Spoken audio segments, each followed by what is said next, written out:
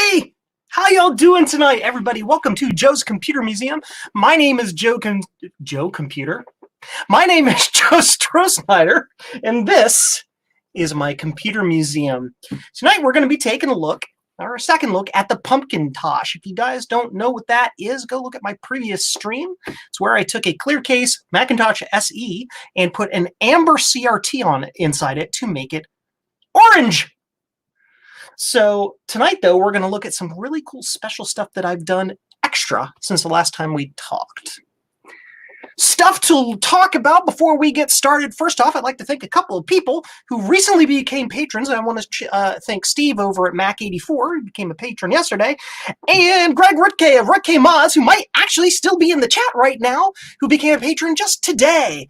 Your patronage actually helps me run this museum and helps me, get parts and pay for the streaming software I'm using and all of that stuff so that I can have cool, fun things to do to get to show you guys. So thank you all very much. There is Greg Rutke Mods. I hope I'm pronouncing that right. You have a very interesting name like Strohsnyder. It's actually excellent.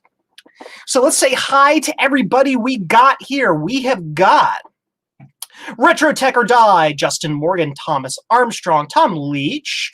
We've got Adam McG, Rudy's Retro Intel. We've got Lemon Herb. We've got who else? Rutke Mods, I already said. Joe Williams. I already said Adam McG. We got Mac Effects, the guy who made the Clear Case, is in the chat tonight. That is super awesome. Tom Barber is here, and probably a whole Mike Rojas, and probably a whole bunch of other people. John Mounts is here as well. So everybody is here. So this part of the stream is going to be relatively short compared to most streams. It might only be 30 minutes long or so, and then I've got something else cool we might look at after that, so we can, have some fun on a Friday night, because we're nerds and we don't actually go out on Friday night. So, are y'all ready to see the craziness, the beautiful awesomeness that is this Pumpkintosh? Or as I've been calling it, the Tron Mac, which you'll see why I'm calling it a Tron Mac in just a second. Thank you, Justin Morgan, for dropping that in the chat. I do appreciate it. Garth Beagle, hi! So I am going to switch cameras. So here is the wonderful Pumpkintosh. Now you might notice some things. You might notice these orange lines here. And what could those be? What are those orange lines? Well, let's turn on the Pumpkintosh, or the Tron Mac, and we'll show you what they are.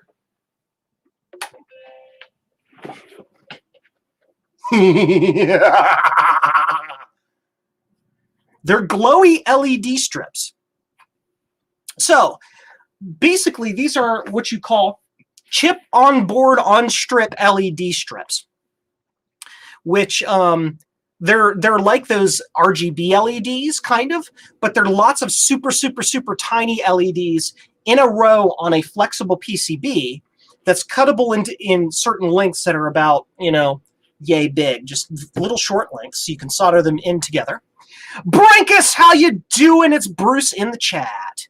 And they're soldered so close together on this flexible PCB, and then covered with like a silicone phosphor coating. And unless you get right on top of it, it looks like a solid orange line. You can get them in multiple colors as well. So if you do an orange Macintosh and do the Hulkintosh, as Mr. McG here and Adam McG here in the chat did, or if you want to leave your screen the bluish phosphor and put in blue ones, you could do that too. It's freaking awesome. It is like the best thing since, I don't know, pumpkins? Oh. So that's what this is. Of course, I'm also calling it the Trontosh because it kind of looks like Clue from Tron. I am Clue. It's got the neon lines going on it. So what I'm going to do real quick is I'm going to turn the lights off so you can really see this thing glow. And then we'll get up really close and I'll show you kind of how I put it all together. So let's do that. Let's turn off some lights. Whoa! Look at that thing. Isn't that insanity? Isn't that craziness? This thing is so beautiful. I'm almost regretting doing orange because I think green or even blue would look even better. It would look so schmick. Or, you know, if you go with if you leave your screen the white CRT, you could also do white LEDs, like a cold white LED, and it would just glow like crazy. So let's get into how I did this exactly. So if you wanted to do this yourself, you can do it. You can do it. So first things first, let's look at the side of Mr. Mac and take a look at one of these LED strips. If we can get in on it, let's start right over here at the corner. So let me get a pokey tool. So basically, the strips are hot glued in place in multiple little points with it. Just a little dab of hot glue. The hot glue I use is also a clear hot glue, so it kind of sort of goes with the theme of everything. Very post-apocalyptic retro. Thank you, Sinister Pisces. Yes. So I'm using clear hot glue, so it kind of matches the aesthetic of the clear case. And then I'm just dabbing it little tiny dots individually right along the way to hold that in place, to hold the illuminated side forward, because the back side back here of the strip isn't illuminated. That's the flexible PCB side, so you can't really see that point. And then over here, I've just soldered some really thin black and white wires. This is just like literally 30 gauge Kynar type wire wrapping wire, and just soldered them on the points. And then, effectively, if we look down, I just strung them in series. So I went from this point to this point, then went from this point to the one along the back. Then, if we flip to the back here, you can also see where I go from the side one, wrap it around, and actually you can't see that because of the reflection. There you go. You know, I just run it here, and I try to run the cable nice and neatly, connect it together. It goes across the top up here. You can't see where I'm pointing, but up there, comes down, loops over, and then we even have it on this side as well. Just like that. And basically, it all strings together. When it gets to this end, it kind of strings back along the back as a bus line. And I basically just glued it in place all the way along here to this point. And then there's lots of extra wire hanging in there. And then that just goes into a Y splitter for the hard drive cable. And it's just powered by the 12-volt rail internally. So that's basically how that runs. Now, there's an important factor of this, and that's current usage. But I'll get into that in a second. One extra or two extra things that were kind of a trick to getting this to work are, number one, is the bottom here. I wanted to have a strip along here or at the bottom somewhere, so it would have 3 strips along it. But getting the LED strip down into this area and getting it to actually clear the metal chassis here was nearly impossible. I couldn't get that to work correctly. So I opted to have it. I opted to just have the line up here and kind of follow the angle of the chassis there. I did manage, however, to get one in the front. And this one is the coolest trick ever because, oh, shut up. My soldering iron is on. It's beeping. This one right here is one of the coolest tricks because this isn't actually in the case. This strip is on the logic board. It's double side taped to the logic board, and then I tie over here in this corner directly to the 12-volt rail on the test header on the front of the logic board there. So this is powered directly off the logic board. So it allows you to have a strip in the front and strips all the way around it. So it just looks schmexy. Just banger. Like here, let's look back at admire this again. Let's get it all set up so you can see it. There you go. Yeah. Awesome sauce. So that is the trick to it. Now,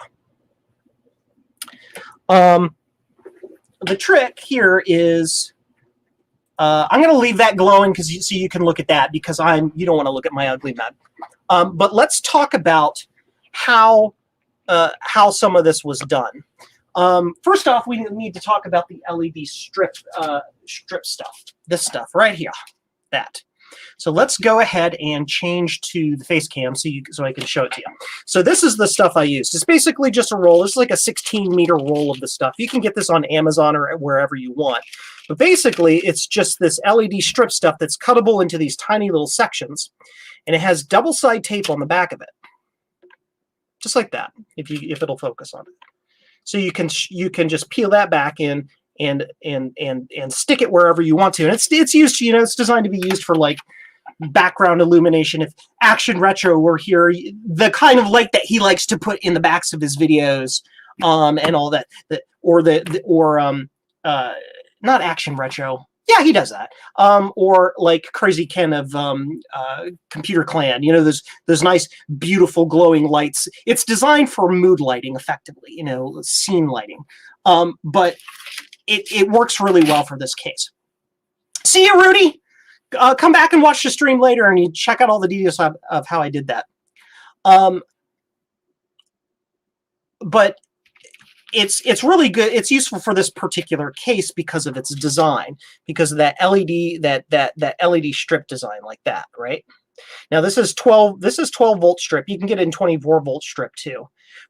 I chose 12 because 12 volts is readily available inside the Mac. I can just pull off that. Now there's the major concern we have to worry about with strip lighting like this is the amount of current that it draws. Because the SE30 it's got an okay power supply in it, especially if you have one of the Sony ones, and especially if it's recapped. But this stuff is designed, because it's designed as illumination and not just like, it's designed to actually like throw light instead of just be a line of light, right? It's designed to actually illuminate areas.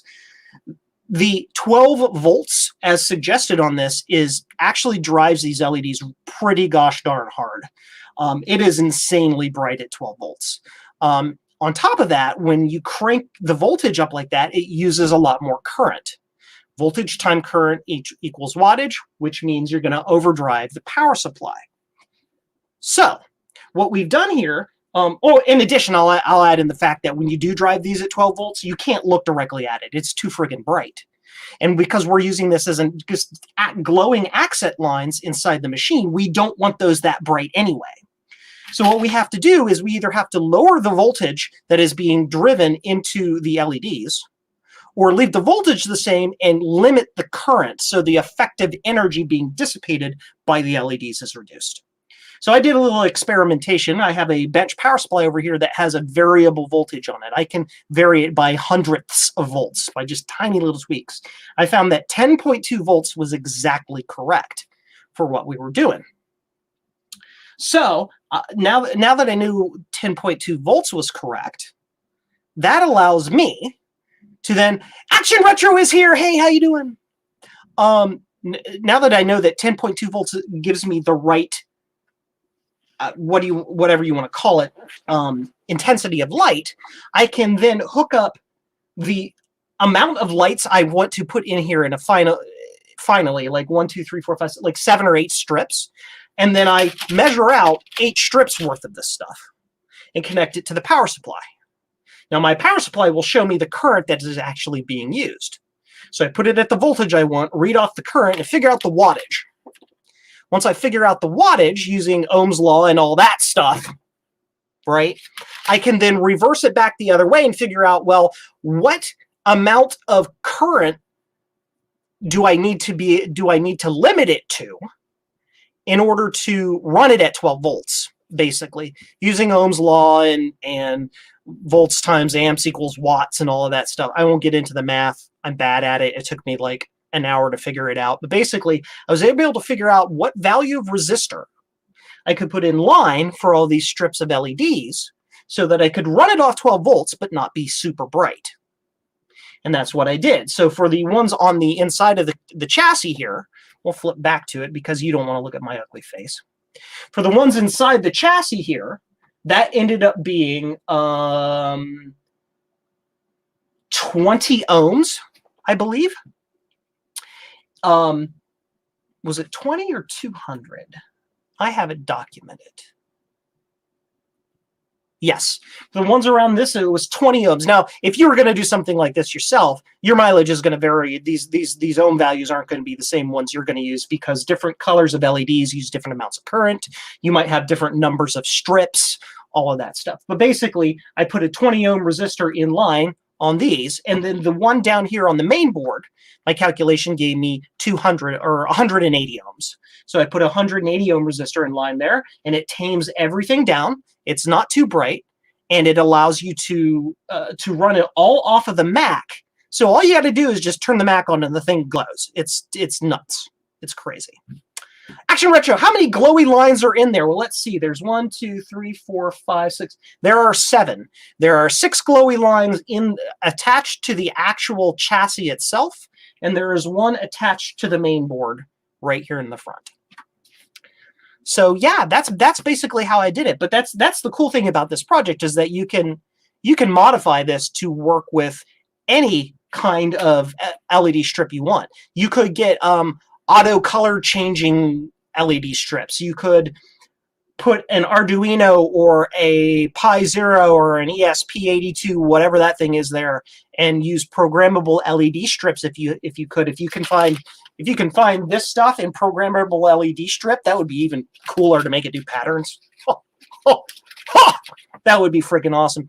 But yeah, that's basically how it is done. Pretty straightforward. So anybody got any questions in the about how I did this or anything like that, throw them at me. Because right now I'm going to see about taking this apart real quick. I just want to take the back panel off so you can see how that all works. So we're going to zoom back a little bit so you can see that process like that.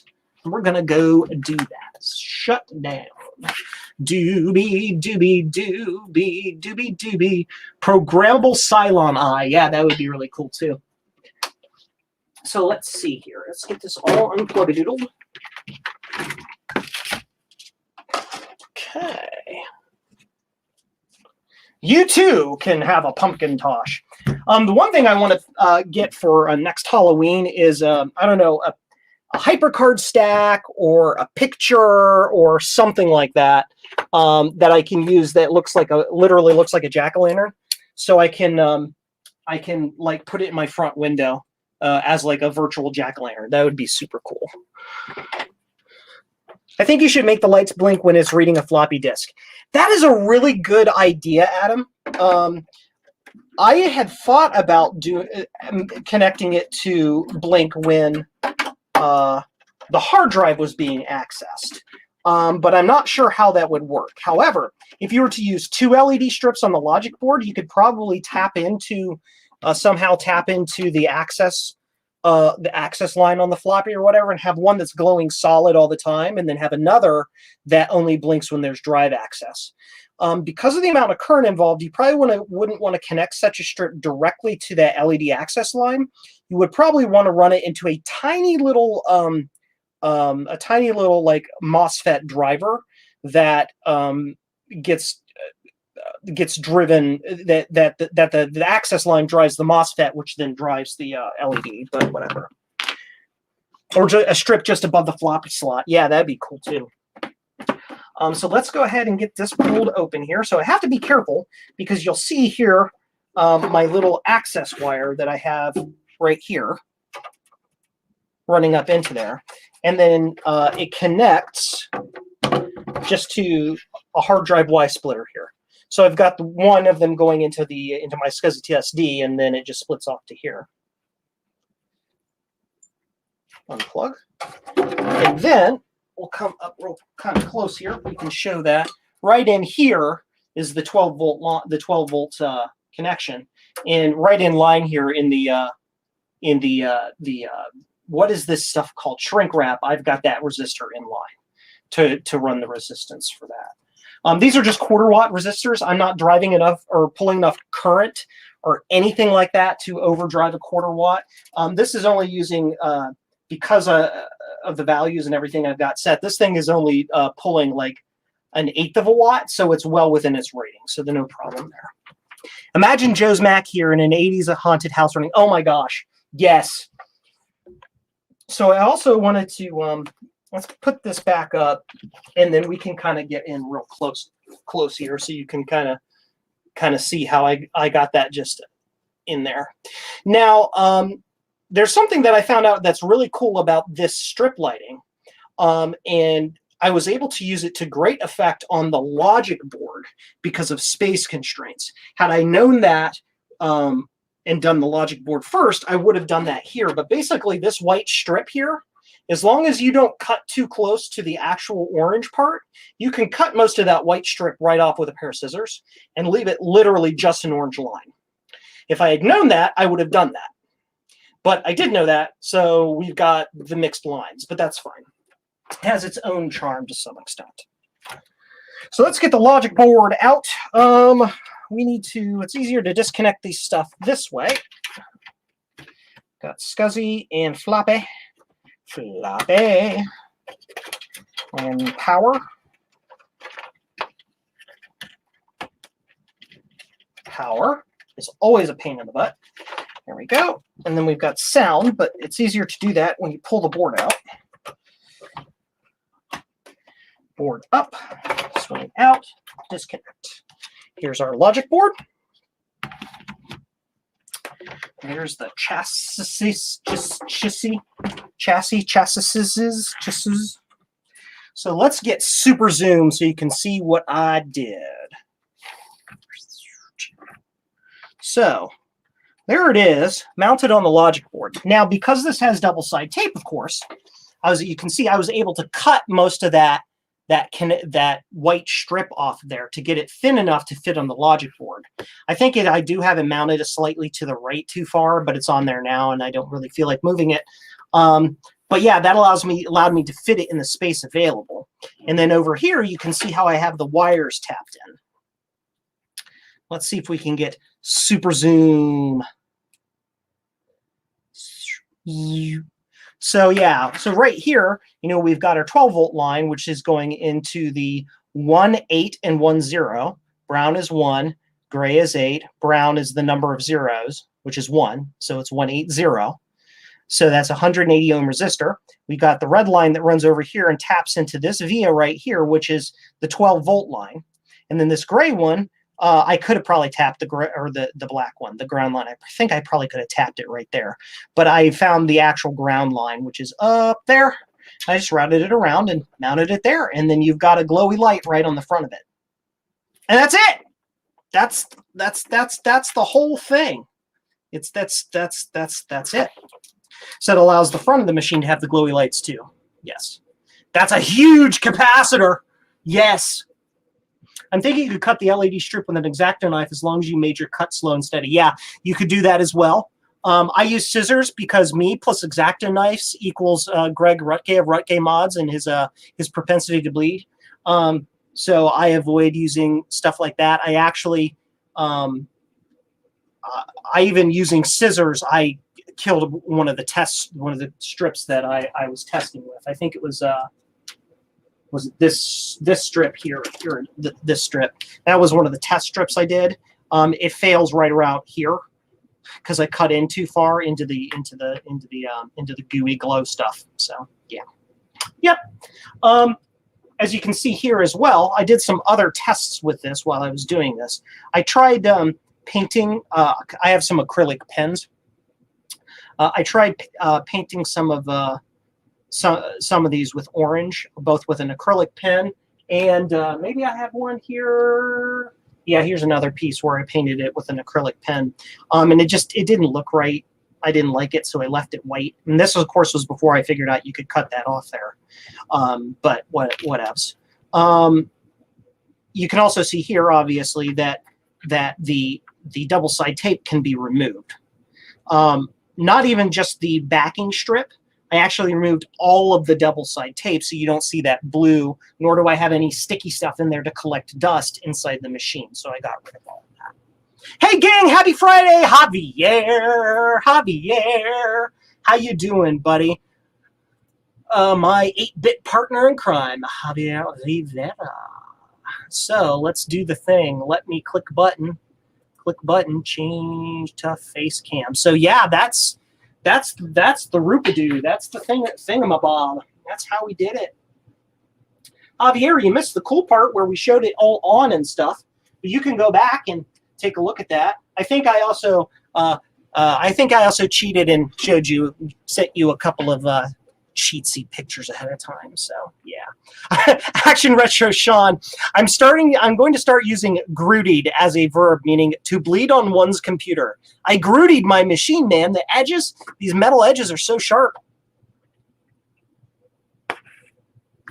Here's the trick with any razor blade based tool. Cut away from any of your body parts.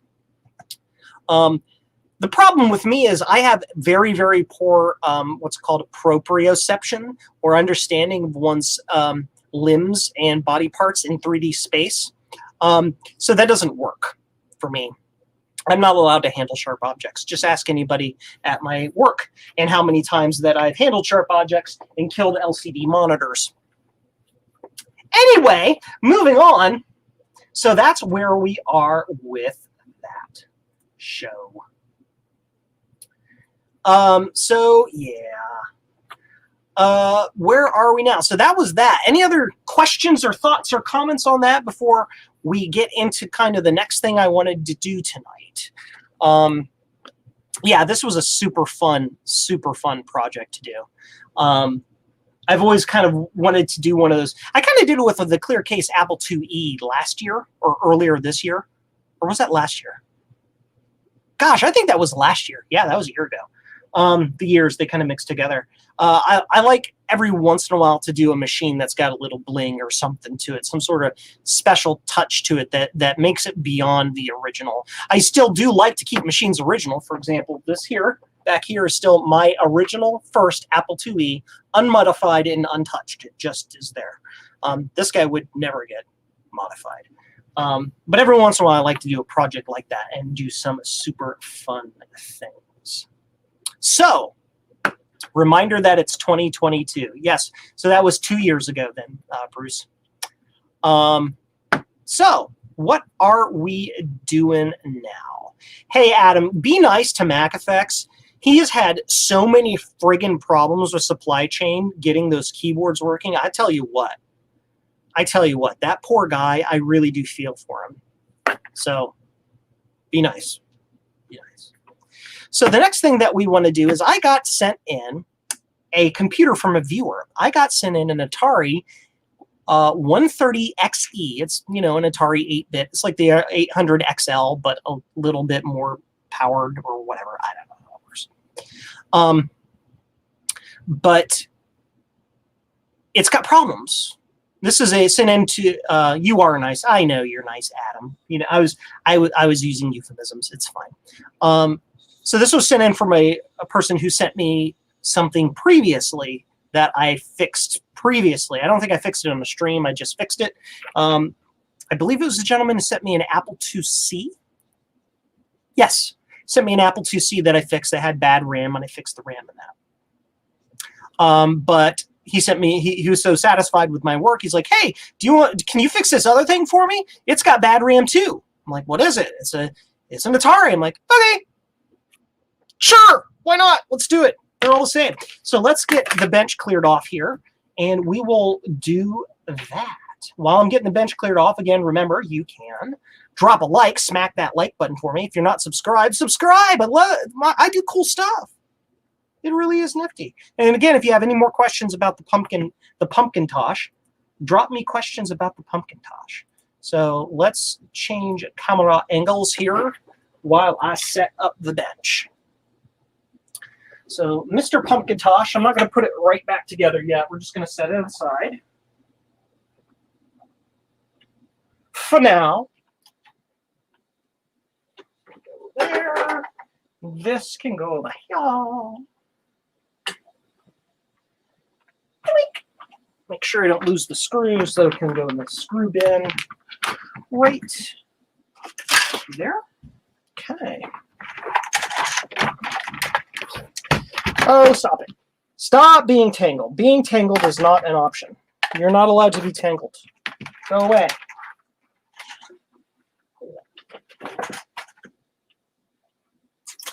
So we need my TV here on the bench because we're going to be doing TV-like stuff. TV-like machines. We need it close so we can see it.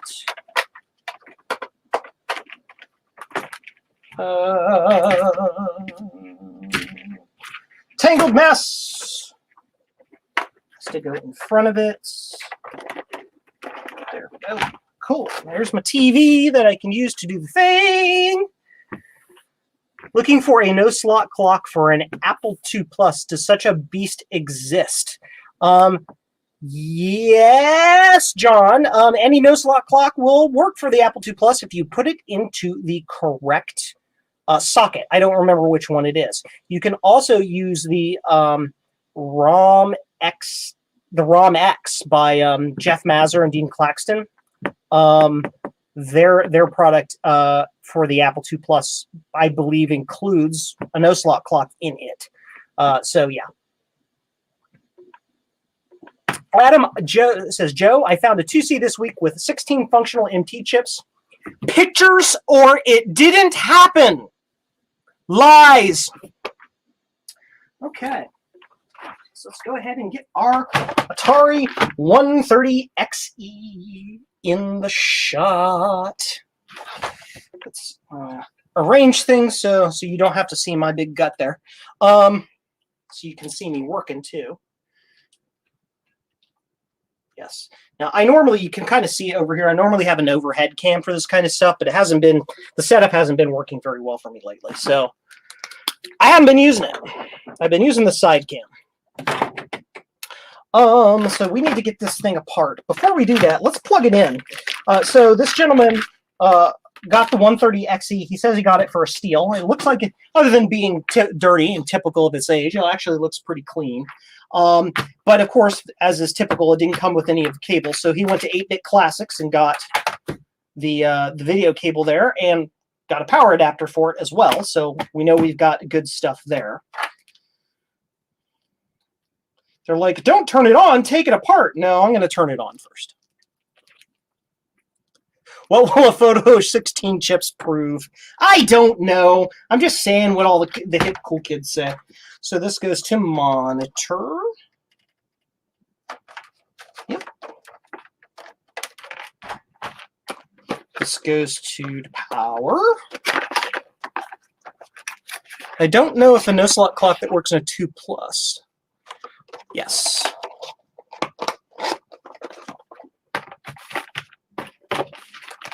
Oh, that right there deserves being shown on the screen. Just a side note, I finally got my hands on my first Commodore 64 and a 1541 this week, and they already work. Yeah! Recent get. Good job. Oh, and the owner of this machine is in the chat. If the owner of the machine who is in the chat wants everybody to know that he's in the chat, he may say so. But I will not announce this person unless they want to be announced. So let's get the power. Doobie doobie doo. Get the power plugged in. This goes here.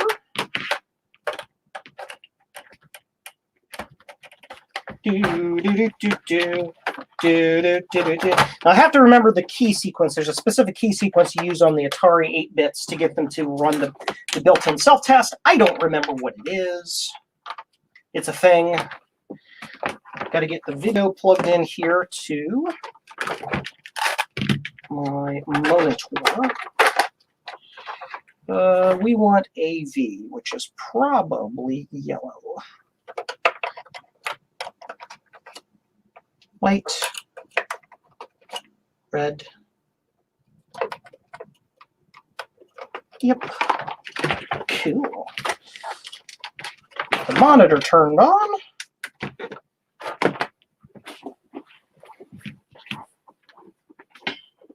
Hey, there he says, Matthew Hansel. Yes, this is his Atari. He sent this to me. He's like, Joe, can you fix the chibs? I'm like, I can do that. It is my bread. Yeah, just sit there. It's fine. It's good enough. Let's make sure the input is correct. It needs to be on AV. See what happens. It is on. ROM and RAM. Hey, it goes immediately into the test. ROM test, it passes. Green, ah, ha, ha, ha, ha. See, we got bad stuff. Reset or help to exit. Well, neither of those are working. That's nice.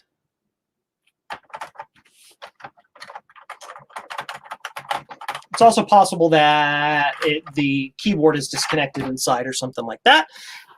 Well, we can see it's, every other one here is failing. They're brown instead of green.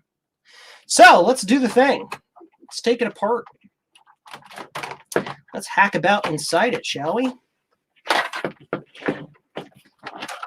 Okay. 1, 2, 3, 4. 4 screws. Pretty straightforward stuff. Uncomplicated. I need that, and I need something to put the screws in. We're going to steal this bin right here. In the meantime, I'm going to get my solder sucker heated up and my soldering iron heated up.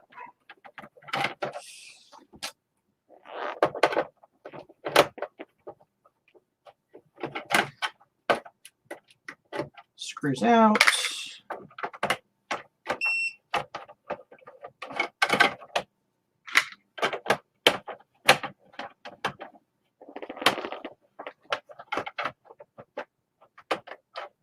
Hold down the Option key. Yes, thank you. Okay. Pretty straightforward on that. Uncomplicated. Keyboard. Keyboard is connected. Checking the keyboard cable. The keyboard cable looks okay. So we very carefully pull the ribbon out. Ribbon is pulled out. Keyboard to the side. Okay. This is just held in with little twisty clips. So we twisty clip those out of the way.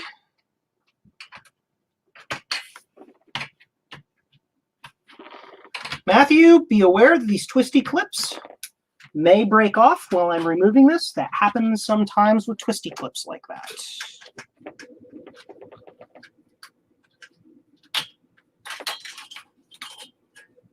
There it is. And look at all of this. Ooh. I don't know if you noticed this when you were looking at it, Mr. Sir, but one of those RAM chips has already been deleted on. One of them's already been replaced. That's different. It doesn't match the rest of the chips. Interesting indeed. Now, we could go through the whole process of trying to figure out which exact chips are bad and which chips are good and this and that and the other based on what we see on that screen, but the customer wanted me to just go ahead and replace them because MT chips, and I do not blame them. They, any of you in the chat who have worked on these old computers before, especially Apple IIs, know that the MT branded chips are basically just ticking time bombs. And they tend to simply fail. They will just die and stop working. So yeah, that's a thing. Let's get all these screws out of here so we can get the board out of the plastic prison. Take a look-see and see what we need to do to get these chips out of here. I think that's all the screws. I think so.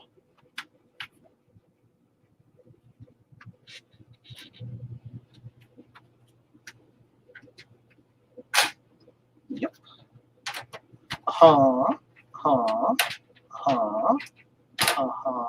You can do it.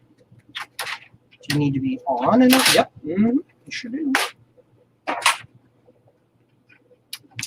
There we go. Logic board. Okay. Customer would also like me to replace those, not just replace those with new chips, but also to socket them, which is fine because, you know, of all the parts in these old machines, the things that are more likely to fail are actually the RAM chips. And if you socket them, the next time you have to replace them, the end user can replace them. You don't have to hire a person like me to use all my fancy tools to remove them. So I'm going to take a quick look over the board with my magnifying lens just to make sure there is nothing obviously messed up here. There are some electrolytics on the board, but this is low voltage, low frequency stuff. I seriously doubt that those have any problems.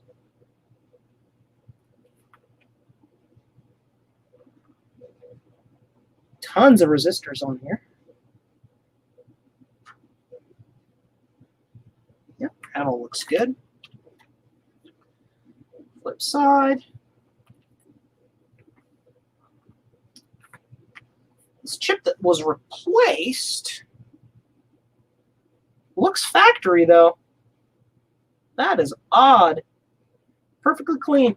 This one right here is the one that was replaced. Can you see it? And it does not look like it's had anything done to it at all. Amazing.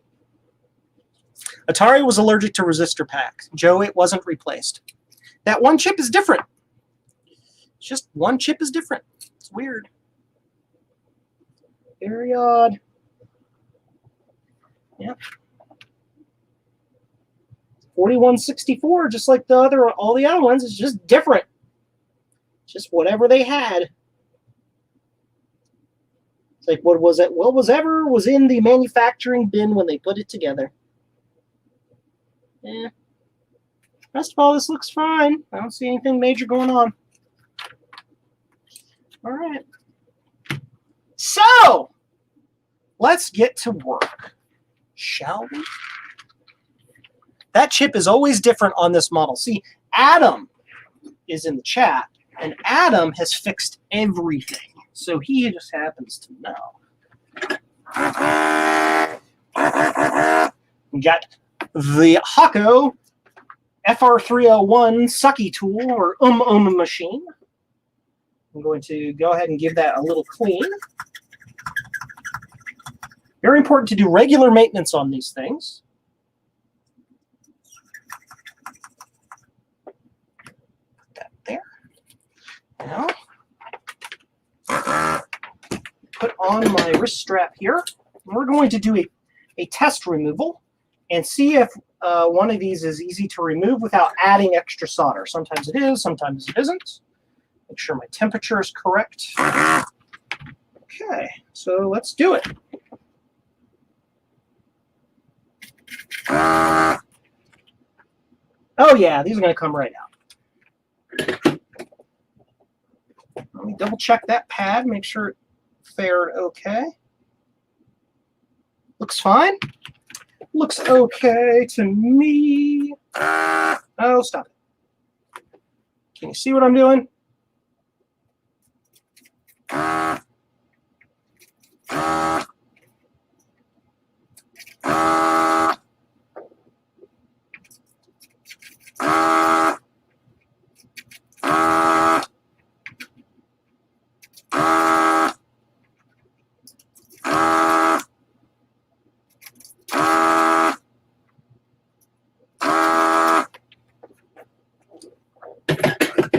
Okay. I want to set this here because it's closer.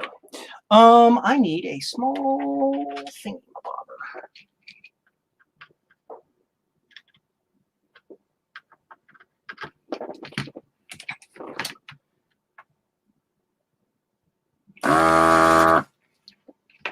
Some of these are a little bit of a pain in the butt. This is just the way of doing these through holes. This is like, let's get into boring territory to some extent. It's just going to be me doing this for about an hour. Let's check this with the scope. They look okay.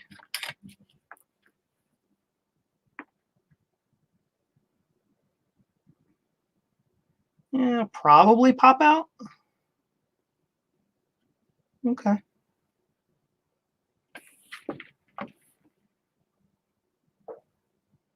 I know you guys can't see this. I'm not sure how interesting this part is, but that's fine. Okay. I always shake the pins so that they're not touching the edges. Yeah. Basically, you go like that. You have to be careful, though, that you don't drive the tip of this down into the board, because that is a really easy way to just scrape the pads right off the board.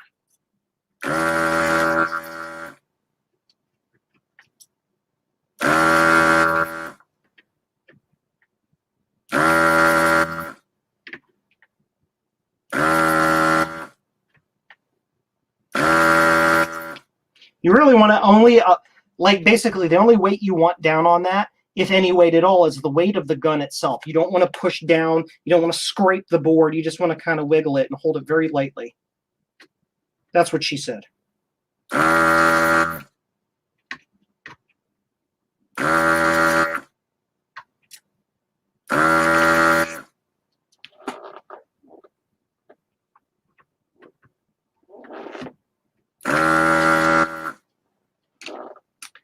Very odd the way these chips are put in here. Pins are like all off. The final pin is offset, or are those? Oh, I unsoldered the capacitor. We don't want to do that. That's not a thing that we want to do. Let's reattach that decoupling capacitor real quick.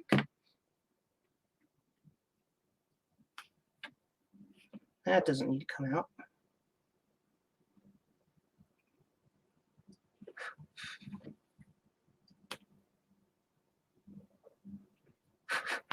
Cool.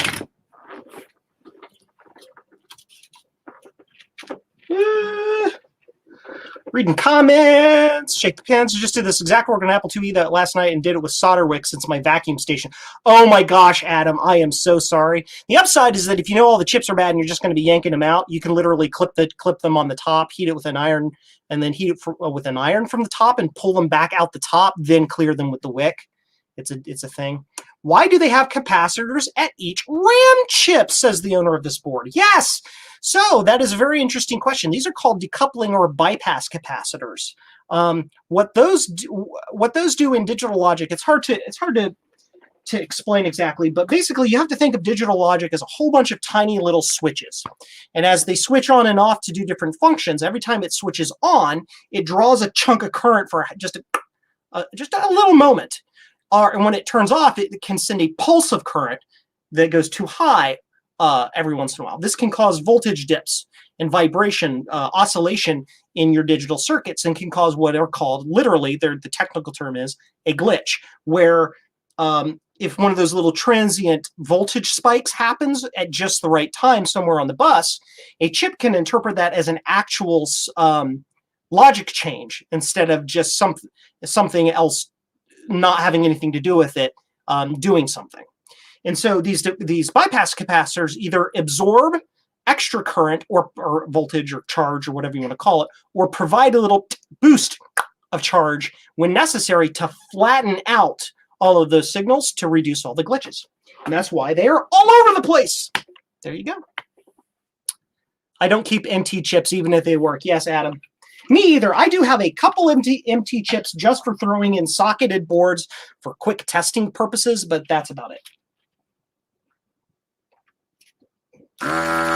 Most NT chips I pull go straight in the trash or back to the customer.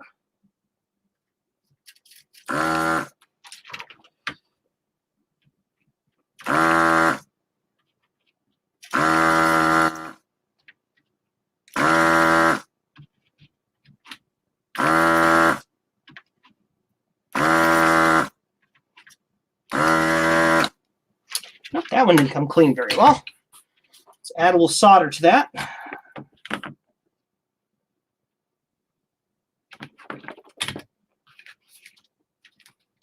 Oops.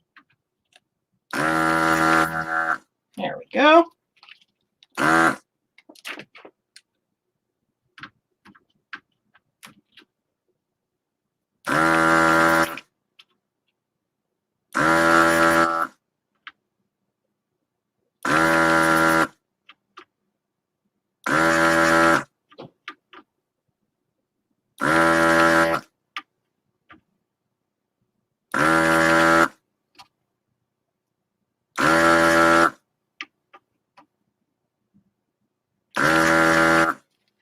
Cool.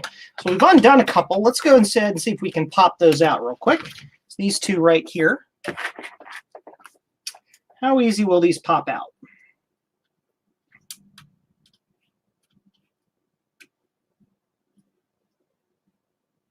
That one's being a little belligerent, so we're going to go for a slightly tougher tool.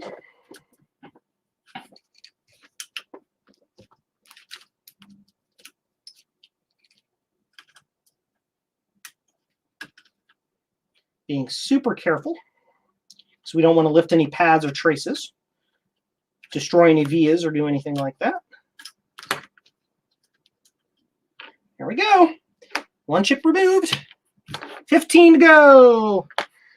Pull that out. Where is my glass? I could be using the scope for this, but it's not really necessary. Just making sure that I didn't pull any pads or traces. I did not. So we got this one next. So what you're seeing me do here is I'm pushing against the chip both directions to help break any tiny little solder joints out that may still be jointed.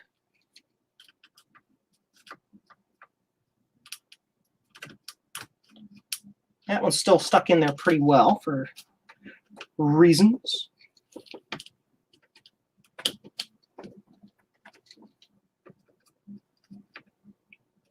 There we go. We got it. We got it. That one's out. Oh, yep, there was a huge chunk of solder that had somehow made it underneath that chip there. Yep. That was holding it in place. Yep, everything's clean there. I'll show you on the I'll show you what it looks like on the screen.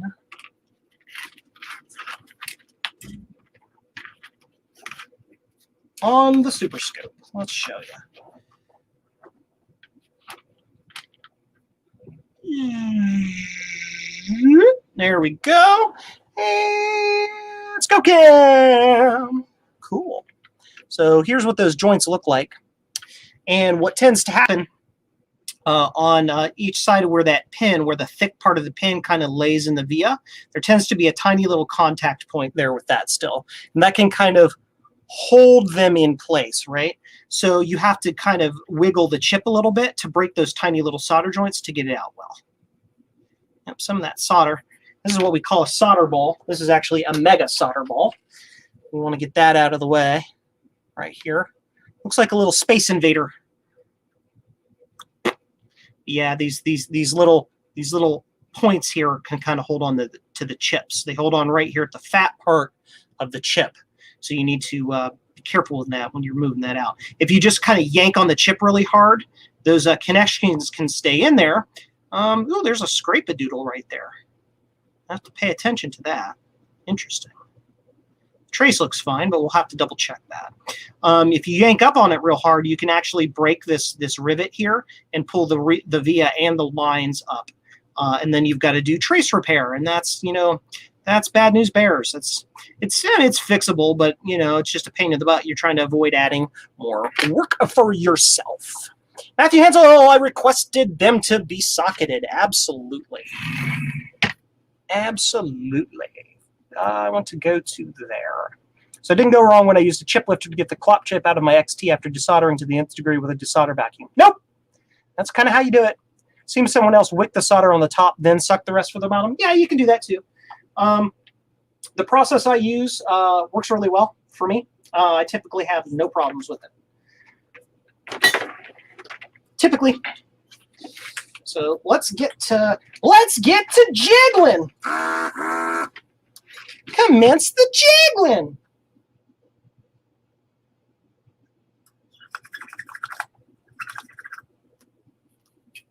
Change this angle so you guys can see even a little bit better what I'm doing here.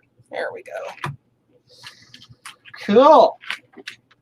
So I'm going to try desoldering these sideways so I don't get any solder that runs down into the joint, because I think I was seeing that on the top side before.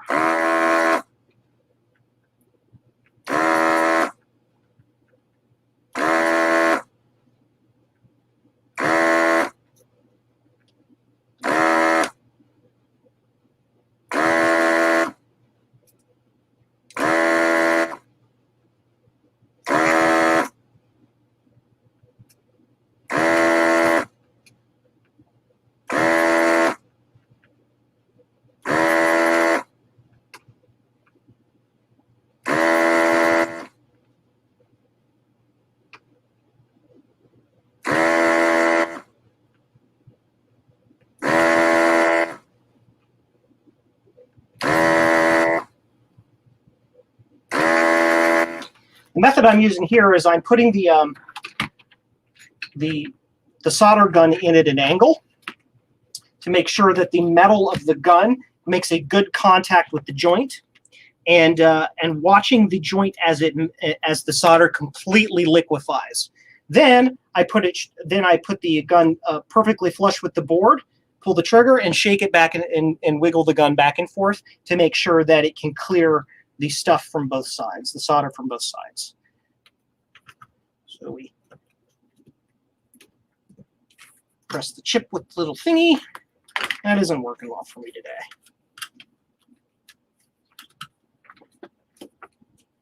And we very carefully pop-a-doodle, pop-a-doodle, pop-a-doodle. There we are. There we are.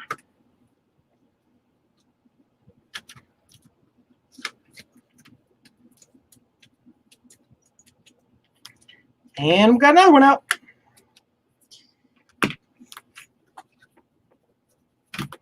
And now we're just going to fly through them. Now that you've seen me do 3 in a row, I'm just going to super fly.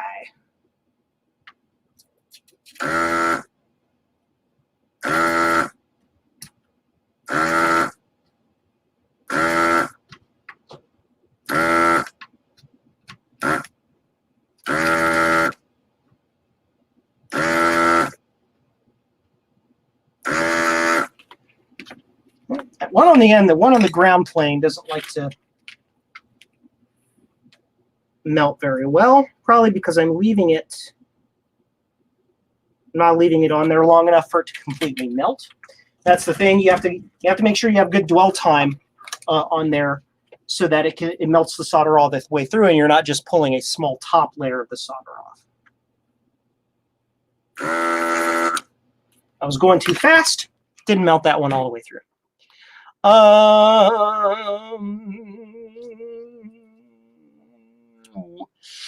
What are people saying? Make me want to try to repair my solder station again. Yes, do it. What shaving cream do you use? Butter smooth. I use soap.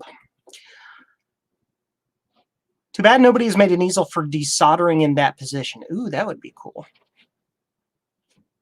The Hako FM206 is a nice step. Flux helps. Yes, the flux can help in desoldering. However, the thing with this specific desoldering tool is that it has a two-way check valve in here for the vacuum pump, which is basically a tiny piece of flexible plastic. And despite having a filter right here to kind of filter the smoke and the junk and stuff from getting into the pump, it still stickies up that and mars up that little plastic piece. I tried to use flux, and basically it gummed up the pump here in one session, to where I had to actually I cleaned the pump, the entire the thing, whatever you want to call it, the entire valve assembly in there, put it back together, and it still didn't work. I had to replace the little plastic valve piece. So your mileage may vary depending on the flux that you use.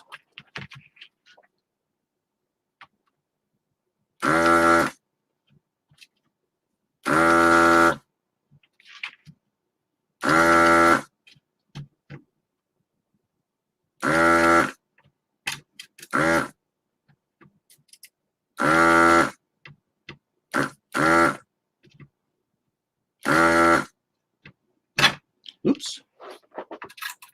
Folded the pin over. That's not really a thing we wanted to do there. I'm going to examine that one since I slipped the solder gun to make sure the via is okay. The via is okay, but it's a little scrunchy. It happens sometimes. I'm not perfect. I do make mistakes, but I also have the skills required to correct those mistakes.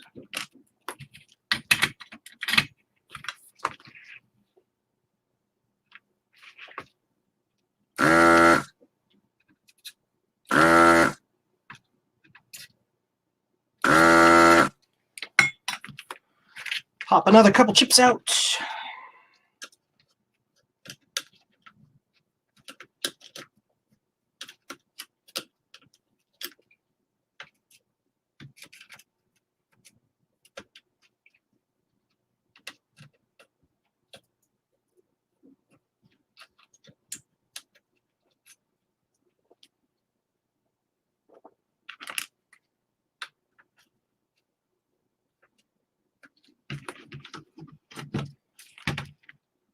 Oh, I haven't decided that one yet. Nice.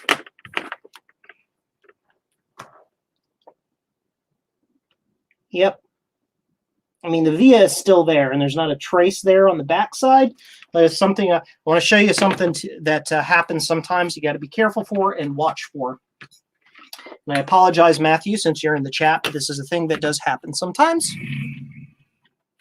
There we go. So we're going to show you what happened. Scope cam. So try to get this in focus for you guys. So this is what happened here. While I was desoldering this, my desolderer gun slipped, and I jammed the gun into the board. What happened is this top via became, or the top section of the via plate became disconnected. Now, if you look carefully, we can super zoom. The metal is still in there, and there's no trace on the backside of the board here we have to worry about repairing or anything like that. But yeah, that is a thing that you have to watch for when you're doing that. Stuff happens. Yeah, the guns are too heavy. Yes. We need to go to face cam, droid cam, this camera, that camera. Adam says it's connected to nothing. Well, if he says it's connected to nothing, Adam's probably correct. Stand by. I dropped the thing on the floor. I need to go find it. There it is. My little holder. I just got to be more careful. More careful.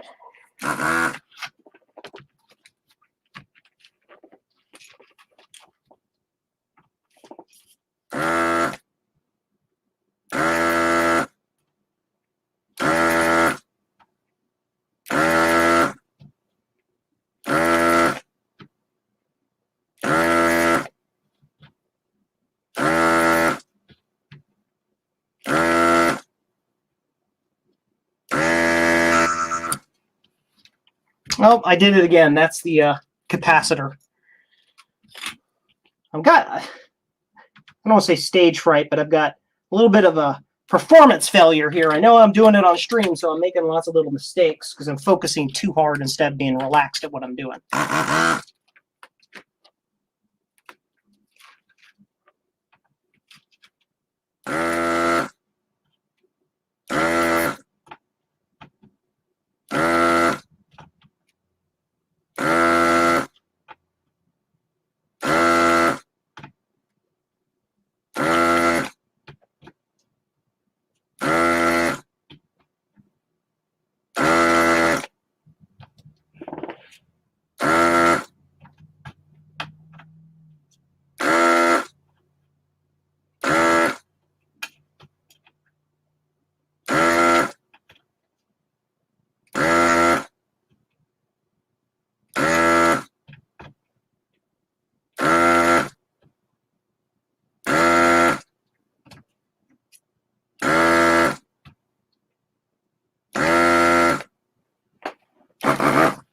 That wouldn't do very well. What happens is, when the solder doesn't suck up very well, there could be any number of reasons. It's oxidized too much so that it doesn't melt well and all that. So basically you want to retin that joint so you've got good solder so you can get all of the solder up in one big chunk, basically.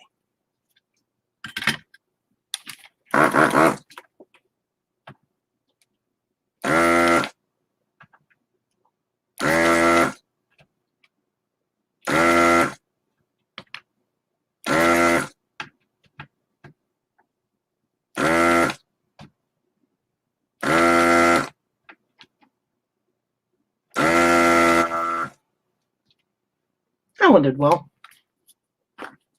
This pin right here is folded over. I'm going to fold that back up if I can, so it's not going to cause the same problem that happened up there. There we are.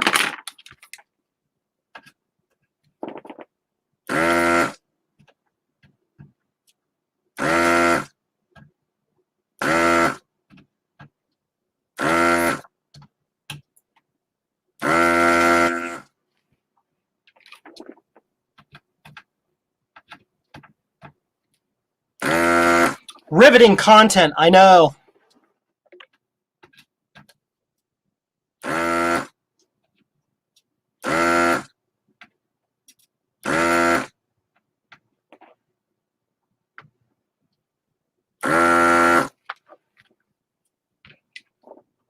This pin is also folded over a little bit, but the folded over part was in solder, so I had to kind of get some of the solder out before I could fold that up and try again.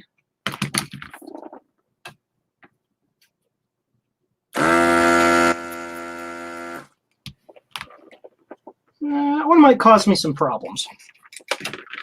Let's take a look at it under less scope. Okay. Zoom out. Focus. Let's see. I always hate it when I completely remove the wrong part. Lack of coughing, mostly. Yes. Breathe in through the nose. Breathe out the mouth. Yes. Let's see here. Scope cam. That's what I was doing. Yeah, I wanted to show you. This one right here. I had a little bit of problem with it. Before I go hog wild with it, I want to show you what happens sometimes. We'll see if we can super zoom. Super zoom. So what happens when this pin was bent over when it was soldered in place? What happens then is you can get solder, a little solder bridge underneath the edge here. You can even see some of it is still there. And that can be hard to suck out because this pin is flush up against the via hole. And therefore there's no place for air to be pulled up through to pull that bit of solder out. So sometimes in that case, you do have to use a little bit of solder wick to suck that bit out. So let's refocus there. We'll use the solder wick to get that little bit out of there so that when we go to pull the chip out, we're not going to yank the via or any wires or anything out with it. And I just moved the board and you can't see what I'm doing. Right there. Just get a little bit of solder wick here. Shove it underneath the edge. I got a tool on my wire. Okay. Had a tool on my soldering iron wire. Put that there. It's a little tricky to get the angle.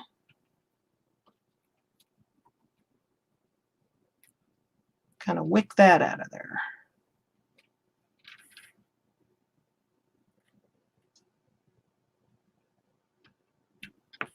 There we go.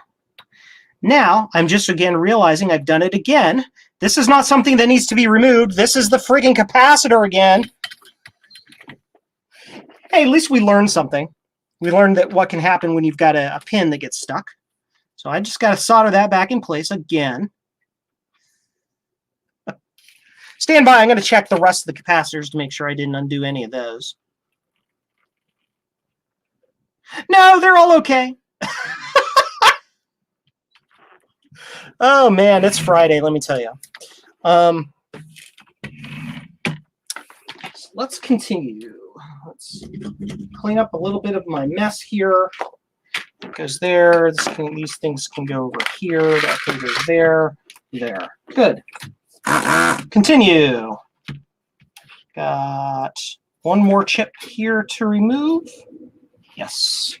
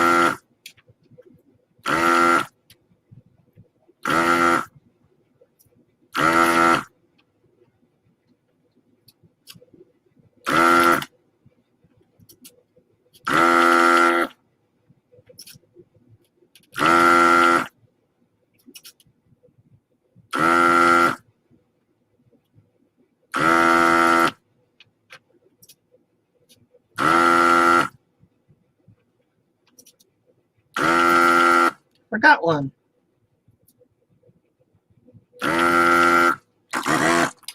That one there, I dwelled a really long time because it was on a nice heavy trace, which traces are metal and they suck away the heat. Okay, let's pop these Chippa Chips out. You guys can't see anything I'm doing! Oh, wow. What, moving on. Wish there was like a something you guys could use to like yell at me and it would make an audible sound that, you know, I could do the thing and like, I don't know. Anyway, do all those capacitors look good? No, they just those by the RAM, but the rest of the board. Yes, Timothy, I already looked at the board across and they all look fine. I didn't see anything blown, anything messed up, anything like that. Let's go ahead and do the wiggle job here on these to get them loose. Let's try it with this as well.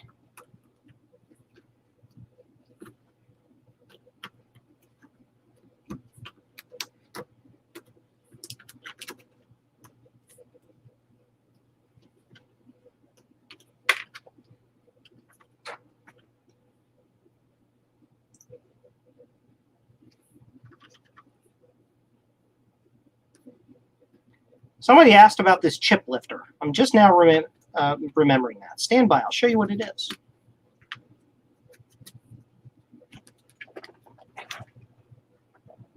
That's it. It's the Weeha 26810 chip lifter. It's basically a bent-over screwdriver with a notch in the end of it.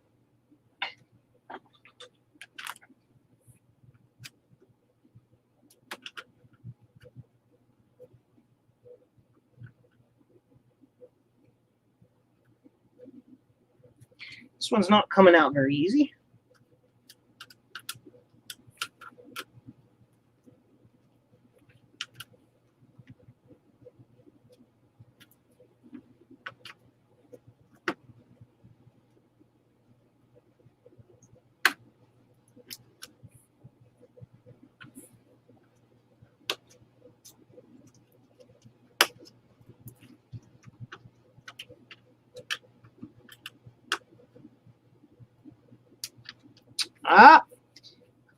Pulling vias.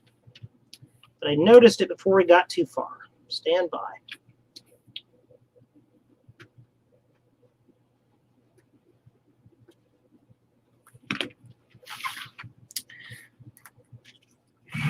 Education time.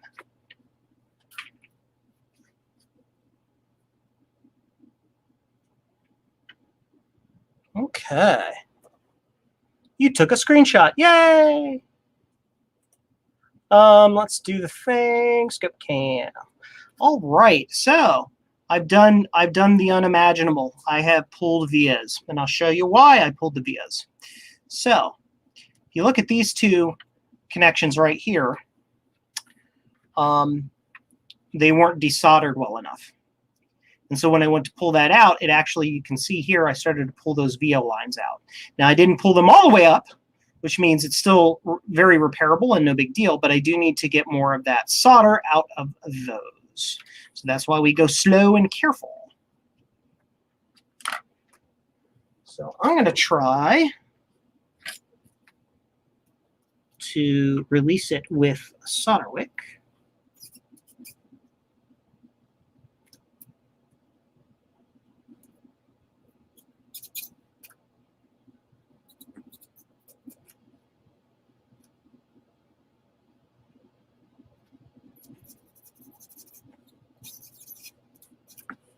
Okay, let's see if that released it well enough for that to come out without pulling those vias all the way out.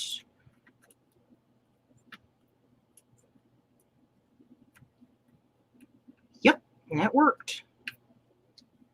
Cool. So I saved those traces. They'll have to be tied back down with some solder mask, but they are still there. Yep. So you can see my failure there. You saw it live. I don't cover up anything. Yep, that one's pretty gnarly. I mangled the heck out of that one, but I believe it's salvageable. We just need to run a little wire down through there, and we should be fine. Yep, that happens sometimes. You can be as careful as you want to be, and it happens still.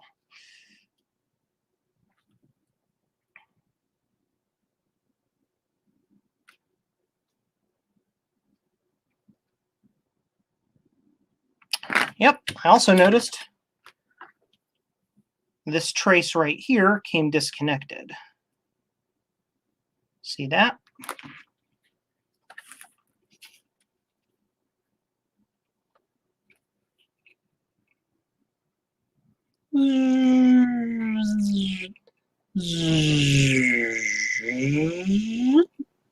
Yep, I pulled that trace up. So we'll have to make note of that as well. Right there.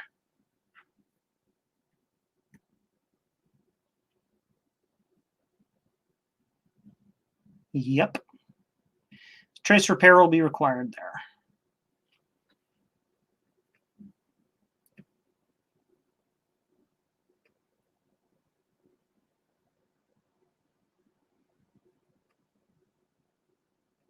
That trace wasn't in terribly good condition to begin with. It makes me wonder if that was part of the memory problem. That's fine. We'll fix it. And just rerun those traces. It's not a big deal.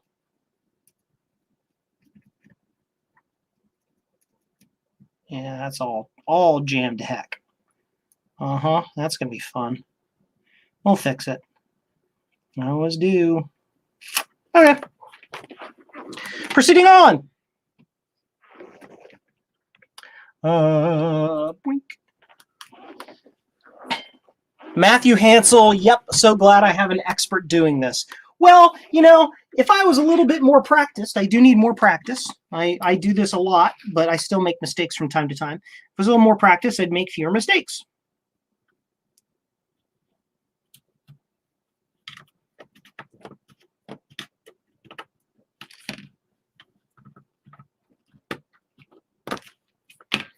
But it still happens sometimes.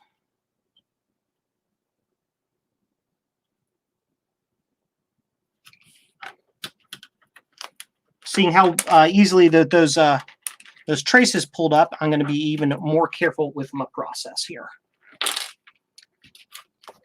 Which is slower and more boring for you guys, but it is what it is.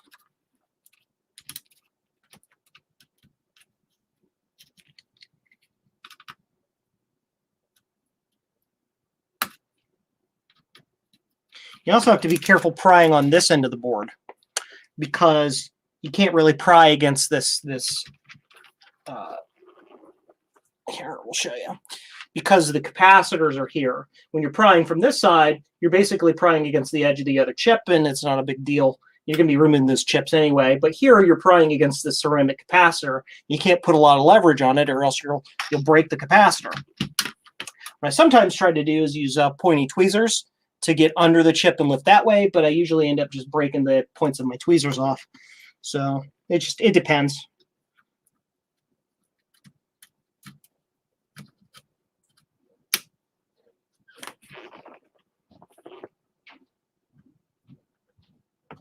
I think I pulled another one. Jiminy Christmas.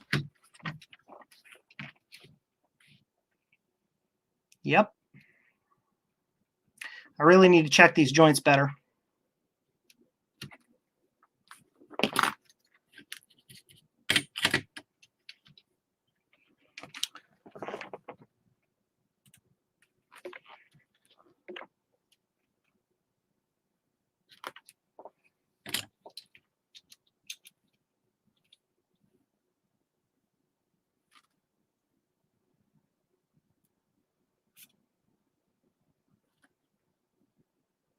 Just using the solder wick to suck any little extra bits out of there to help make my life a little easier.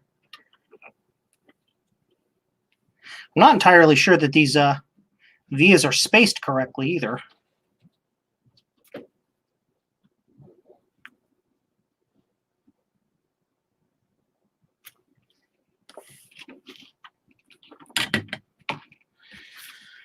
Flip the board around this way. I'm going to do this sideways, I think. That way you guys can see what I'm doing. There we are. Yep. That one there got pulled up. Mother of... That makes me super grumpy. Double check your work. It's the order of the day.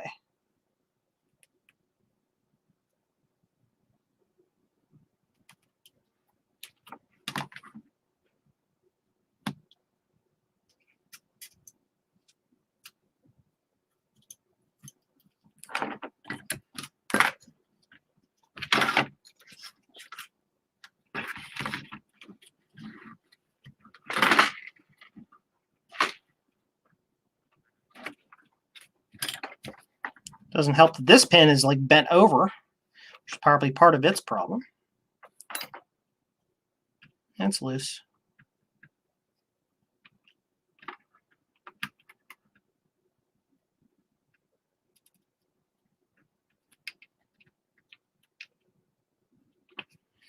Yep, some of these are just full of gunk. We're gonna see if we can flux them out. These 4 right there. Haha! I was just melting something with my gun over there. Nice. I don't know what it was. I was melting my anti-static wear strap on my soldering iron. Nice. Awesome. The perils of doing stuff live. Yeah.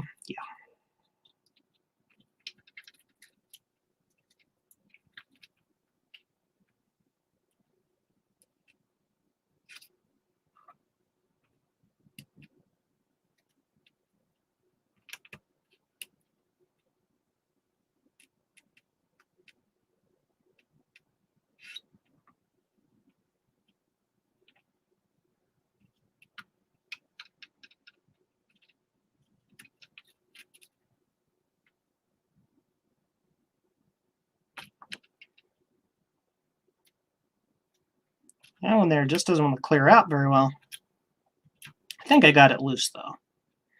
Yeah. All right, let's try it now. Let's try this chip again. No more mistakes. No more errors. No more lifted pads.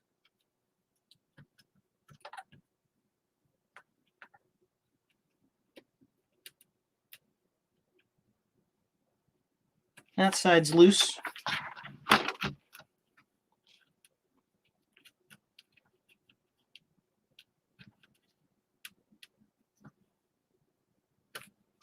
This one via just wants to stick to the chip. It just does not want to let go. This one right here is just a pain in the butt. So I'm going to do something. Focus so you can see it. I'm going to heat that via while I pull the rest of the chip out and see if I can get it separated that way. There we go. Yep. Pain in the patoot. Don't be a pain in the patoot. Joe says newt. Chats. People asking questions.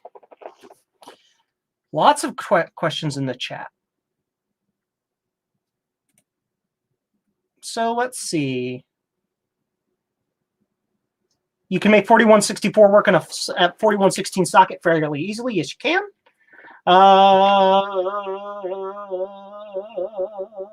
Atari boards are more fragile than most Apple boards. Oh, heck yeah. Yeah. Knowles Virtual Lab has a video on using it. Heard that from someone else. Thanks, Adam. Yes. Senator Pisces actually talked to me. I've noticed that some boards seem possible to repair after the fact. The TI-99, for instance, wasn't meant to be easily repaired. Yes. John Mounts, do you ever preheat the board or use a hot air bath? Typically, I do not. No. I would need a little more education on the proper process to do such a thing. Traces lose like spaghetti. Some of the old PCB use cheap glue to hold down the trace print on. Yeah. Yep. I kind of want to revisit my TI-99 4A. Yeah, I have a TI-99 4A, and it is a hot mess. I got that like 3 years ago, and it's just been sitting on. It's just been sitting on the shelf. Clear out these holes. Some of these just don't want to be. Some of these traces are just a pain in the butt. These, I should say, via holes. They just don't want to be clean. They don't want to release their chips. They're also super duper thin. The walls of the via itself, the via rivets themselves, are very thin.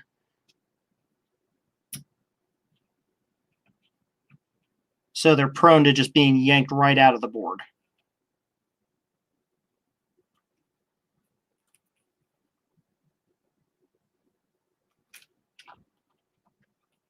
Yeah, the board material is like super, like you look at it wrong, and I'm digging holes in the board there, and lots of little glitches with this thing.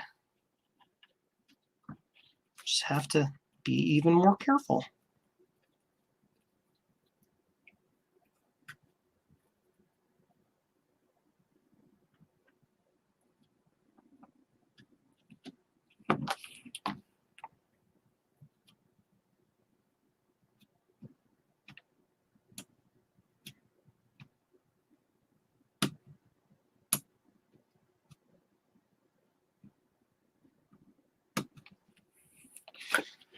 That little popping noise is me pressing on this with the iron, on the legs with the iron, just long enough to get that seal to break, and then letting go to hopefully have the seal stay broken. Some of them aren't doing that because they may already have broken seals, broken connections, whatever. Some of them aren't doing that because they might be buttholes. You know, as is their wont.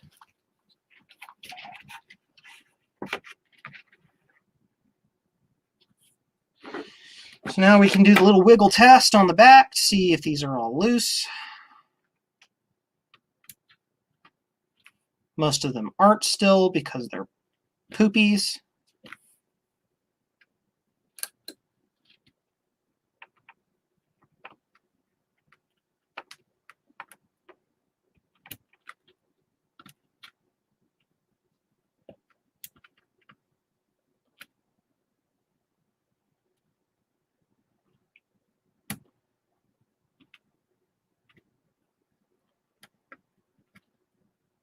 Huh.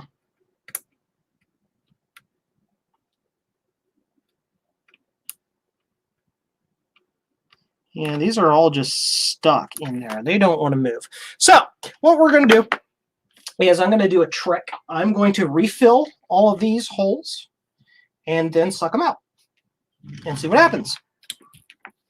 And see if it likes that. You see if it likes my solder better. You guys can't see what I'm doing. You can't see what I'm doing. You still can't see what I'm doing. None of this is on screen. None of it. Ain't none of it on screen. I am the worst live streamer ever. Welcome to Joe's live stream where we fail. That's it. We just fail.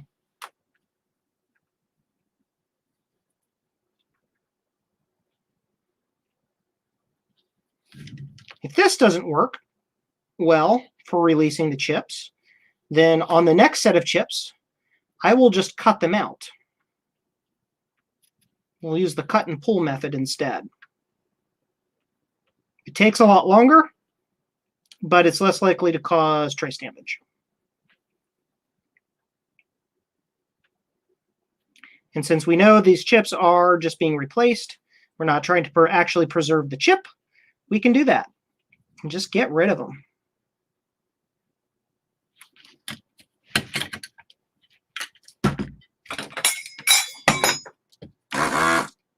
That's all tangled. Okay. Make sure my gun's still clean.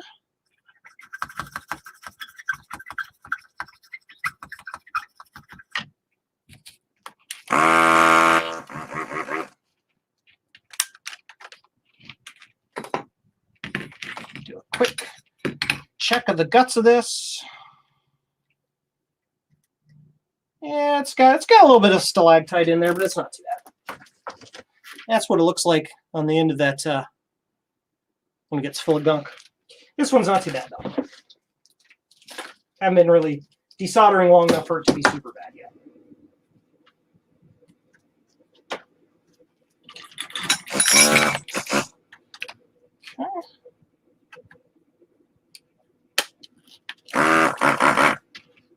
Okay, let's try this one last time. I'm just going to try it this angle.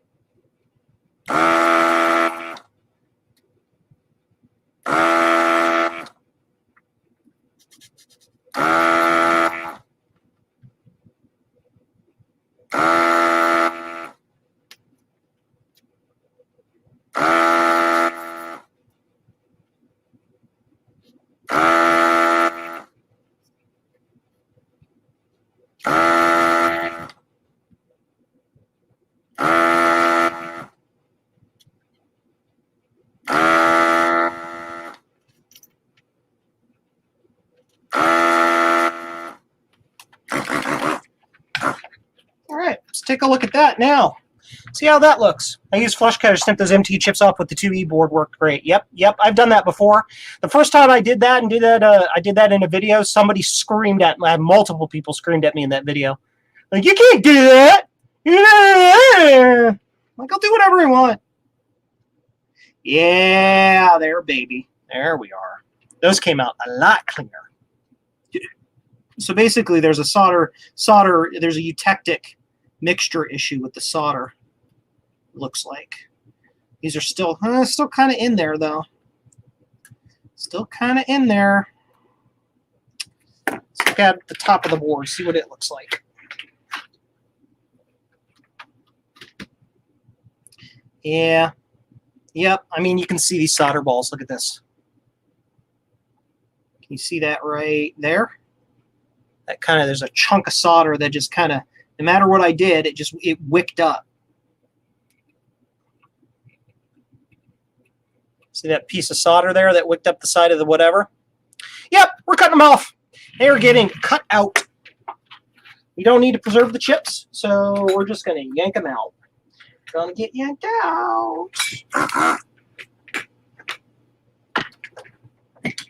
Go there. Okay. We'll get my good flush cutters for this. All right.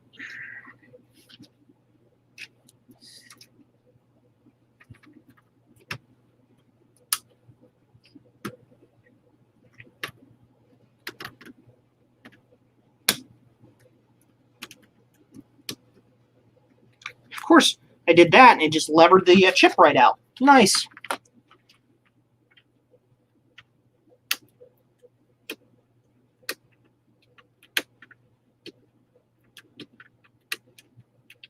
There we are.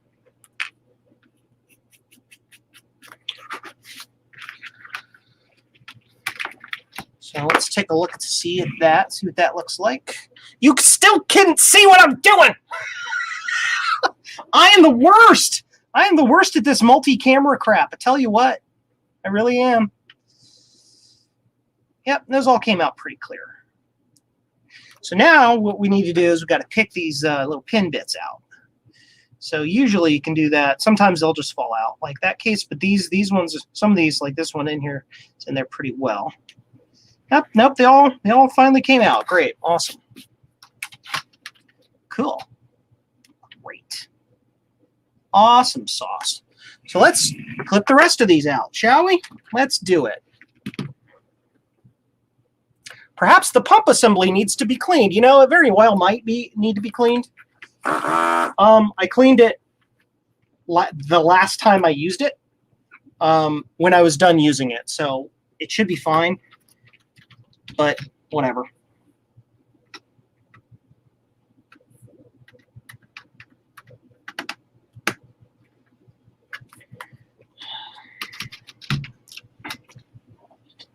Having trouble getting my flush cuts in between there. Oh, itchy eyeball. Okay.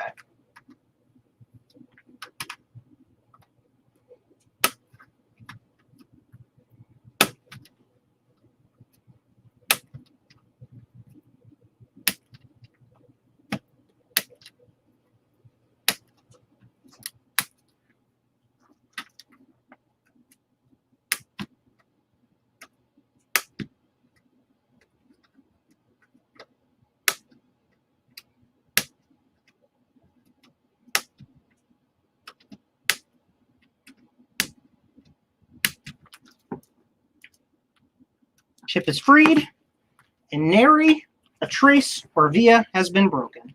Now to just do that 128 more times.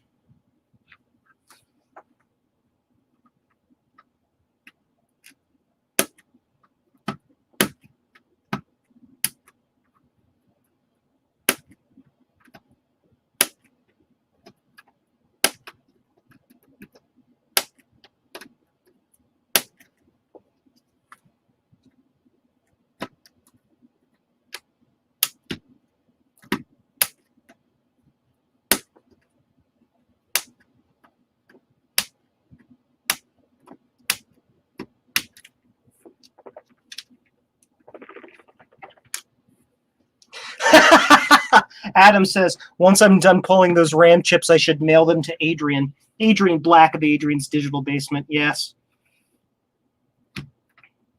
He can mark them with a red Sharpie and put them in his overflowing bad parts bin.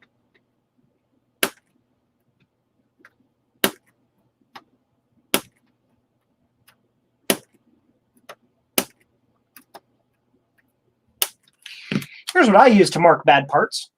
I'll show you.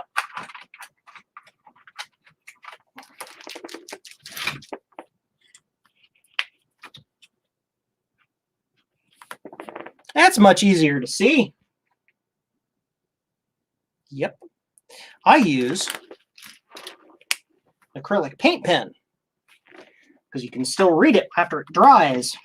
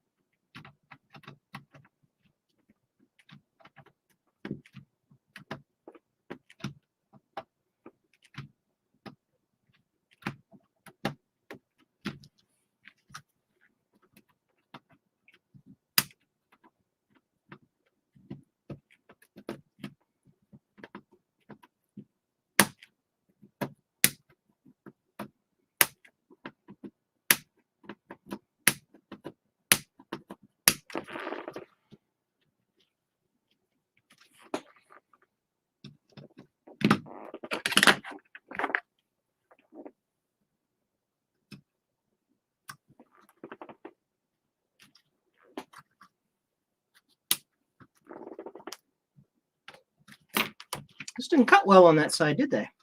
No, they didn't.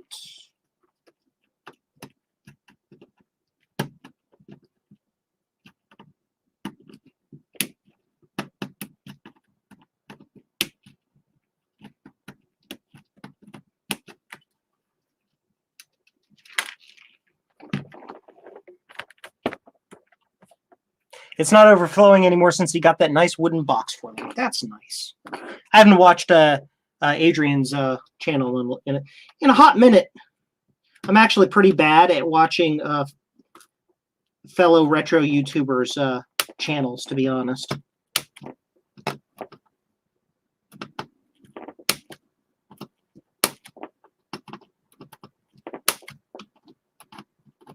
And it's mostly petty jealousy. They do a lot of them.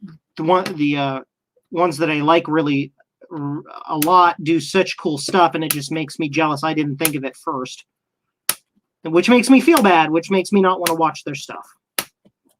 That's really all there is to it.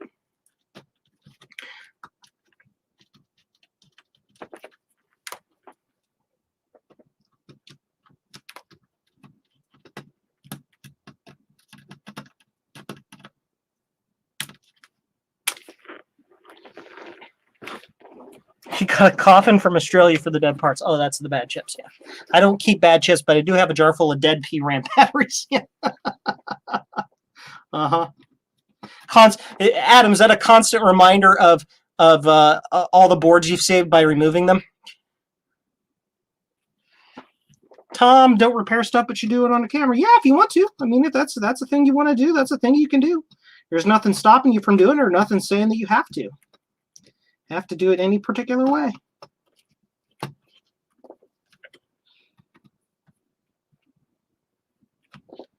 don't know why cutting these from this side they don't cut. Not sure what. I'm not getting right with the angle here.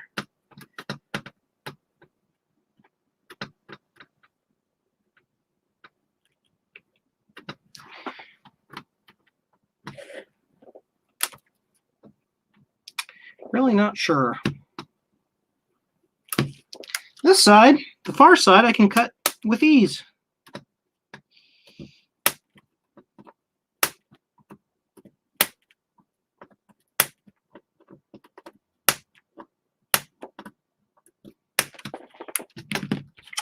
Not sure what the deal is there.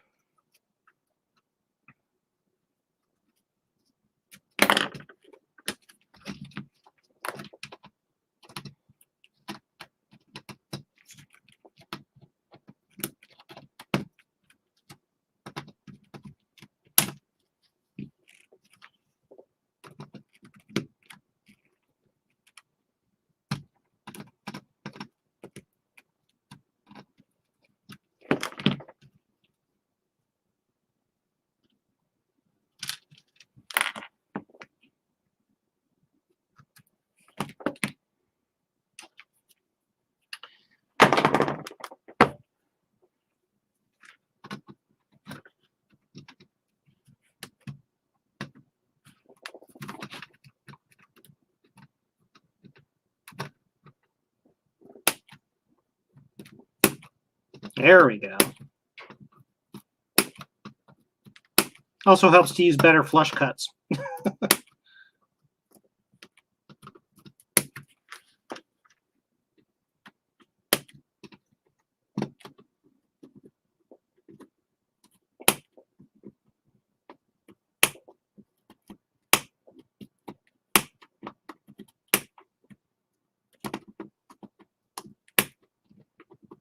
There we are.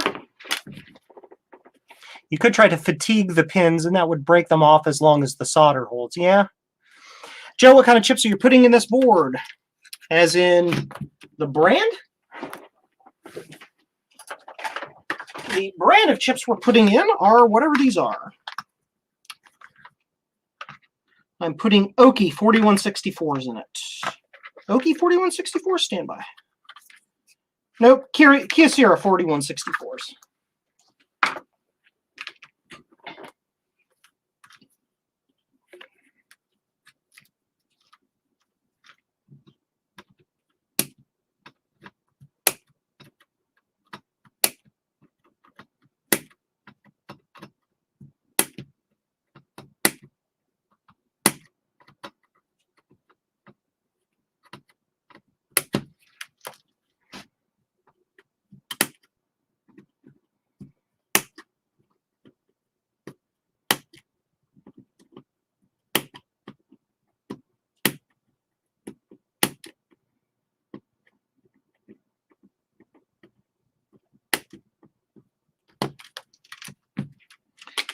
those are all out.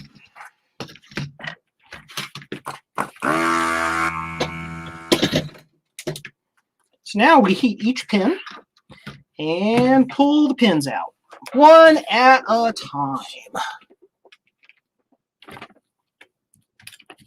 Yes, I've used the Samsungs as well, and the Samsung chips are usually pretty good.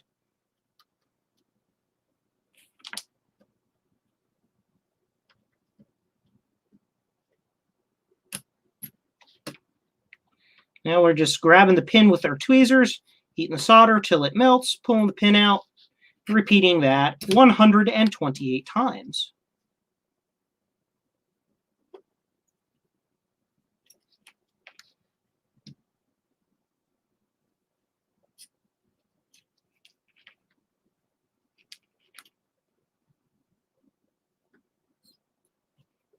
You guys want a better look at this? Maybe I can arrange the camera a little bit better.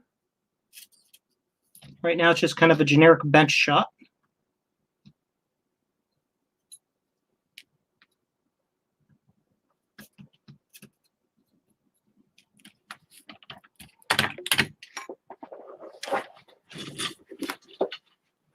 It's just 128 pins. Quit your whining. Yeah, huh?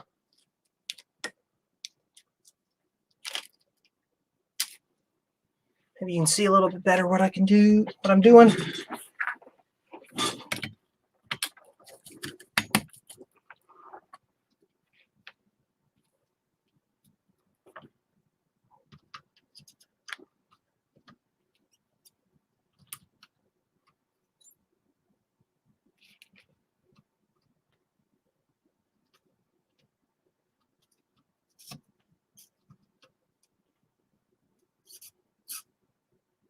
Melt already.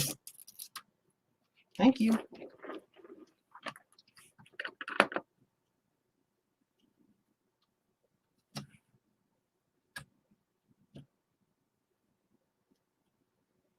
Melt.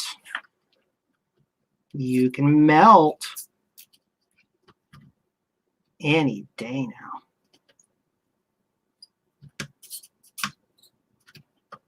This one really does not like me.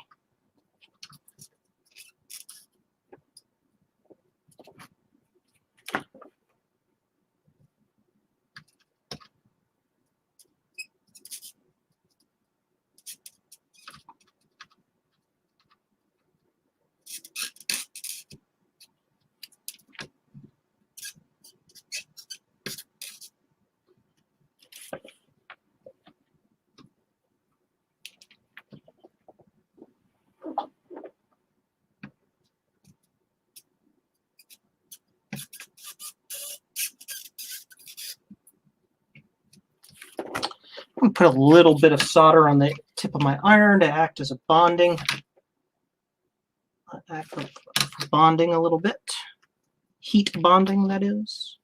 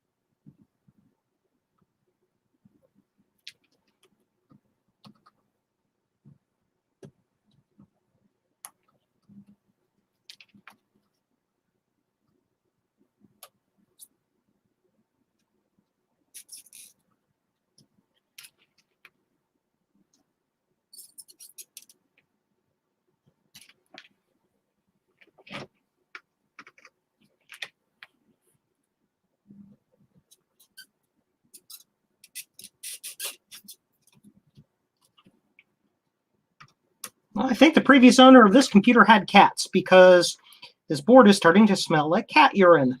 Yay! Boo!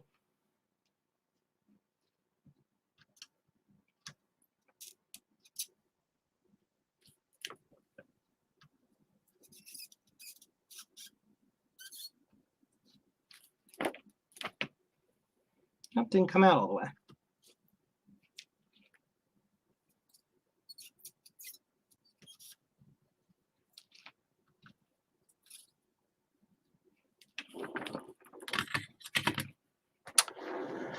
They make those tweezer iron tips, don't they work? I don't know. These chips have it in for you? Yeah. Yeah. I'll get it. Don't worry. What I want is a soldering iron with 16 points that touches all the pins and grabbers at both ends to pull the chip. They actually make those. Joe's next job will be at a beauty shop as a chief eyebrow plucker.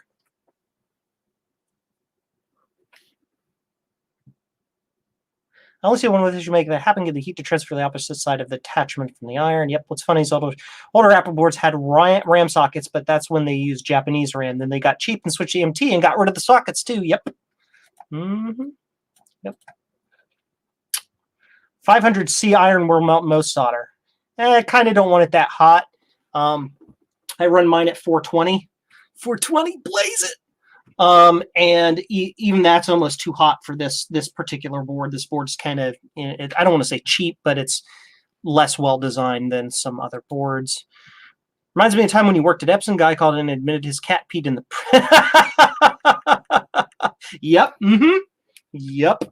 Yeah. There was one time about 15 years ago or so, a person brought a computer into our repair shop, and the computer was basically a roach motel. Yeah. Yeah, that was nice. That was fun. No, it wasn't. It wasn't fun. It was the opposite of fun.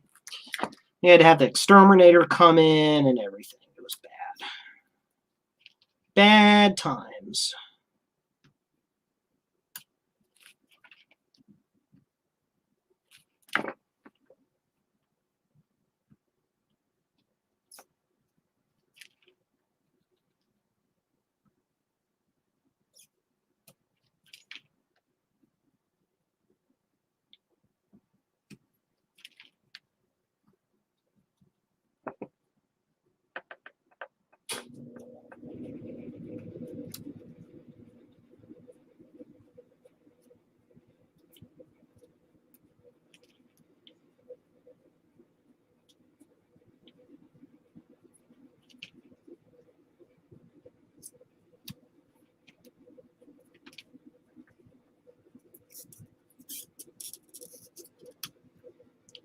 This live stream is very helpful for anybody who's wanting to purchase my services.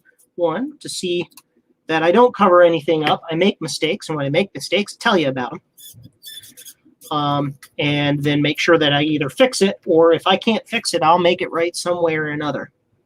But also, you can see what actually has to go into repairing these things sometimes.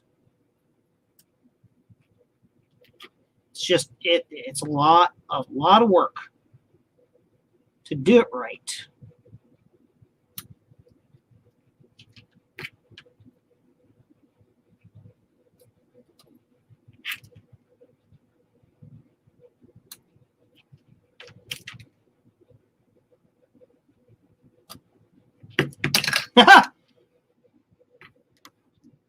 Tweezers went flying.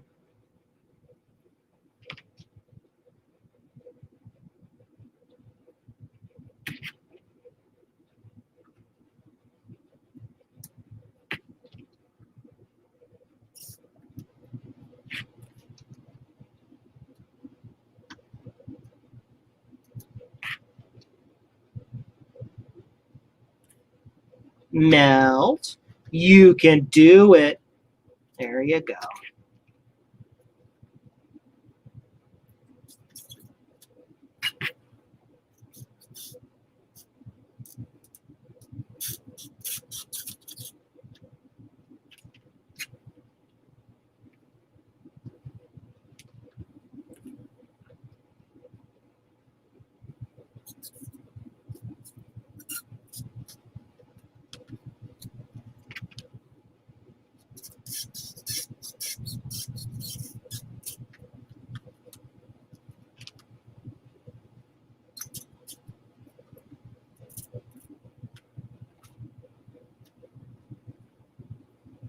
This way allows me to be a little bit more delicate with the board. The iron itself never has to actually touch the board. So I'm not putting any heat into those traces or vias or anything. Applesauce! Yeah, a new version of applesauce just landed. Yeah. Yeah. Remember one day when I worked at a computer repair shop in Texas and saw this say that I got a virus on my modem. Yeah, been there. I've seen before the Apple Puck mouse came out, I had a client once refer to their mouse as the Puck. And they're like, when I need to do things, I smash the Puck. Yeah. Yep. Roaches love living in power supplies. Yes. Where you have crazy ants. Here in Ohio, we get these tiny little brown ants called crazy ants. They like electronics. They like electrical fields. So you end up finding them in electrical component inside stuff. It's nutty. It's really crazy. Hey, crazy ants. There you go.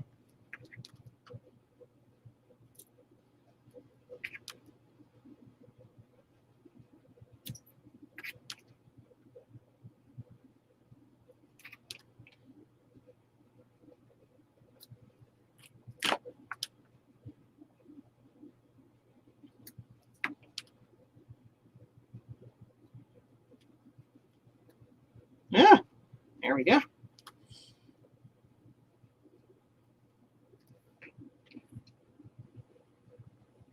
And monitors, yes. Rudy's back! Hi, Rudy!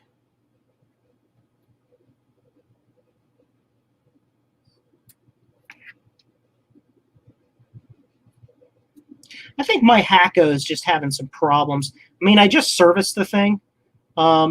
Again, because I had been using it with Flux that one a couple jobs ago, and it just gummed up the gun. And I serviced it, and then for the next couple jobs, it worked beautifully. I serviced it again, or just did regular maintenance on it just before, not literally just before, but about a week ago, a little less than a week ago. From doing this, just cleaned out the bore and all of that stuff. But it just wasn't performing that well tonight, so I don't know. Just goes to show you that sometimes the brand name may not always be the best. I've heard that a lot of the Hacko clones actually do a better job than the Hacko does.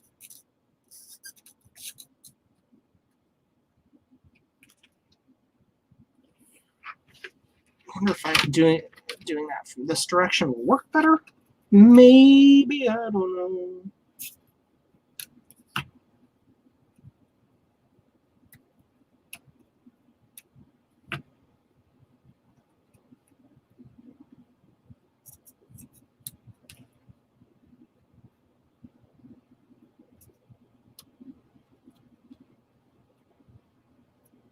You can do it. Why? Don't be dumb, be smart. Shop smart. Shop S-Mart. And copyright strike.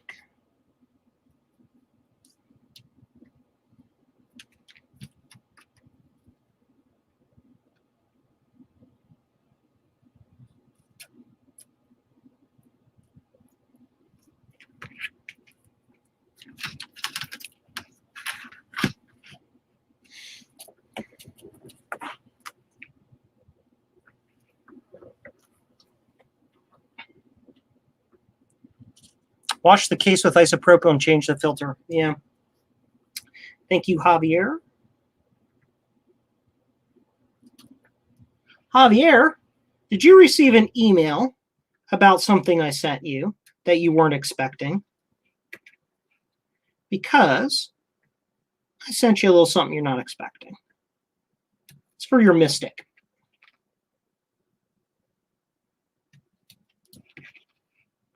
I meant to send it along with the Mystic that I did for you, but I didn't have it in time. And I thought it was going to take longer to get here than it did, but it got here 2 days after I sent your Mystic back to you. So, it is what it is.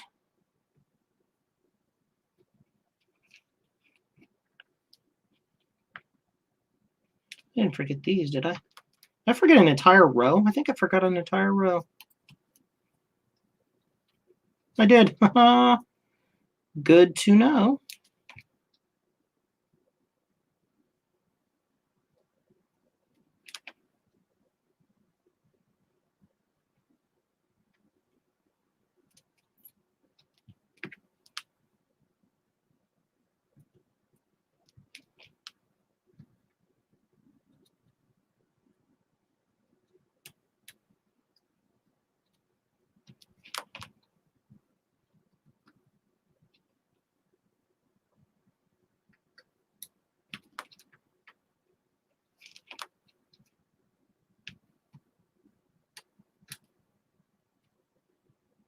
This row, I think, has got a couple pins that are kind of sticking up still. Yep.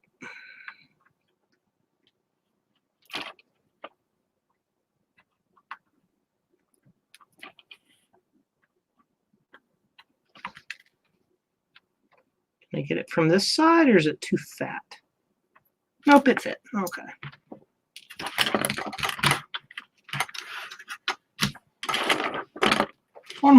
Two more rows to go.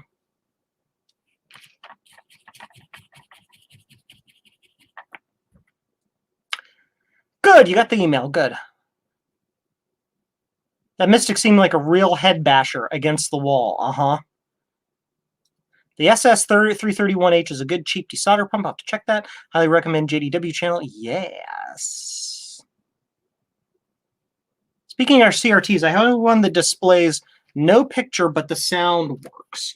Well, by you have one, what do you mean by one? Like a Mystic, a Color Classic, an IBM all-in-one? What are you talking about?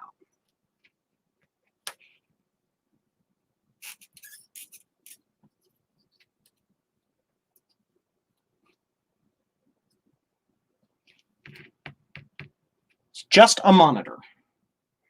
Well, monitors don't make sounds unless they have speakers in them, right? Or make sounds as it sounds like it turns on, but you don't get any video.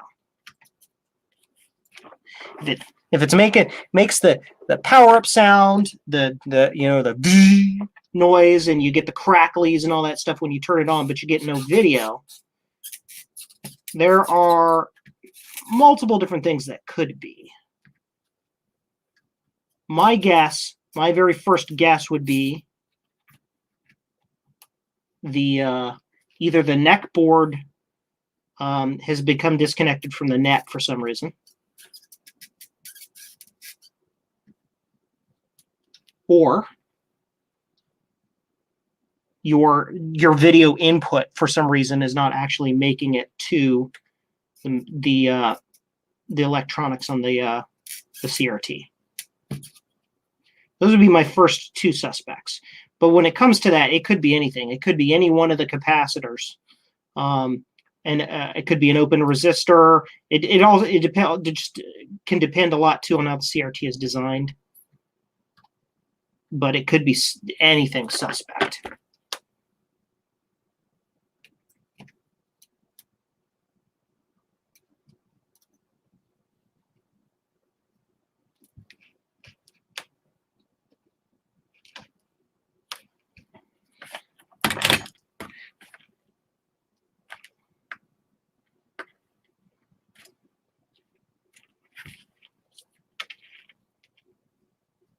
Oh, it has an audio input. Okay, yeah, that makes sense. Yeah, the audio circuit on that CRT is going to be a completely separate animal from the rest of the CRT itself. The fact that the audio works tells us, at the very least, the low voltage side of the power supply inside that thing works. But I don't know how that's designed. It might have two completely discrete power supply systems in it. So who knows?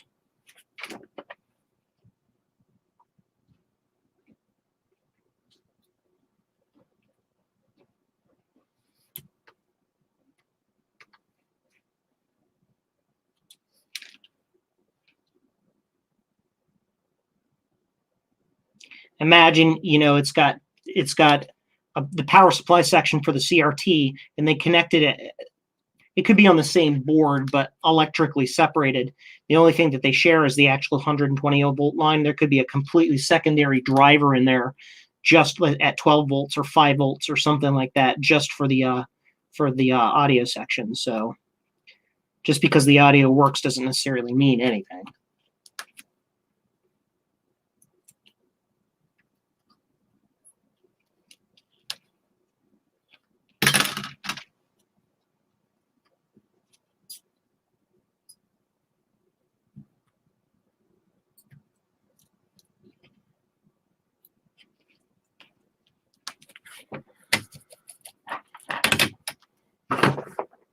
Off to work. I have the fun night of looking at boxes of field coil sensors. Enjoy. Enjoy. 23 viewers still. That's crazy. Apparently people like watching me desolder a whole bunch of pins manually in order to keep a board from self-destructing. Apparently that's interesting. That's cool. Thank you for watching. Everybody who's watching this video back, or this live stream back as a video later, thank you for watching. It's not just the live people, it's everybody who comes back by to see my shenanigans. You're all awesome and all very welcome. There we go. Those are all cleared out, so I'm going to check it from the back side and make sure I didn't miss any, and I didn't, because there are fewer traces on the back side to worry about messing up. When we clean up the board, we're going to clean it up from the back side. The monitor's MTR 100GC, manufactured July 1983. Okay. That's numbers. I don't know what any of that means exactly, but it's numbers. So we're going to go ahead and use a little bit of flux. Don't need a lot.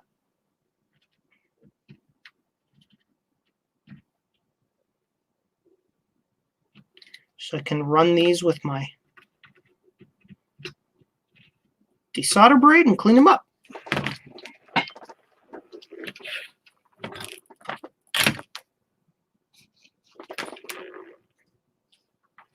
We want that there so you guys can see what I'm doing. Of course Google has no idea. Yeah, it says it's an MTR 100GC, but it's, for all you know, is actually manufactured by Sony or any number of other, companies.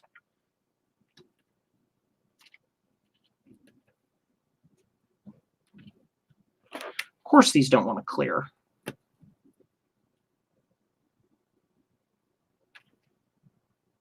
Of course they don't.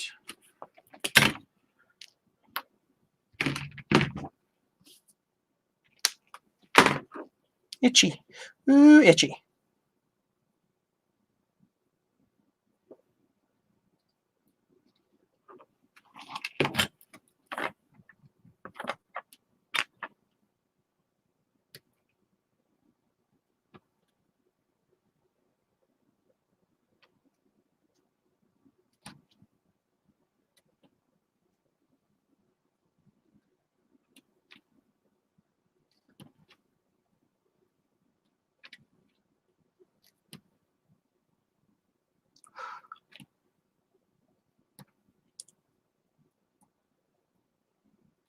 Smoke. Let me get my fan here and we'll get the smoke blowing away from me real quick.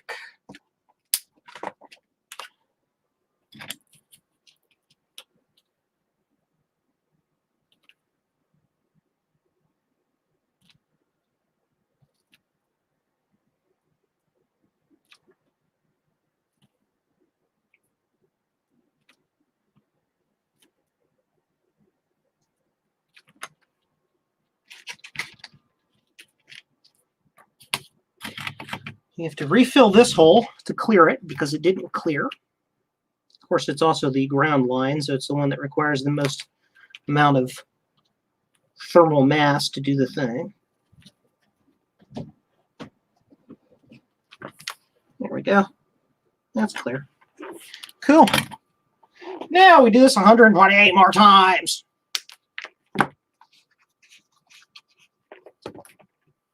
It was originally a security monitor. It's composite video and audio inputs, outputs. Hope to use it with one of my 8-bit computers someday. Yes. Rudy's comment also stands.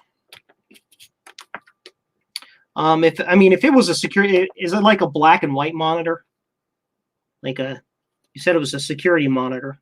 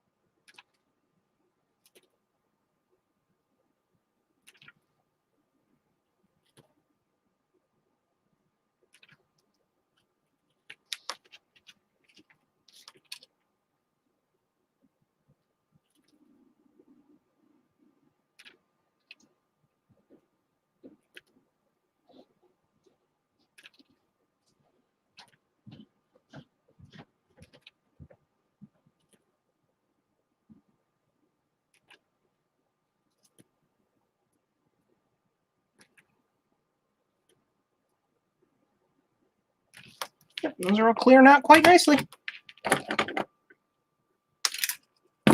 I'm doing a 0, 1, 2 count on every single one of them to have a nice regular. Sounds like a Sony model, sold by another company. It's an OEM. It's color. What's color? Is the braid faster or just using the sucker now that the pins are gone?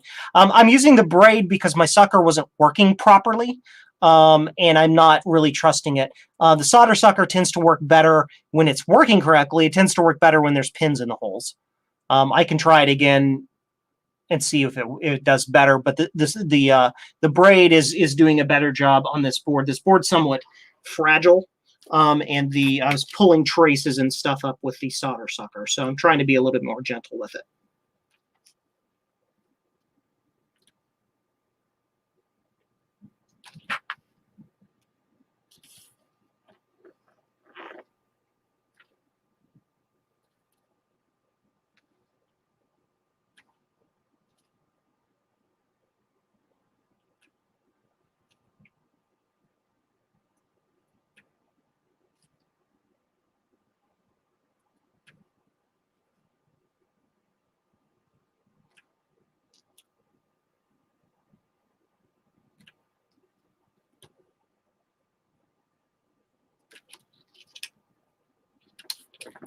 Hot. Hot.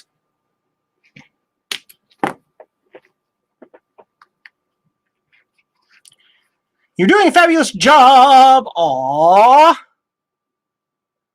Keep up the fine work. I have to be going now. I have an early morning with students. Thank you, Matthew. I do appreciate your confidence in my work. I am doing the best job I can.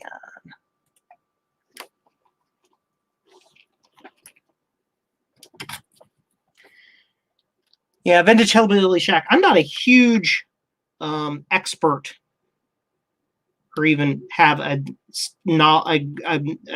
really a big knowledge base of any kind at all on monitors.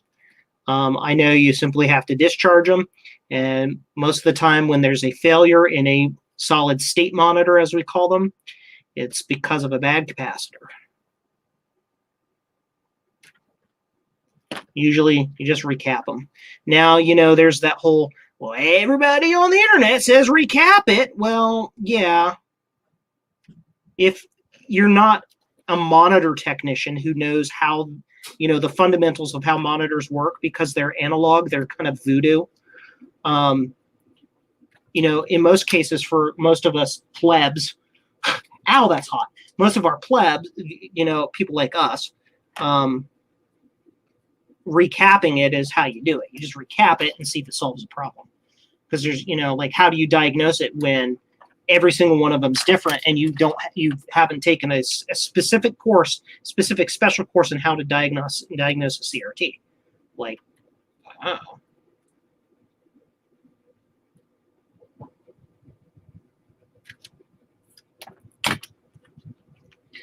I'm not an electrical engineer or anything like that. I have no formal training. I don't even have a college degree. I'm a high school graduate. So what I've learned typically is the digital stuff. The digital stuff's easy. It's either on or off. It either works or it doesn't. Analog is voodoo. It can kind of sort of half work because it doesn't have two states. It's a continuous glide. So anything that's like that is just like, oh.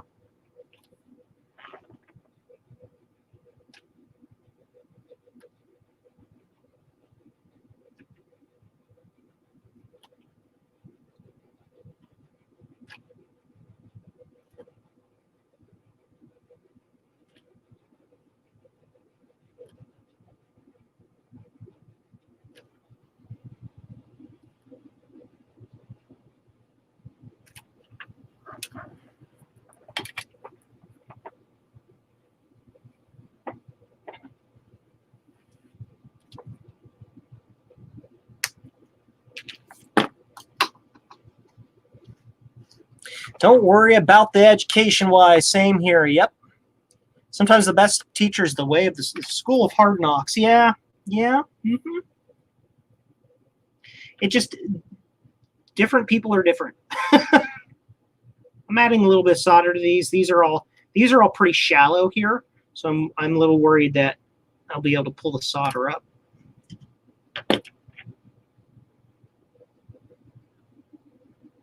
just a tiny bit to get a little solder ball on there so I can get good contact with the wick. Yeah, I never did well in any structured school environment. I always did better teaching myself things. What other people thought was something I needed to learn was typically boring. And if it's boring, I can't learn it. It's just how I am. It's probably an ADD thing, or potentially a little bit of like high functioning autism or something like that. But you know, it is what it is.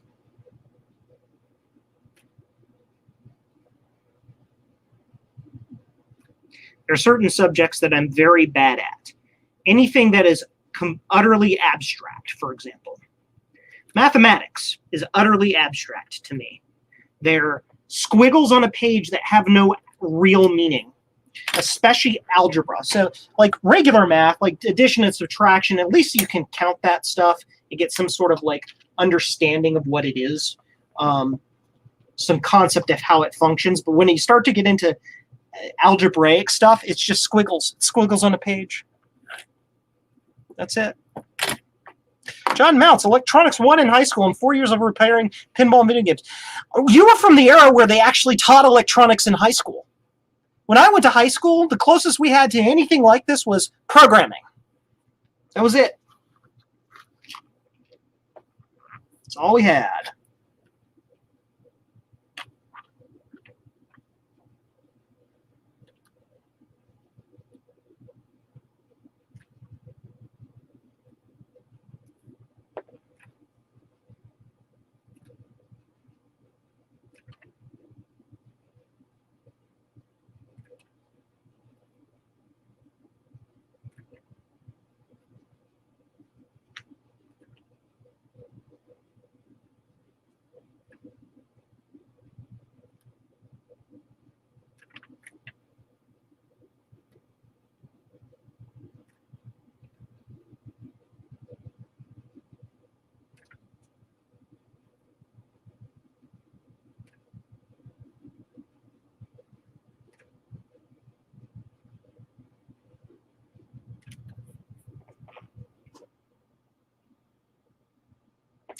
Years of blowing computers up. Yep. Or, as Rudy has told us before, touching the wrong thing in a CRT and getting blown through a wall. Yeah. But math, yeah, me and math are not friends. We do not get along. I have a lot of trouble visualizing math in my head. This one just doesn't want to clear.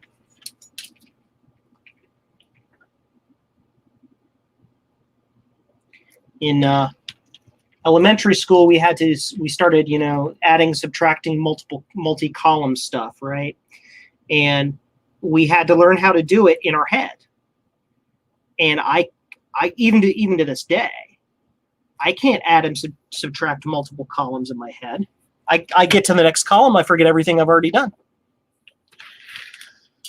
I do want to look at this because I think I pulled one of the pads up here trying to clear it. I did. Again, it's another one of those that doesn't go anywhere, but, it's still something we need to watch out for.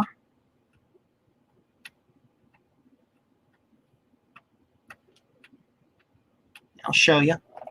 I'll show you! Need to click the button. Yeah. That one ended up pulling out. And that's one of the issues you can have when you apply too much heat to the board. You just see, you do all this damage to the board around here, and it just doesn't come out. Or you end up delaminating this edge of the via pad. It also depends on how they did that. Sometimes what this is there's a rivet through the middle of the board that's literally just a cylindrical column, and then the pad on top is just soldered to the rivet. It's not they're not actually one piece. So yeah. So you can end up taking the pad out. Retke is back. What cam? Yeah. Exactly, Adam McGee. When there's nothing else there, the only thing that's holding it to the board is the via and a little bit of glue, or a little bit of solder if it's not even a single piece. If it's like a 3-part thingamabobber.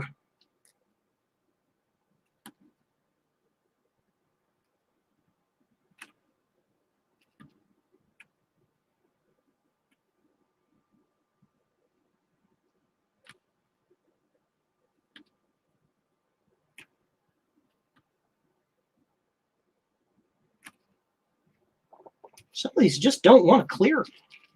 They just don't want to clear.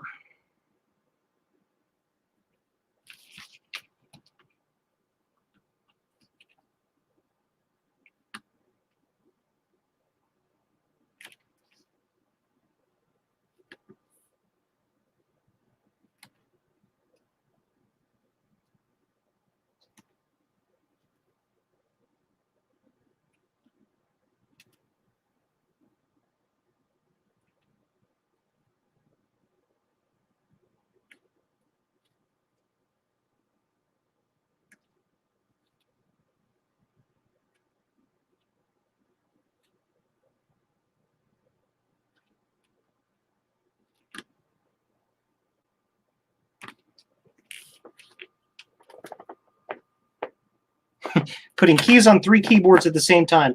Yep, if they're all the same machine and they're all the same style of keyboard, I just happen to know what you work on a lot, Adam, and it happens to be Apple IIs. You know, if they're the same style and whatever of keys, then, you know, it doesn't really matter. You just throw them in there. But good old Apple II. The Apple IIe itself had like 3 different styles of keys. So it's like, it's a mix. It's a grab bag. What is it? I don't know what it is. It could be anything.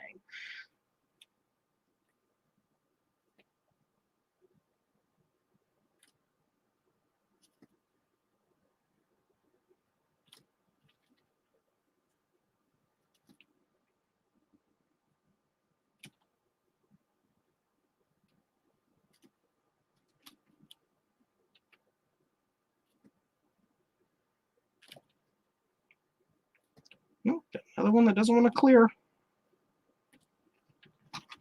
Doesn't want to clear. Add more solder. Nice, clean, juicy lead-based solder. There we go. Cleaned it right up.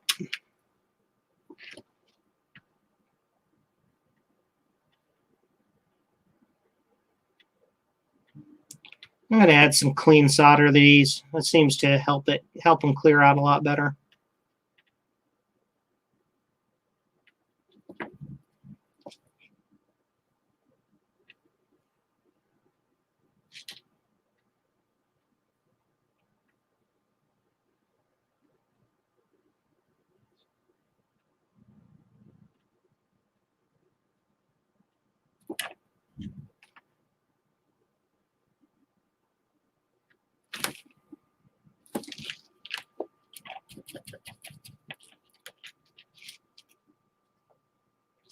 Ooh, replacement vias. That's cool.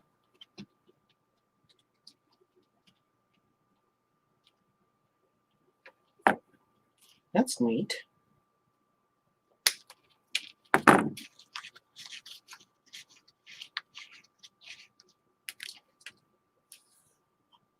Yeah, John Mounts. Yep. Yep, right there. Practice makes perfect. Absolutely. Built solder to reactive micro Apple II Plus Revision 7 board. Great project, by the way.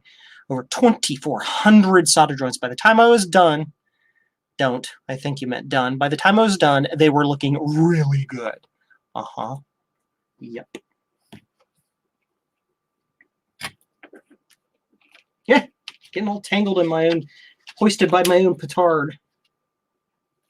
There we go.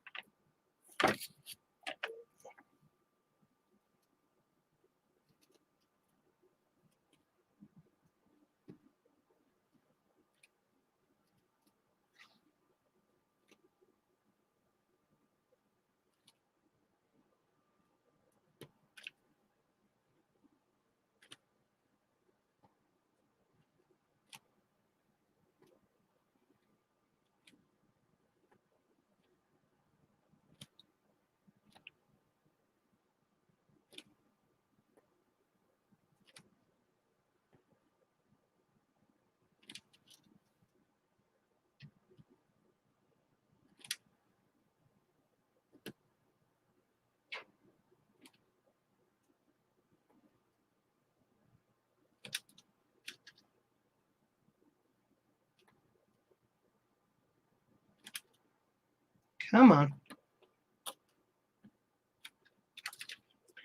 This one just doesn't want to clear.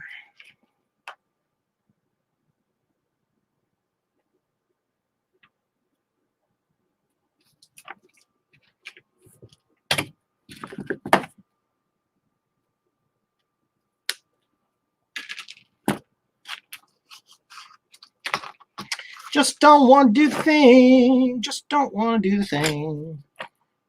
Like, do the thing, and it's like, nope. There we go.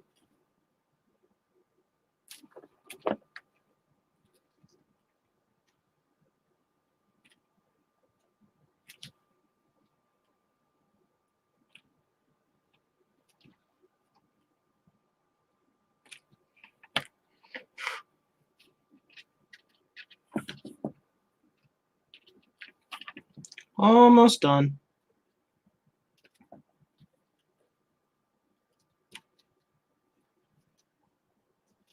What time is it? 10:28. Nice long chill stream. Started at 8, so we've been going for 2.5 hours now. Watching me fix a board.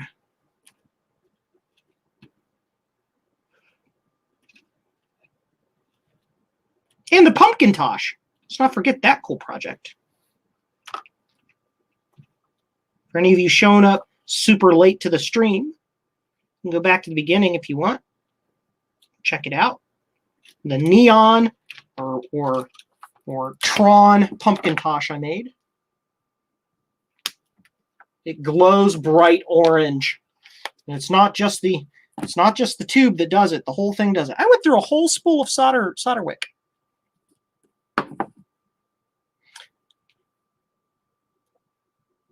You got an Apple II clone board in 1988. Jiminy Christmas. Recently built a replica Macintosh SE board. I have no idea how many solder joints there are, but I have not added the PDS socket yet. That's a lot right there. Yes. Somebody just texted me. Uh-oh. Something's going on. Stand by. Got some chat-a-doodles going on. It's just a very long process. It's a very long conversation that me and a couple other people are having. I'll check back on that later.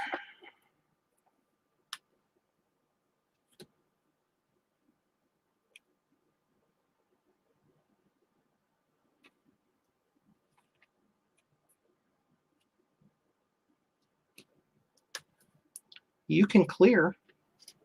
Stop being stupid. Stop it. Stop. Stop writing, you stupid idiots. Stop, in the name of the law. Anybody know what that's a reference to?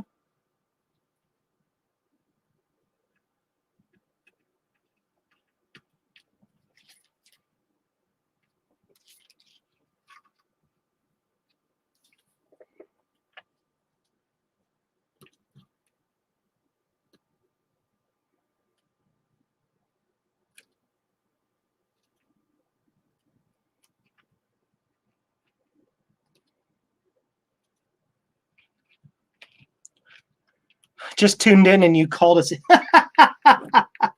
Come on, Retro Techie. It was a reference. I was also talking about these joints, not you guys. You guys are awesome.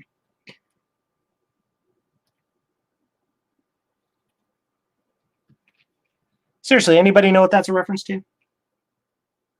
Game from approximately 1996. It's buggy and crashes. Modern Vintage Gamer, I believe, did a video about it, talking about somebody who got fired because of something they put in the game that they shouldn't have put in the game.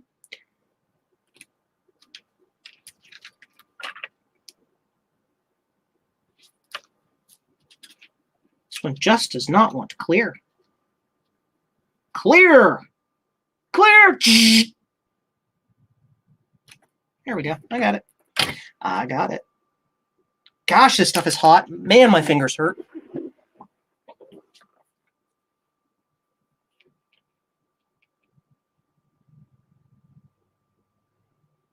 Now you're talking about joints. Yeah, history can persist. Yeah. Even if you don't build it, I mean, if it's something you want to try to copy, you can do that. Although, as far as cloning of that board, although Rudy, if you do want to get into board cloning, I would suggest you find a smaller board first, something that is a little less worrisome to screw up, and that is easier and faster to build and go through the prototyping process of, before going with some really large Apple II clone board. That's just me.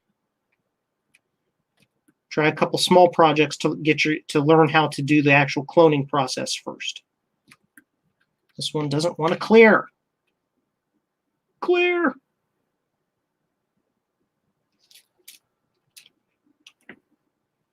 Ow! Hot.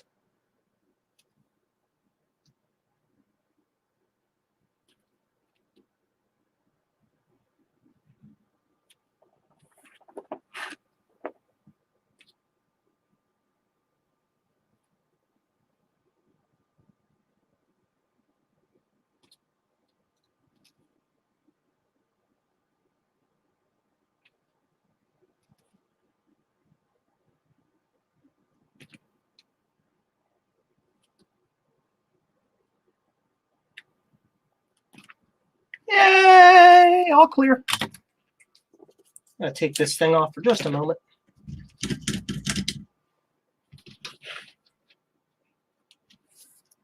Now we get to clean it. I'm waiting on your video about reverse engineering a board. Yes!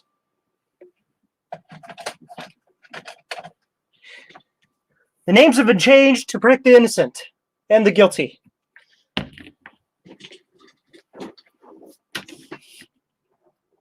This is Joe's patented PCB cleaner.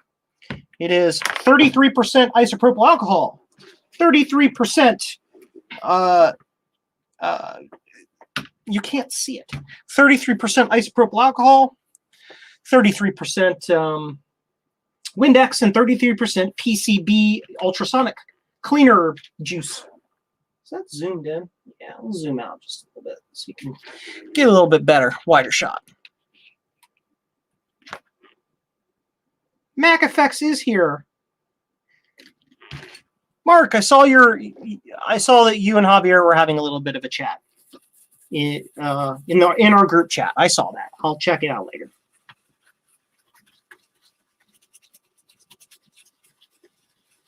What's the 1%?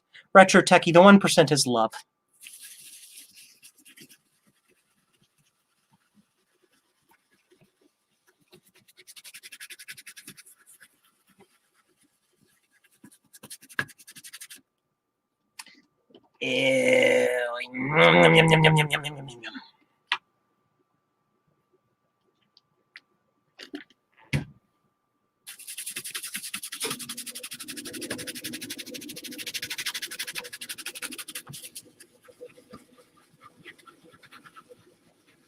Now, some would argue, why are you cleaning that? You're just going to get it dirty again. Well, I've messed up some traces and some pads and vias and stuff.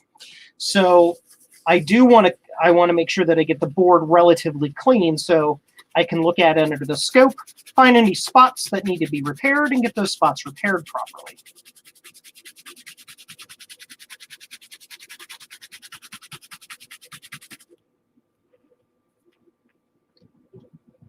Ew.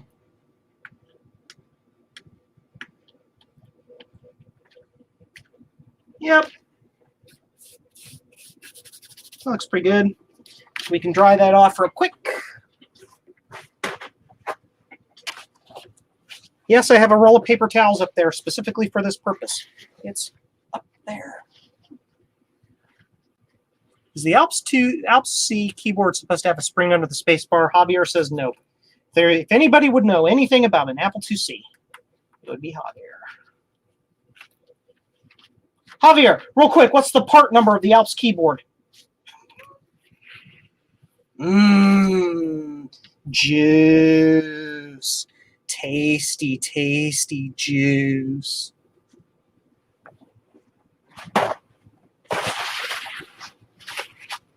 Don't have to be perfectly dry. We just kind of got to get them the soup mopped up here.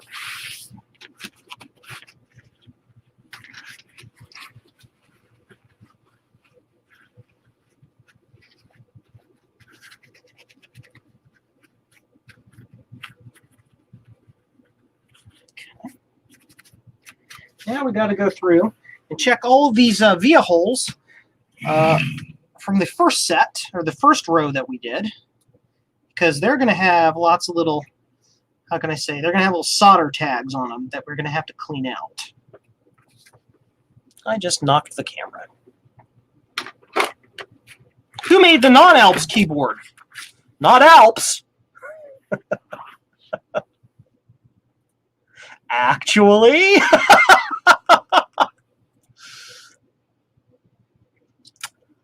Processing data. I was going to click a button. I was going to go here, and I was going to go to Scope Cam.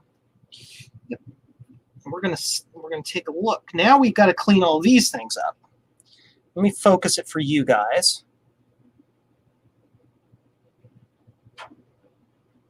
Too far? That's just about right. So, as we showed before, we get these little tags on here. See these little tags?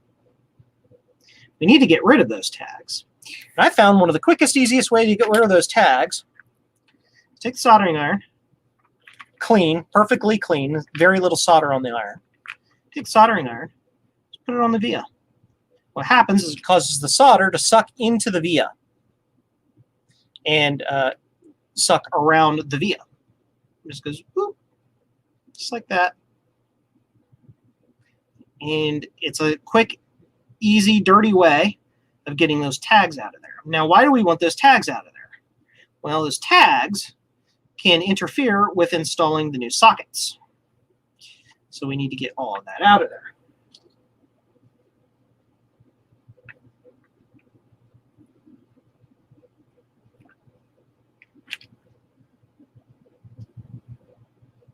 Or at least get it out of the way.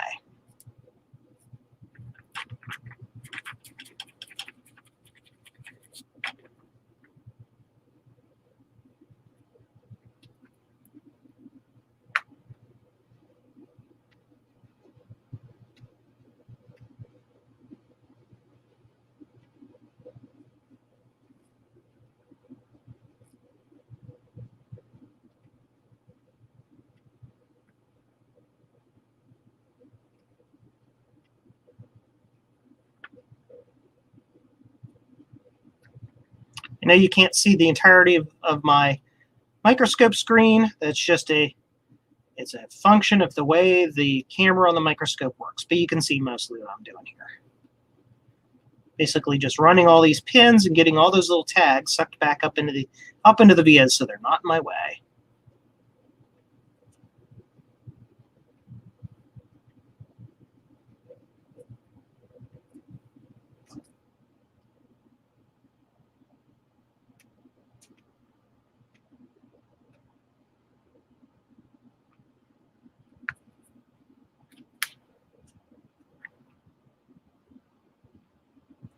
Now here we're coming up on one of them that I messed up right in here. We'll have to make sure that we do something about that.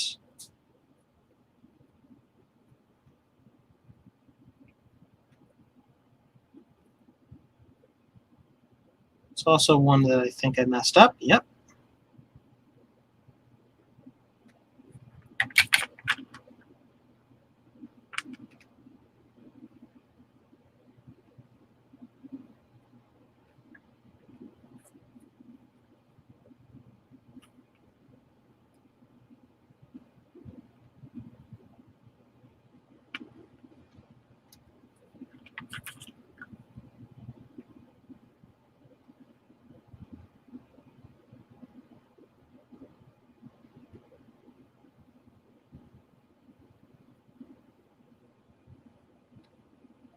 Tags, tags, tags, go away.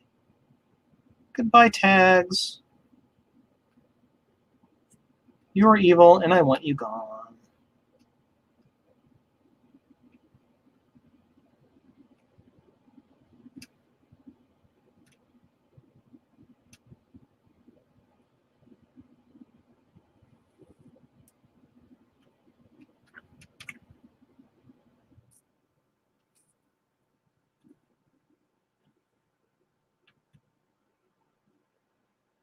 Tag away. Apply directly to the via hole.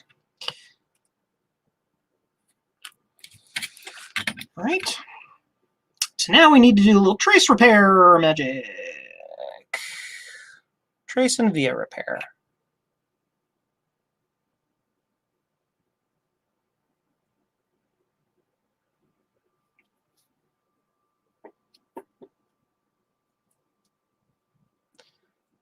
The via that comes off the trace that runs under the 1 in U16 still has a slight tag. Thank you. Reset button on white key Apple IIe keyboard that is disassembled in the same table. Yes. Hopefully Joe, Javier's, and Mark's replacement 2C keyboard project can help. Yeah. Yeah, if you were at Kansas Fest, you saw about that. We're just going to do some little poking to this to see how bad it is. It's not too bad. I'm going to kind of round that out a little bit and leave that as it is. We will check it on the back side as well, of course. Okay, let's zoom in on this one. Wrong button to zoom.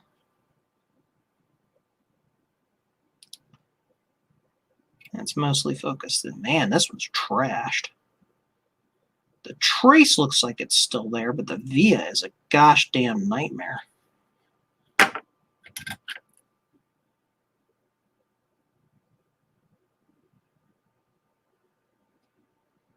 I have no idea what's going on with this via.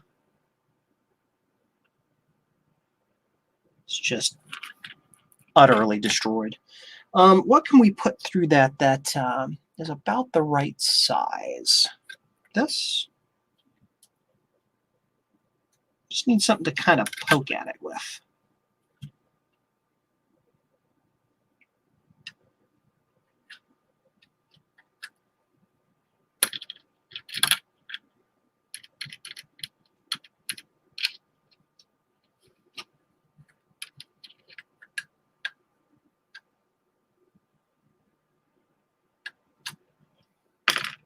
Just got to get it open. As long as there's metal through there for the solder to stick to, it's fine. Now that trace broke, so we need to be aware of that. We'll have to fix that.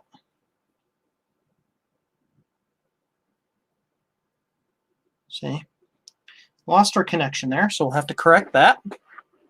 I came back in time to see an ugly via. Yeah, Bruce. You've been here before, you know. This is an Atari board, and they're apparently notorious for being crappy. It also doesn't help that my machine isn't working correctly tonight, so I was destroying vias left and right. This cluster right here is awful. Here, you can't see them all at the same time. Zoom out a little bit for you. There you go. You can see those. Look at that cluster, Bruce.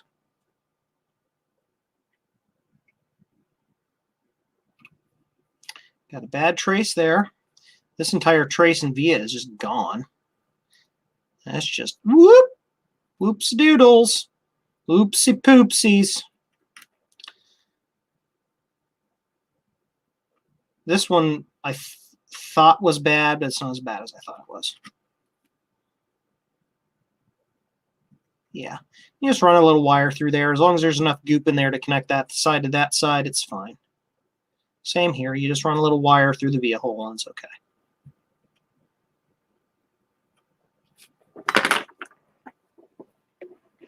Where's my scrape tool?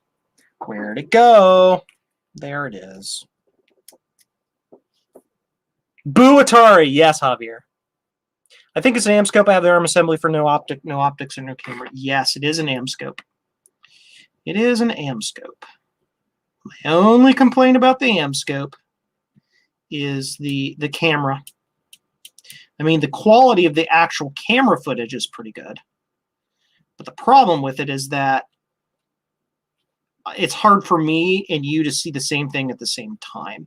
And I'm not sure if that's the camera, it's the actual camera, or if that's the trinocular part, the third eyeball at the top there that the camera puts into, and how it picks what to look at. You know, it's hard for me to say.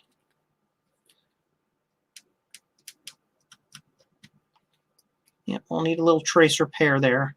Heck, we can probably bodge that with solder, but we'll do it. We'll put a little wire in there. Okay, let's get some other traces. Make sure I didn't miss anything else.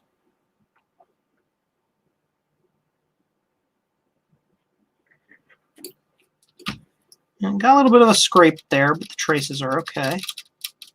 Yep.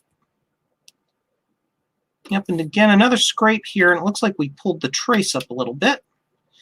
But we'll scrape that away a little bit and make sure that it's okay as well.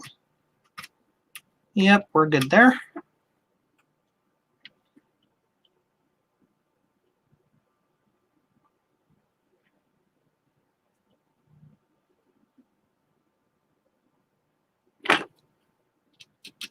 There's that tag on U16 I was told about.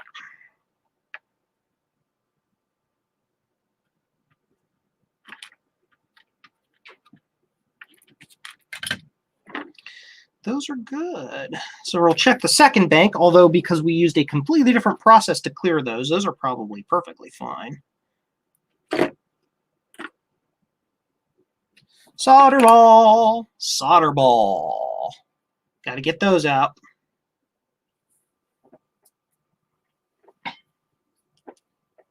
Too bad the 2600 wasn't built very well. You got to put that into perspective. Look at when the 2600 came out.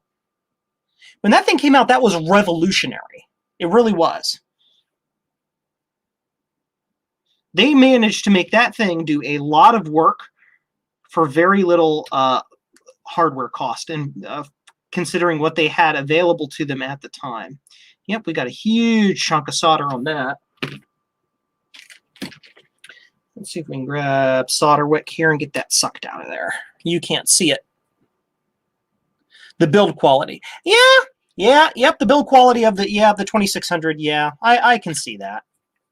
I've repaired a couple before, and I can say the build quality is meh, you know.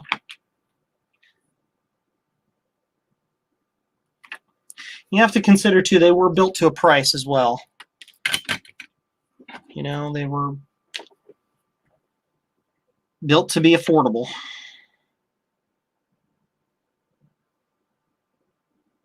Yep. Got one here that's a little grumpy. Have I heard of soldering needles? Yep, I have a set. I have 3 sets, actually. I know I have 3 sets. I just don't remember where the heck they are. They are buried somewhere in the shop.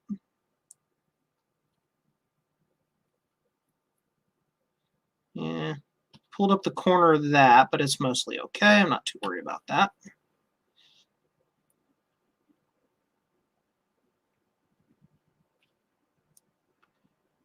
Yeah, these fared a lot better because of the different method we used.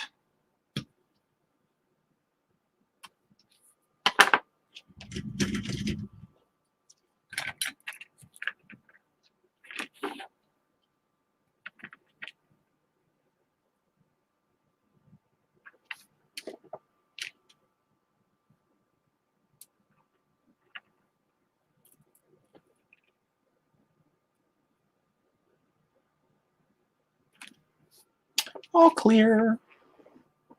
Would they have made the removal of these chips any easier? Good question. I'm not sure, really. I'm really not sure. Would you mind telling the folks in the chat there what soldering needles are, Bruce?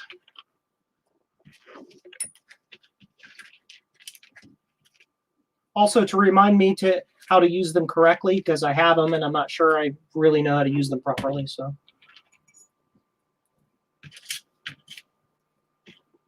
Sorry, just doing a little bench cleaning.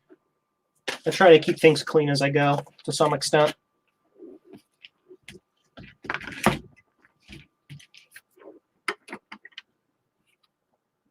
Yeah, got another one here. Needs a little cleanup work.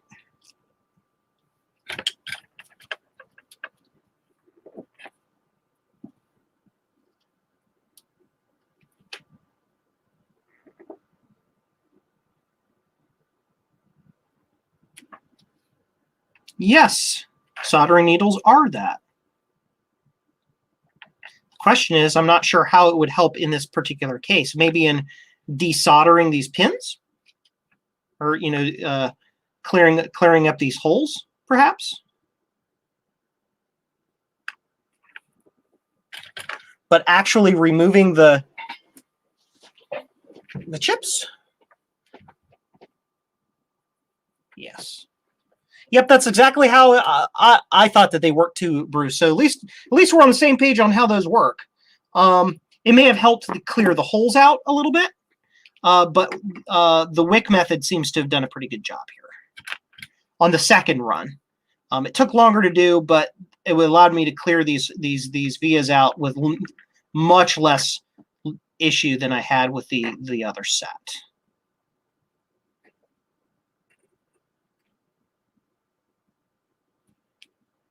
Yeah, we got basically no screw-ups there. That's good.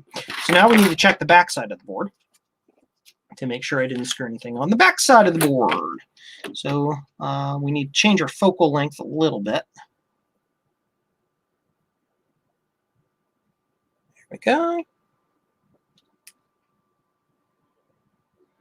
Are there regular tips made from stainless steel? No, I don't think so. The tip is supposed to be, it's really supposed to be made of copper, or a copper amalgam or copper alloy of some type, so that the tip will hold solder on it.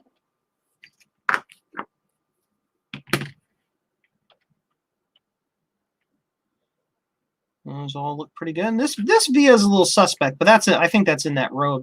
Via's not connected to anything. Yeah, that one's a little sticking up from the edge of the board there, but it's still in there. I'm not too worried about it. It will be suitable for purpose. Got a little bit of a tag there, but it's mostly out of the way. Not worried about it. Yep. See, these vias came kind of parted and disconnected from their plates. Probably be just fine. Yeah, that's right. We have this one here we had some problems with.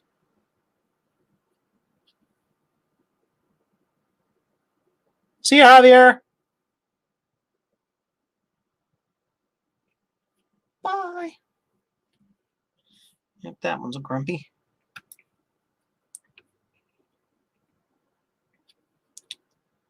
Those are a little grumpy, but okay.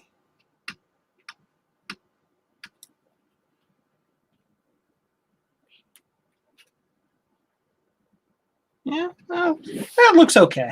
That's the first set that we had all the problems with the sucky tool, the machine.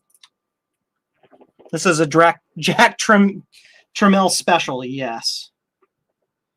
This is the second row, and again, because we had to apply the iron directly to these with pressure, some of the via holes might be a little grumpier.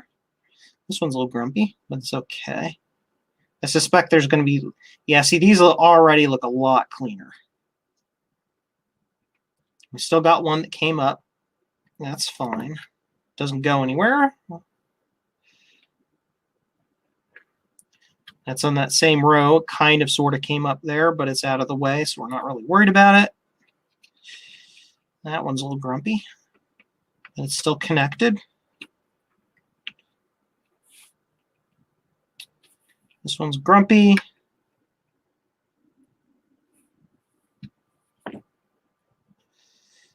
But on the whole, that entire side is much cleaner. Good. Now we get to do case repair. Spindler made cheap plastic. Trammell made cheap PCBs. Did I check U16? Yep, we'll check it again. U16, very first chip we touched.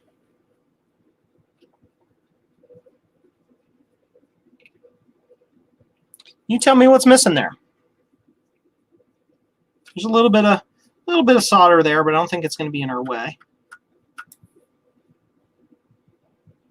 Got trace here that's scratched but intact. There's a little bit of a meh there on that one, but again, it's mostly clear. It's round. It doesn't have any sharp edges. That's what I'm really worried about. Yeah, all looks good to me. I don't see any problems with that. Thank you for asking me, Vintage Hillbilly Shack.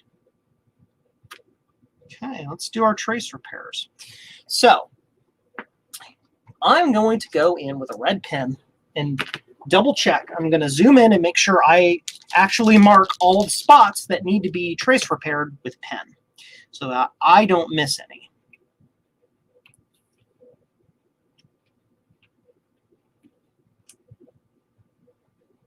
Now you're just going to watch me fly through this real quick as I double check everything. That's fine.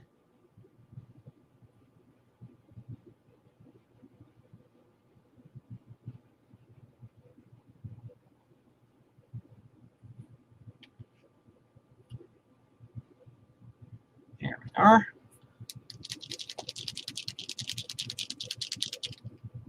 We've got to fix that and that.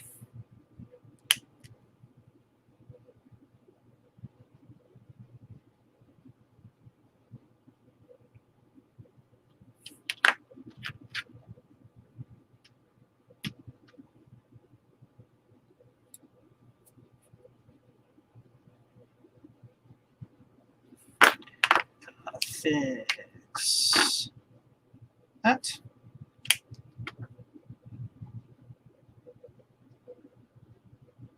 All right, I'm going to run these again, make sure that I didn't miss anything.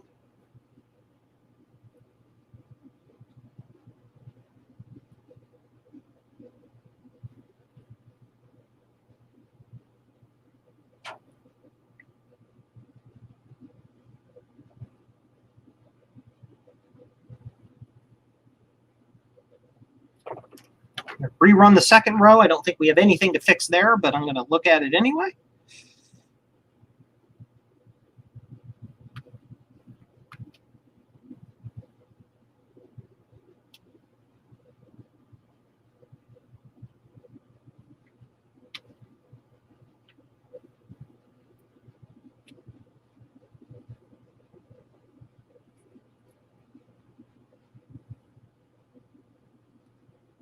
Sorry if this is making you dizzy, folks. Just doing some speed scanning here. Second row looks good. We'll double check the back again. Double, triple, quadruple check.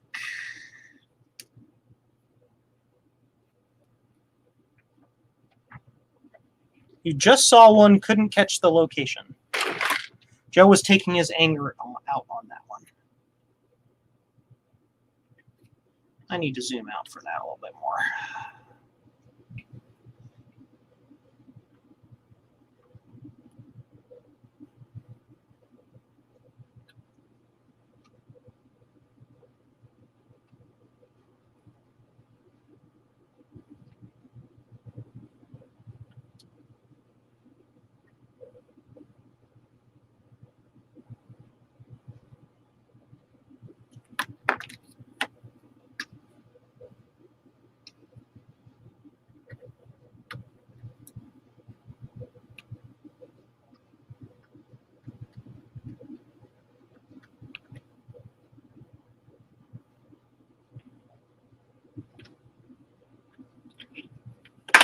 Yeah, now it's good.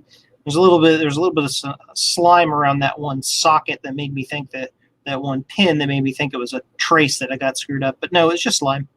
Just slime.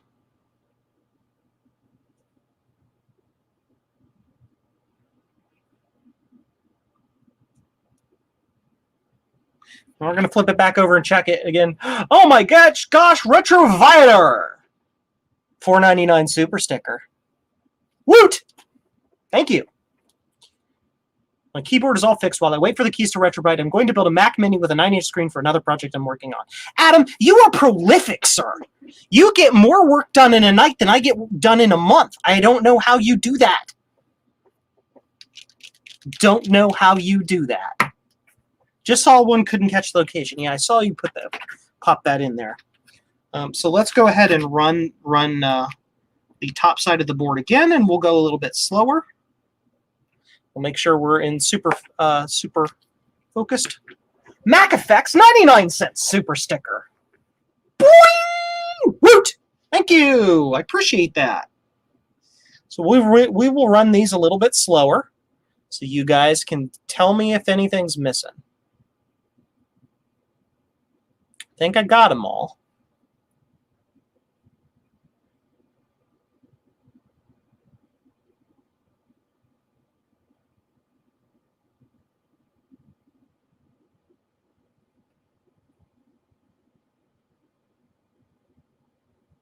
Look, that one. Clink, clink. Yeah. Everybody likes, I mean, Mac 84 Steve does eep. Like, what sound am I going to use? Quack. Sosumi. Use Sosumi.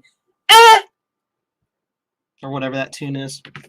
Was it this one? A Vintage Billy Shack? Was that the one you were worried about?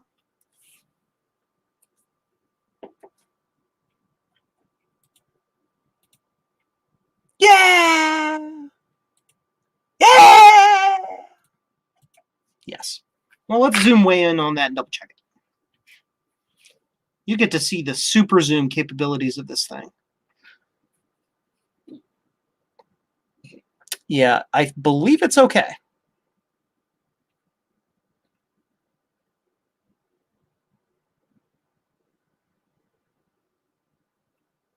Yep, I think that's all right. We'll scrape that clean a little bit.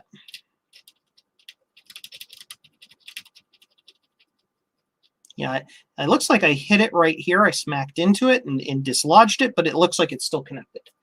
And then we'll get Bruce's favorite beepity beep beep machine, and we'll do a beepity beep beep on it and see if it goes beepity beep beep. Adam McGee, check continuity. Yep, that's what I was just saying. Yep.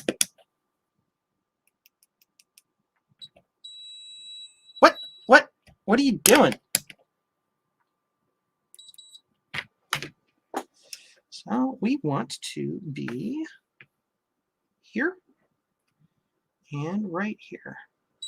Yep, we're good.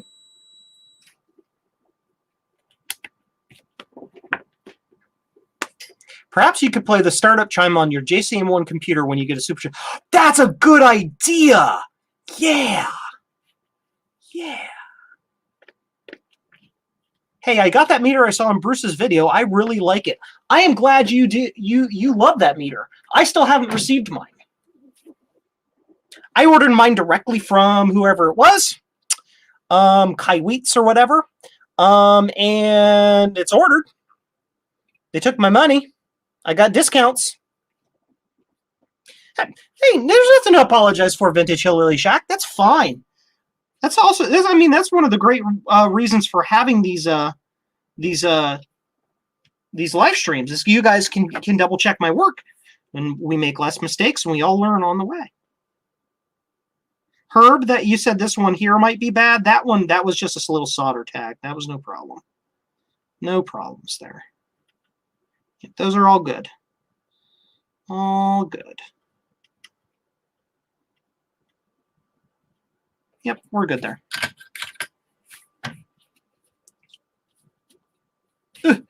Move. There we go.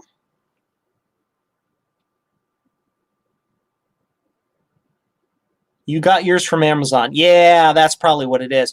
Yeah, I ordered mine direct, which gave, I believe, gave Bruce a little something for the effort, and then he had a code that I used that gave me like 20% off. And then Kai Wheats also had like another 20% off that was on their site. And I was able to use both codes. And I got it for like basically 50% off.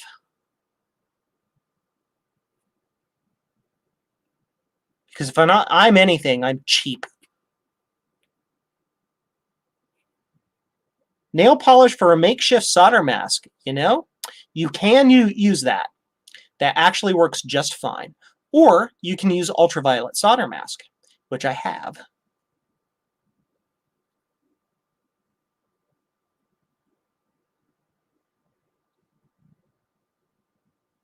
You did receive your JLPCB. Yeah.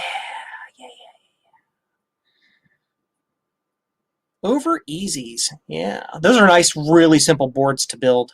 If you're into Macs and you have a Blue SCSI, but you decided to not build it, you just bought it assembled, but you want an easy Blue SCSI related thing that's easy to build, the Over Easy boards are good. I have it all. Good, thank you. So now we've got these 3 things to fix. So let's go find them. They are here. Cool.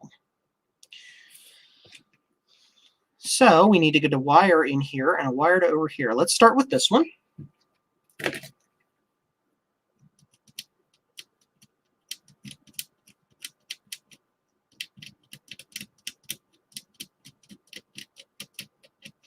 Scrape it clean. Flux it up. Just a little bit.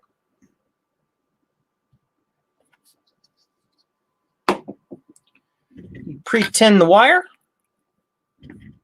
Joe doesn't have a green SE30 yet. Nope.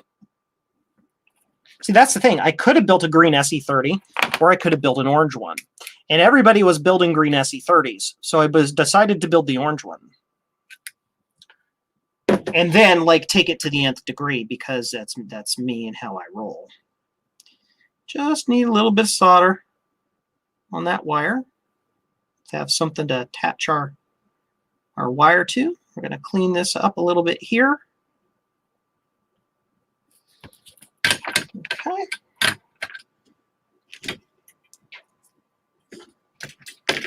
Going to get our enameled wire. Do some magic.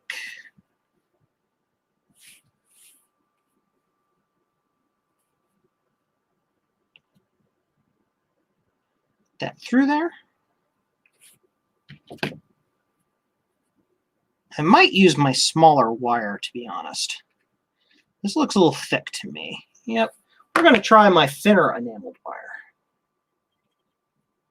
This stuff is tiny. It's itty bitty.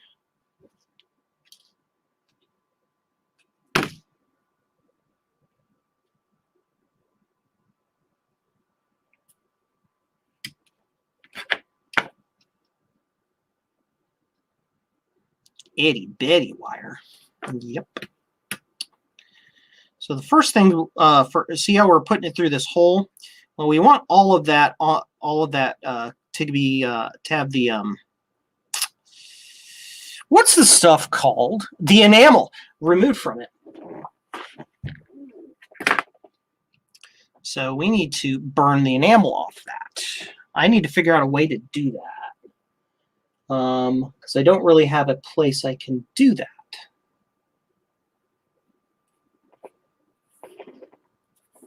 We can kind of do it over here, perhaps.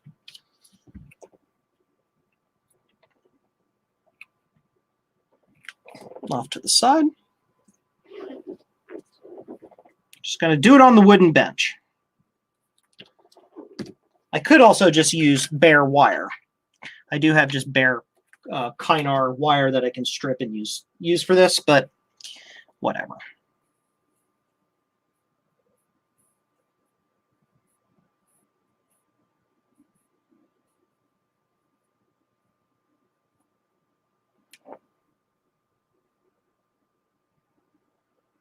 Yep, it's burned on all sides. It's tinned on all sides. Cool.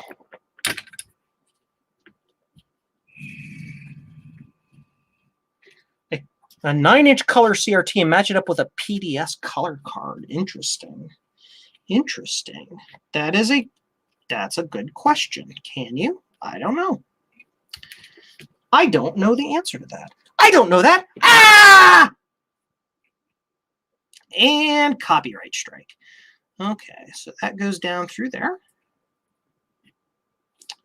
And we kind of angle it this direction. Put a little bend in it.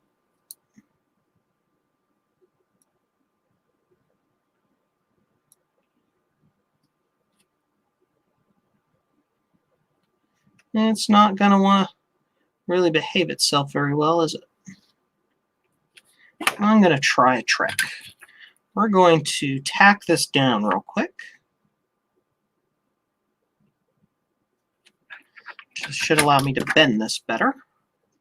That is a dirty Dirty iron.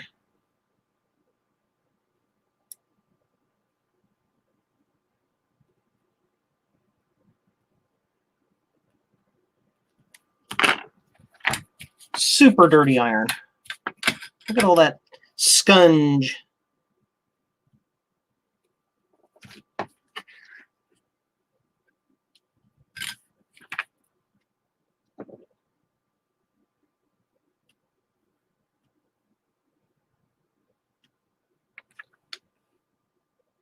Trace actually like slide underneath there or what? Kinda. Hot. Hot. Wire hot. Molten metal hot. Is it stuck? Is it moving anywhere? No, it's in there. Good. So that is good. It's all blurry. It's in focus for me. There you go. Maybe I should have made deeper cases, yeah.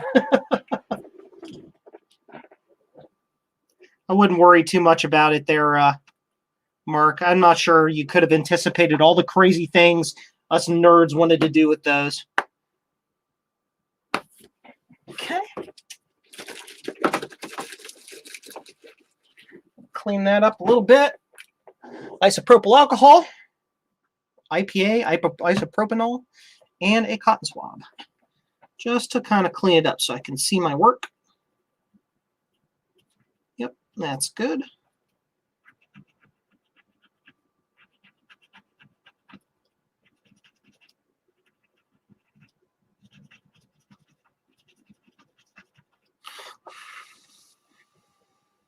Cool. Is it on there? Yep, it's on there. So now we flip that over. And we see if there's anything on the back side to affix it to. I have to find it first. Stand by. Stand by. It's about here. There it is. Yep, and there is. So that means that we can get a better connection if we pull it over to the other side and get it. You can't see it.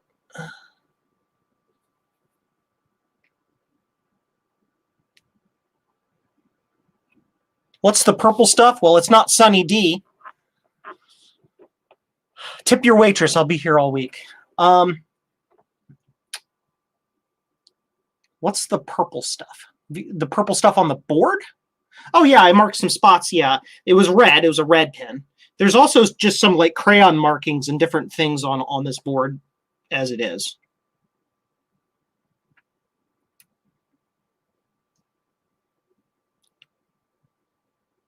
So basically, we can add a touch of solder to that. Just a little bit, not much. To just kind of get that to boink, boink, boink in place.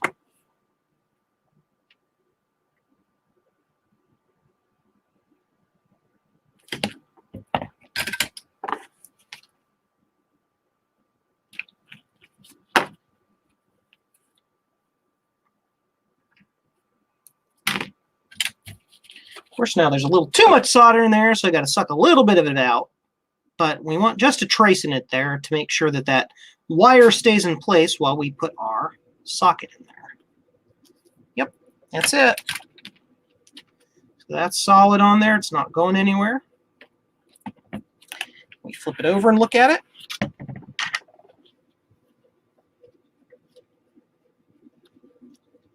And it's on there. It's solid, goes through the hole.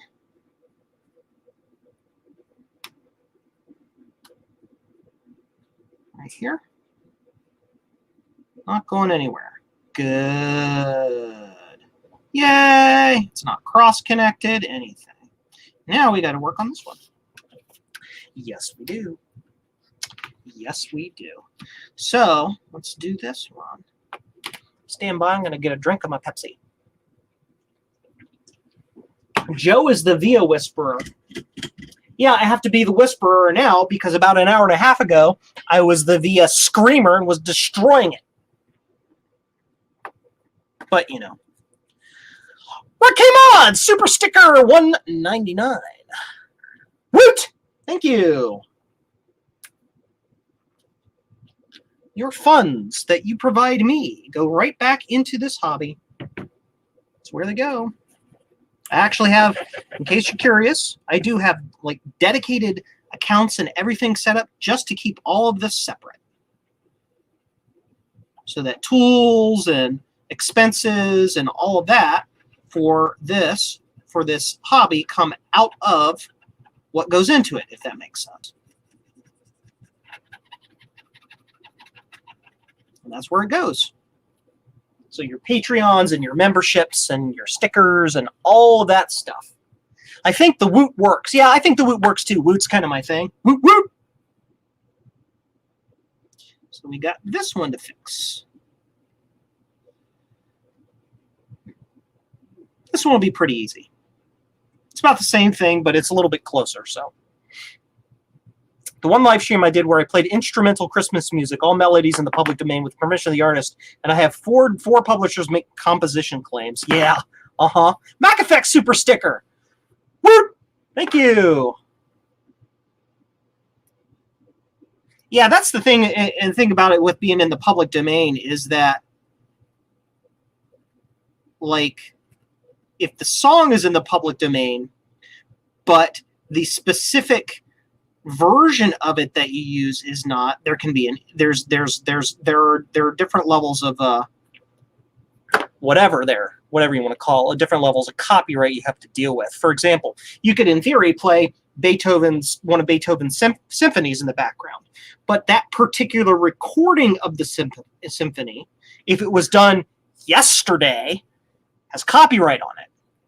Not the music, but the performance itself. It has a performance copyright on it. So you can still get claimed, even though the work itself is in the public domain. Because you're stealing, borrowing, whatever, using the efforts of someone else without the proper credit.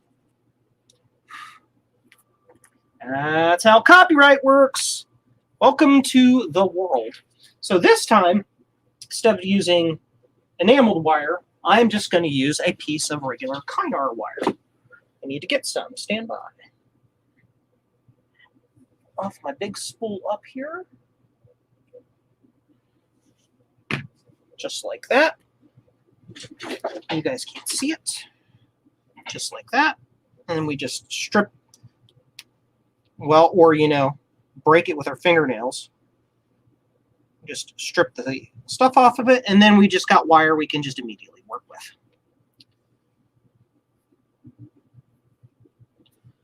So I think I'm going to do this board this direction because it'll work better that way.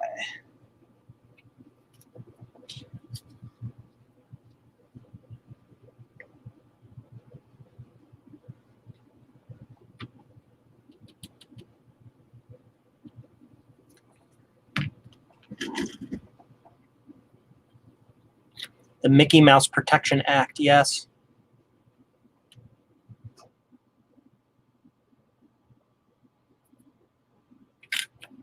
It was a claim on the melody. Of course, I'm sure you were able to dispute it and say, public domain music.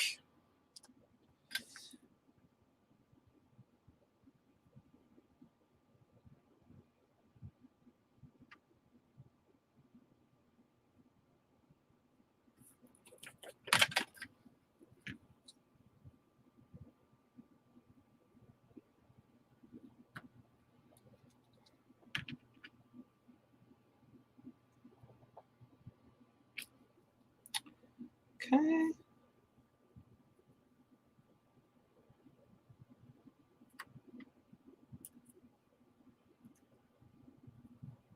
Goes down there like that.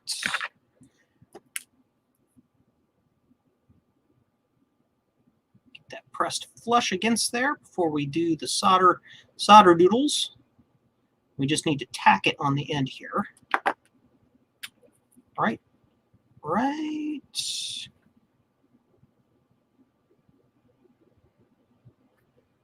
Oh, come on. Go where I want you to go. I want you to be right here. Right there, please. Thank you. Let me do a little tackadoodle right there.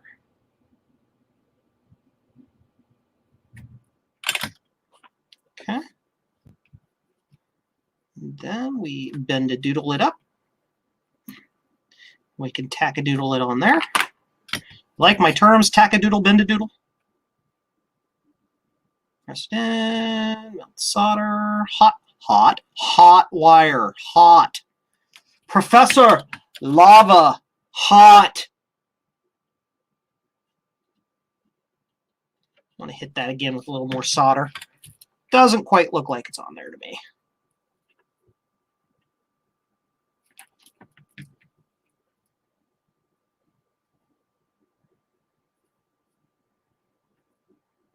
There we go.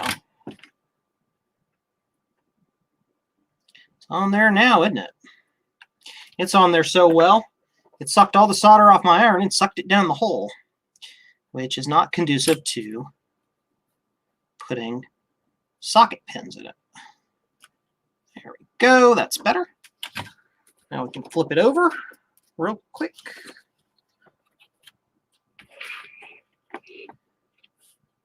Now I got to find it. Stand by. That is approximately there. There we go. There it is. I found it.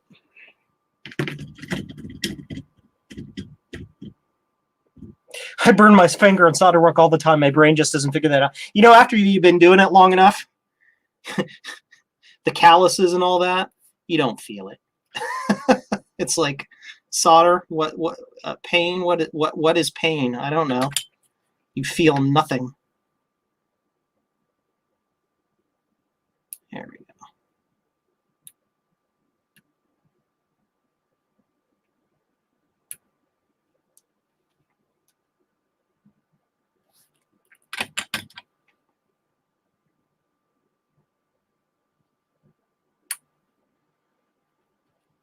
You'll be able to grab this and pull it so I can get it a little melted-doodled. Pulled that way. There we go. There we are.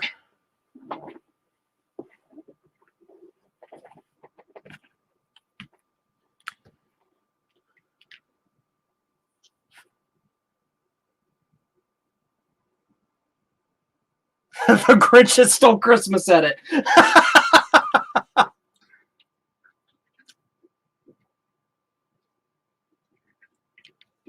Senator Pisces correct about the copyright law. It's a complex labyrinth. It's complex on purpose because it was written for the, quote, rights owners, unquote. And I use that term incredibly loosely.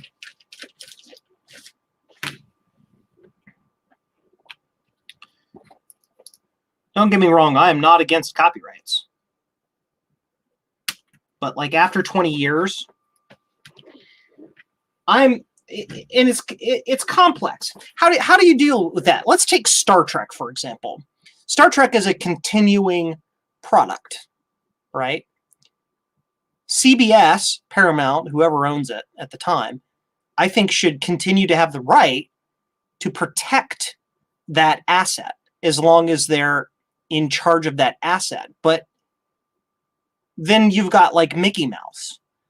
As long as they're continuing to produce Mickey Mouse products, Disney can just keep that copyright forever. So like, how do you manage that, right? There's a balance there. I don't know what it is.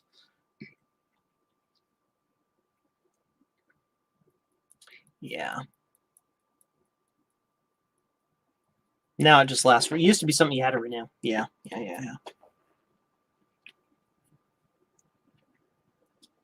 Yep, that looks good.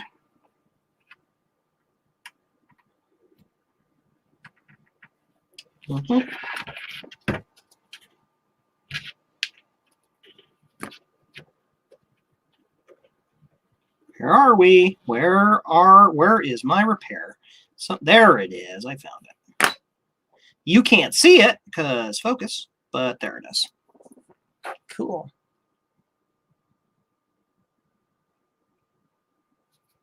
Well, apparently Sony felt hurt. Well, Sony are actually notorious for that. Absolutely notorious. There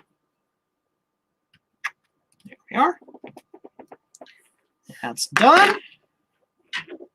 Got one more over here, I believe. Let's clean up some room for me to move this board. Here and there. Right there it is. Mm-hmm. Yep.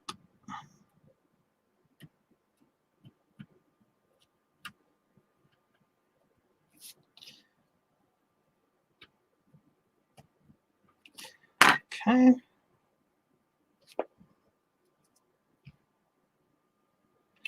Checking to make sure the via is good right here.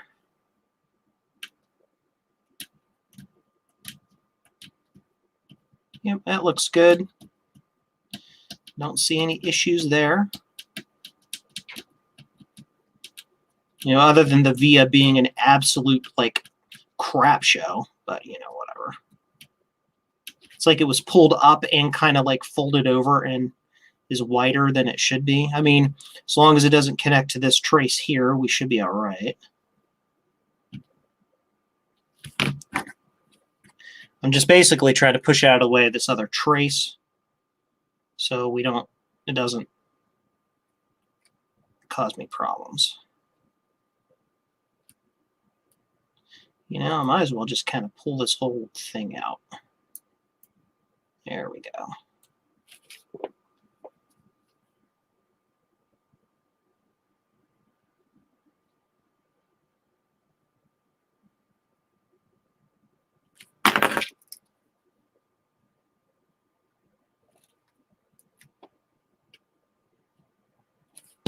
Just get all these little fluffy bits out of the way. I mean, this board material, look at it. It's just soft. It's soft and fluffy. It's the weirdest crap I've ever seen.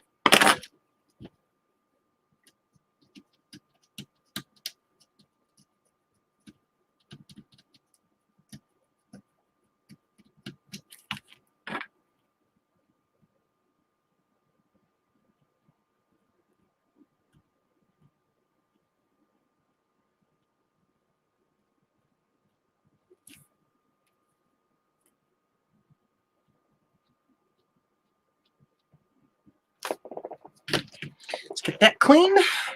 How long do I think keycap should sit in this jar? I've never done keys this way before. What's the strength of your hydrochloric? Key be gone. The stuff, your hydrogen peroxide. What's its strength? Is it the stuff I saw you post on Twitter earlier? It's the 40.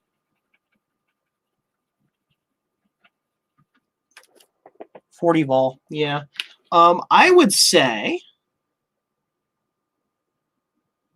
probably no more than about 8 hours without light. And then pull a couple out and check them for blooming. If the color looks good and you see no blooming, you're done, basically.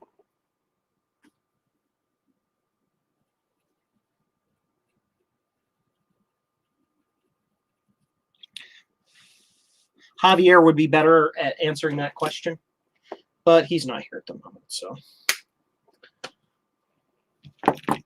My buddy Javier. Adam, have you ever, they don't look any different after 2 hours. Yeah, just leave them in there.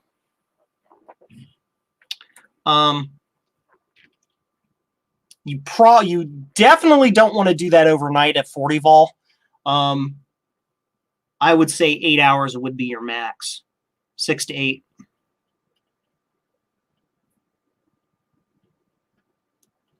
Question for you there, Adam. Have you ever been to Kansas Fest? If you were in person, when was the last one you were in person at? If you want to answer that question. I've met you in person. I have a feeling I may have asked you that question before. And if I did, I forgot it because I'm bad at that.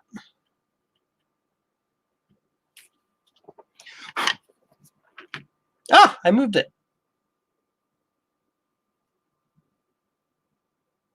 There you go.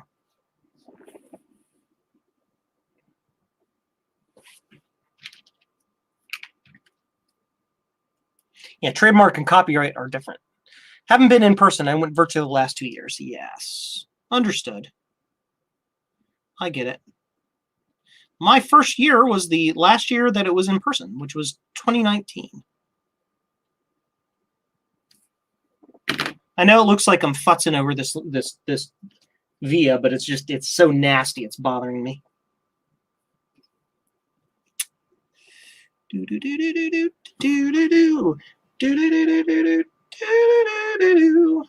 Oh, that'll definitely give me a copyright strike. That was an actual song.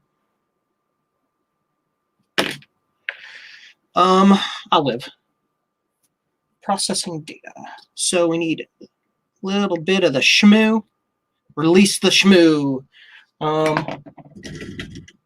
Clean the iron. Add a little, just a touch of solder. Need to solder that up. There we go.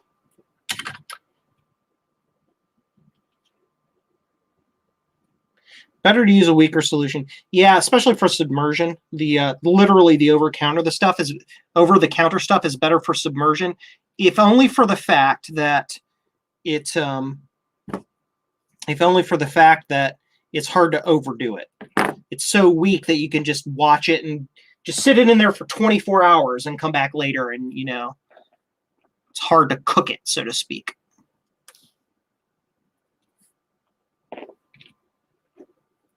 I know you can't really see this, but I'm just trying to get the wire bent correctly here.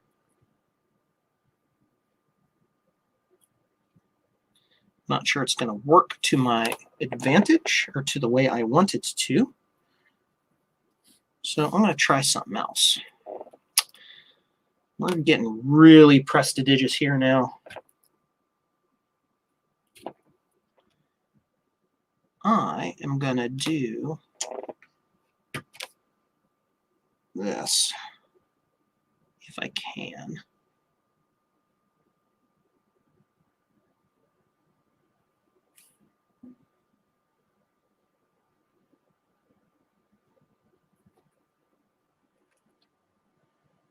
Ha ha ha ha, got it. Dear wire, screw you. Sincerely, Joe. Well, I'm going to use 2 tweezers for this. Oh, I get the double tweezer action. Watch this. This is going to be great. So we use these tweezers and hold it here. And then use the other tweezers to bend it. Like that. Neener, neener, neener. I am Joe. Watch me be awesome. Not really, but you know.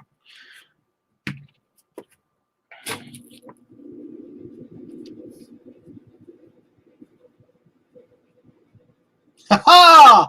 I'm like, look at me, be awesome, and then I screwed it up. All right. We got the wire bent correctly, which is what's important. We can just kind of hold it and move it. There we go.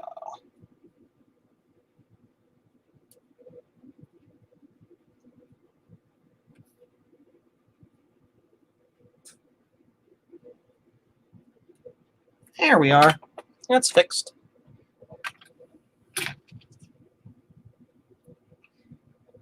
There you go. The fixed trace.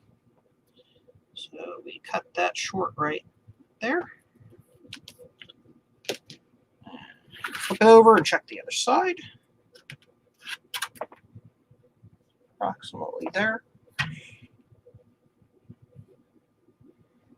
Stand by, I'm just looking for it underneath the scope here. Yeah, there we go. Found it, it's right there. Just make sure it's bent out of the way. Like that. Bent out of the way. Cool. These 2E keys are so brown they look like they were on the surface of the sun. Got it. Yeah, yeah. That can be a problem with severely yellowed stuff, Adam, is that it can retrobrite unevenly. And then focus. What happens then, because it retrobrites unevenly, you end up getting swirlies and what's called I used the term just like 6 minutes ago. Blooming. It's a term from chocolate making. It looks like bloomed chocolate, and you get the white swirlies on it. If you really want to just watch it. If you start to see swirlies or blooming, you're done. You're not ever going to make it any better than that.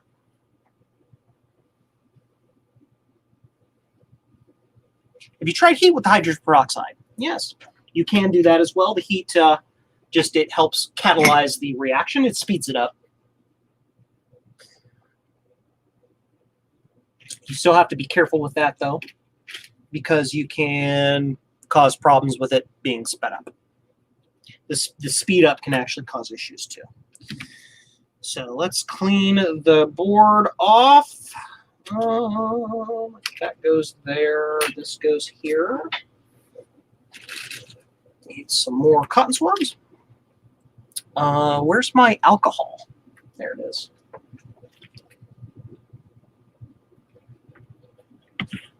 Just going to clean up some of this mess.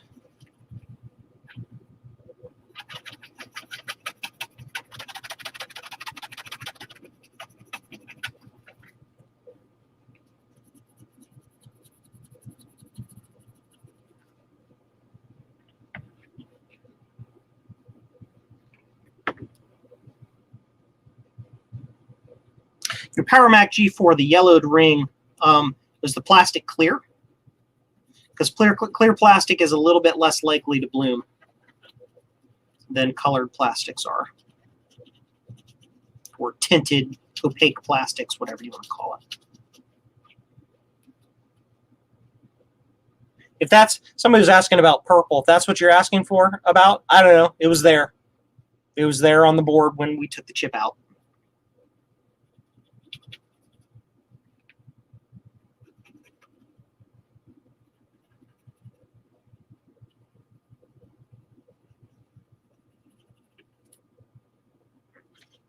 You get these areas nice and clean because we're going to be hitting it with the ultraviolet cured solder mask here in a moment.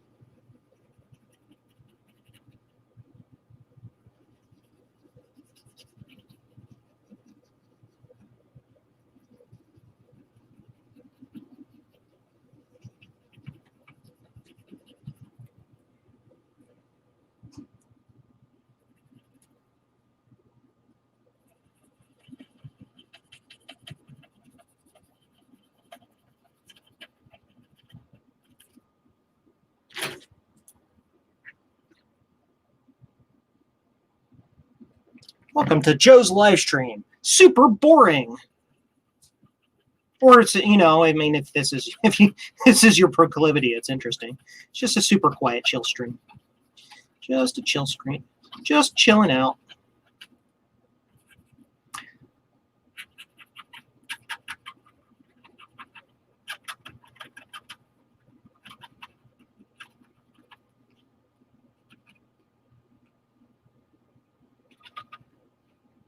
Okay.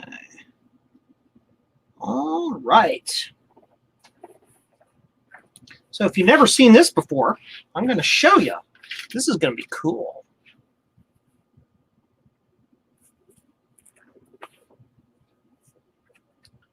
I'm going to move this camera back a little bit because we haven't been using it. I need a little more room to work. So we're going to be doing the ultraviolet solder. I need to find my tiniest paintbrush. One of these guys. It is this one. Itty bitty little paintbrush. And then I need to find my ultraviolet curing solder mask stuff. It's buried back here. I don't use it often. I have it, I just don't use it often. Stand by. Fish tank heater also helps this keep the solution moving. Yes, those are all true facts. Ultraviolet solder solder mask. Actually, I have one open. I'll use that one. Okay, so here's how I do this.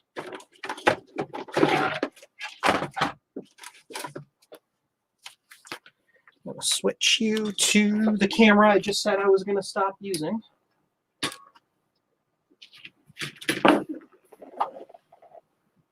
Front cam. Side cam, yeah. So I take a piece of paper, put it on the bench. Little piece of paper. Maybe fold it over so it doesn't leak through. Basically, I make myself a little boat or pallet to put this on. And so I put a little bit of this on there.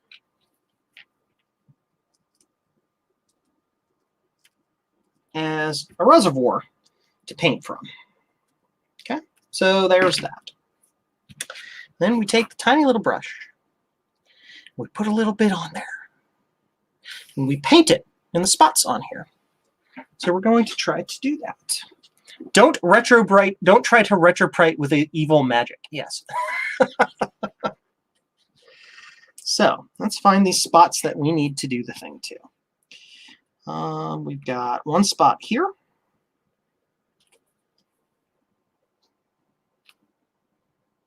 This really takes the tiniest little bit.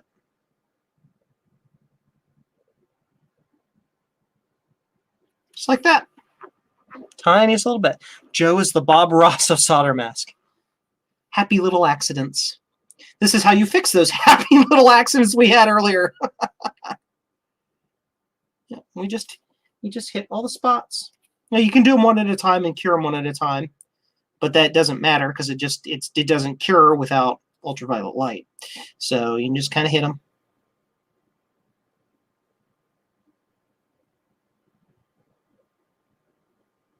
This helps protect it.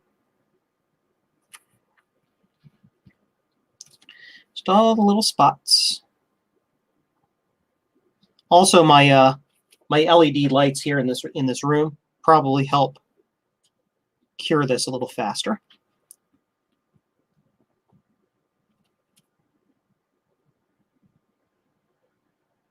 Don't have to worry about being too perfect about it.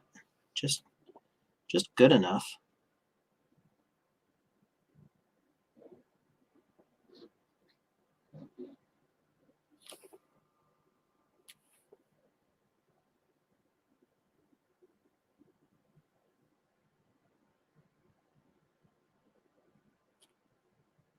Of course, we're also going to cover over this wire we put in here to replace the trace, and we're going to go over that pretty thick. Pretty thick. Don't want traces connecting to other traces where they shouldn't. We go to resolder the board.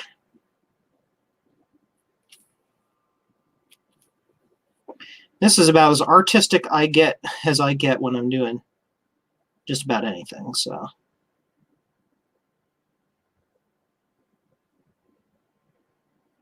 okay, on down, got a couple more spots. Go on down, got a couple more spots.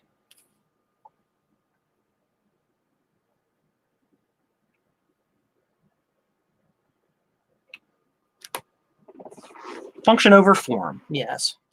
Unless you're building a Pumpkintosh, which form is important. Retrobite your Lisa. At least it can look nice while it sits there dead. When I saw you posted that about your the power supply failure you had in that, I kind of got sad.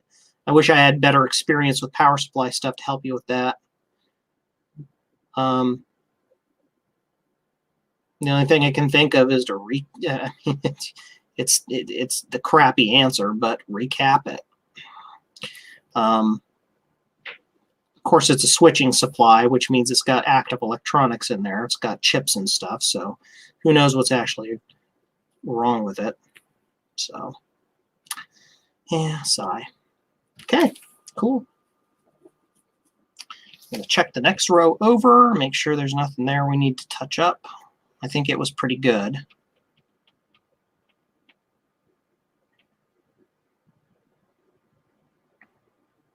I do see a little detritus here we need to grab.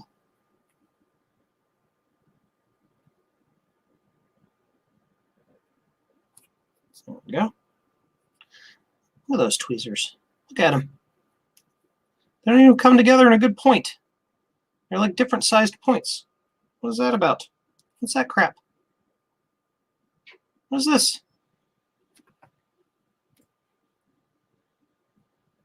They don't even come together in a point.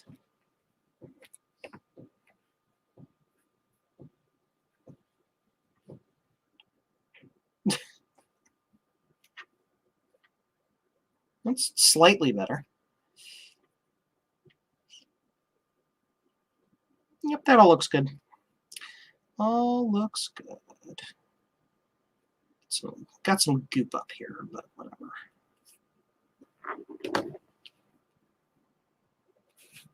Sure, there's nothing else I'm missing. Yeah, you know, I could do a little here, a little there,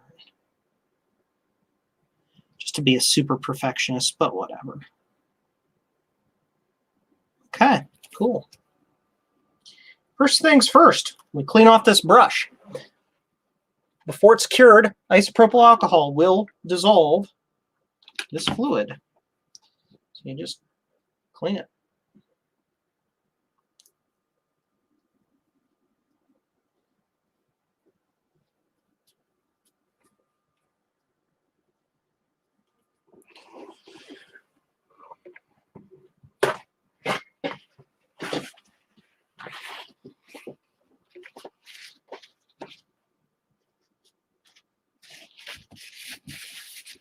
For all of its awesomeness, yeah, Adam and G, you're right. It's got all that extra stuff into it. All that extra. That's the thing with the Lisa, is like it was such a beautifully, like, how can we put it? Groundbreaking machine. But it was over-engineered. It was just way overdone. And then, you know, Steve and Burl Smith and Bill Atkinson and the whole Mac team comes in, and like 3 years later does the exact same thing for, you know, a quarter of the cost. And it's just like, okay. They eliminated everything that didn't need to be there. So I get to show you guys Joe's super cheap curing LED, or super cheap curing system. I had purchased some ultraviolet LEDs for some project, and I don't remember what it was. But here, can I get it in shot? I created a little board that has those LEDs on it. Yep. And it just has a USB connector on the end of it. Can you see it? Just switch so you can see it. This little thing. It's got some ultraviolet LEDs, USB connection on it. And all I got to do, plug it in. Here's my curing light.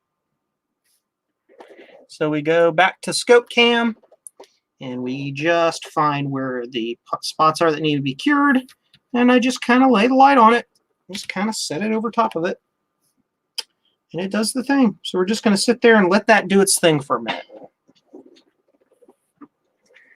Back to face cam for a while. Yeah. I'm going to chill out and chat for a while this curing happens. How y'all doing tonight? Y'all having a good night tonight? Hanging out this nice quiet Friday night? Super cold here in Ohio. Last time I checked, it was something like 19 degrees Fahrenheit. Might be colder by now.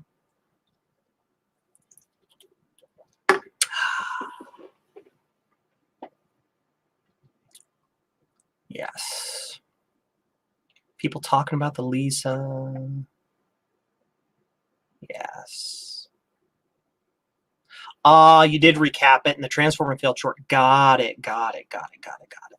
Why does the right third pin look different? Sinister Pisces, right third pin. What are you talking about?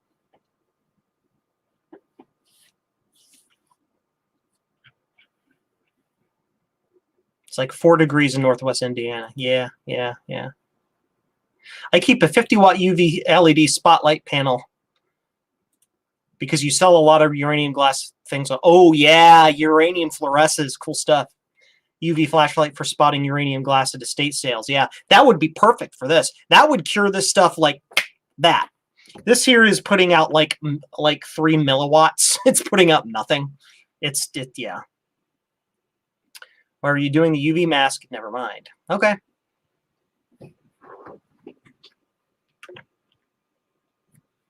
So basically, you just effectively, after you let it try to cure for a while, you poke at it with the stick and see if it moves. And if it moves, it means it's not done yet. And you just keep going.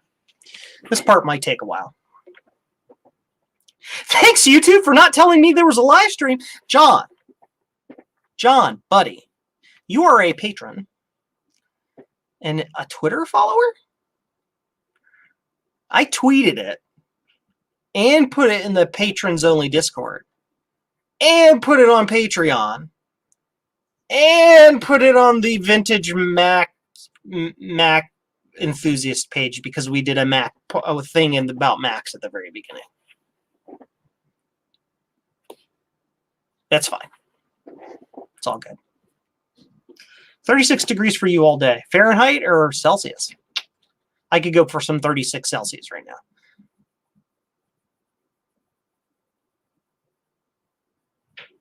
Oh, yeah, there you go. Lemon Herb. Yeah, Herb is up. He's up in the far reaches of the Netherlands of the netherworlds of Canada. Thomas Armstrong, is it fixed? We are curing the solder mask. Yes, that's what we're doing. One of the holes looked like it had a pin in it. You're paying right next to it. Yeah, that was probably one of the ones that I ran a tiny bit of wire through. Oh, you weren't blaming YouTube. You just got home. That's fine. That happens.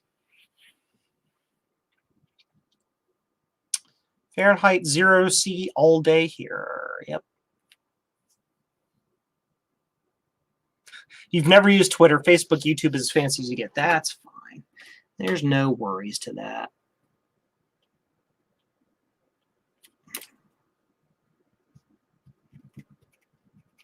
All right, that little portion's done. Time to do the next portion. Just got to get it over the paint. Right there. Can probably do a little magic with my helping hands gripper thingy to get it to stay exactly where I want it to stay. Yeah, there we go.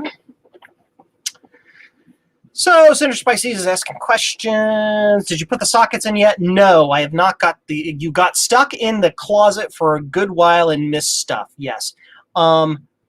Did I put the sockets in yet? No. I was doing some via and trace repair because when I took the original chips out, my tools... Yeah, we'll blame the tools. My tools failed me. And my brain. And my capability to remove chips without destroying things. So I had to do some repair to the board. It was all pre-socket. Yeah, exactly. All pre-socket repair. Repairs that weren't necessary until I touched the board. But that happens sometimes. It is a thing. This is why knowing how to repair those traces is important if you're going to replace your own chips. And that's why you watch streams like this, so you can see how I do it. And say, Bruce of Brankus Creations or Steve of Mac 84. who do a lot of that trace repair.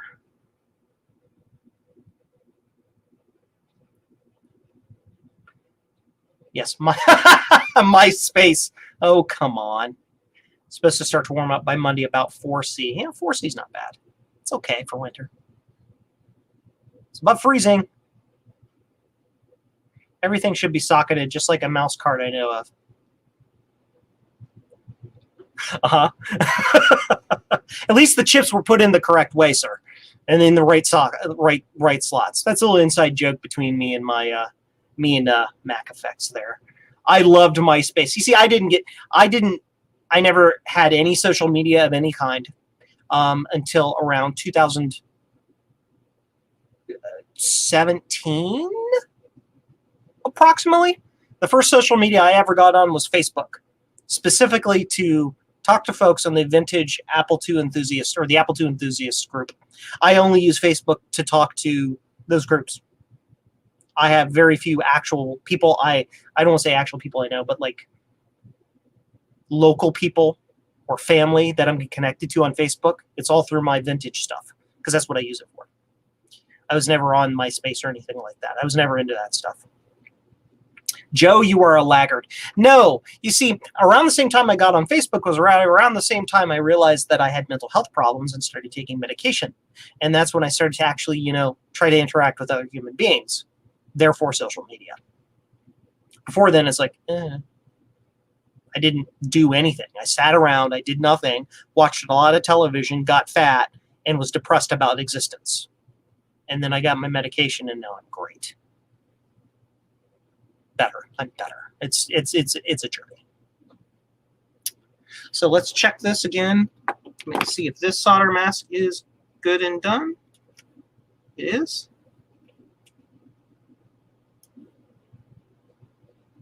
Yep. Okay, on to the next spot. Right there.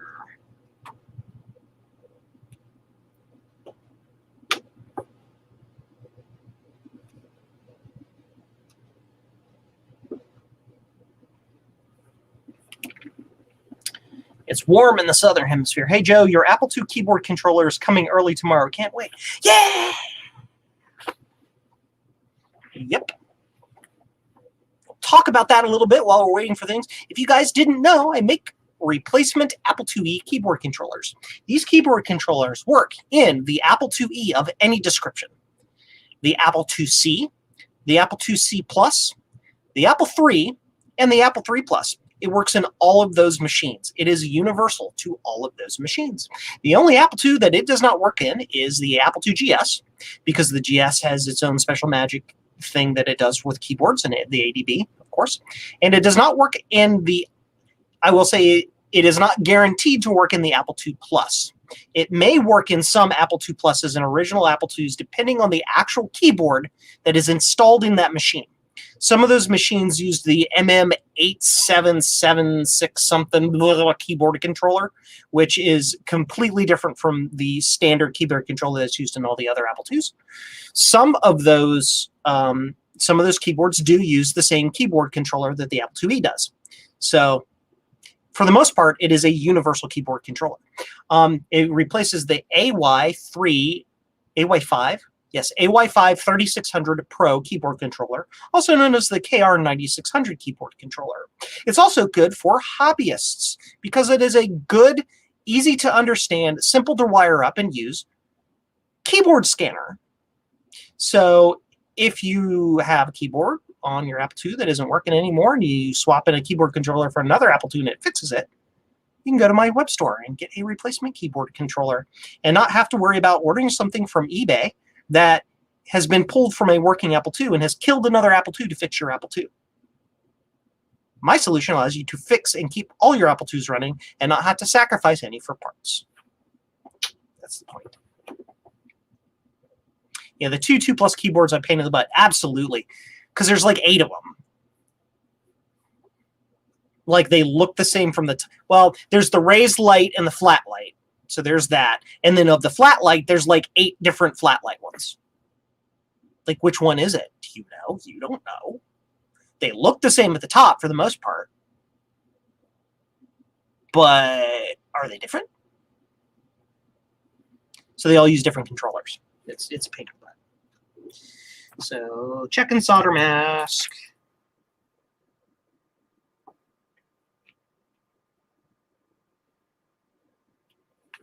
Solder mask is taking forever to cure here. It's bothering the crap out of me.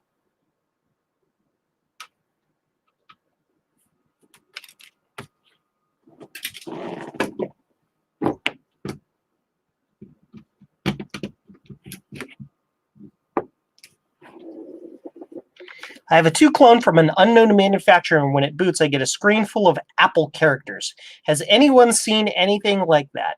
Yes! The most likely problem there is you got bad RAM. It's the fact that you're getting Apple characters, the fact that you're getting good characters on the screen indicates that the entire video generation side of the system is working just fine. You have to think of the Apple II as 2 physically separate things. There is the computer itself, which is a program code controlled system, and which is an actual computer, and then it sends a stream. It doesn't even send. It shares memory with this other thing on the side called the video controller. The video controller is not a computer at all. The video controller is a state machine that goes through a predefined, pre-wired logic loop. It doesn't compute anything, but it sits there and it reads memory and sequentially fires out pixels to the screen in order. That's all that does. Okay? So if you have characters on the screen, that means 80% of the machine is fine. It's the other 20% you have to worry about. And that's the 20% that's the digital side. And that's the easy stuff.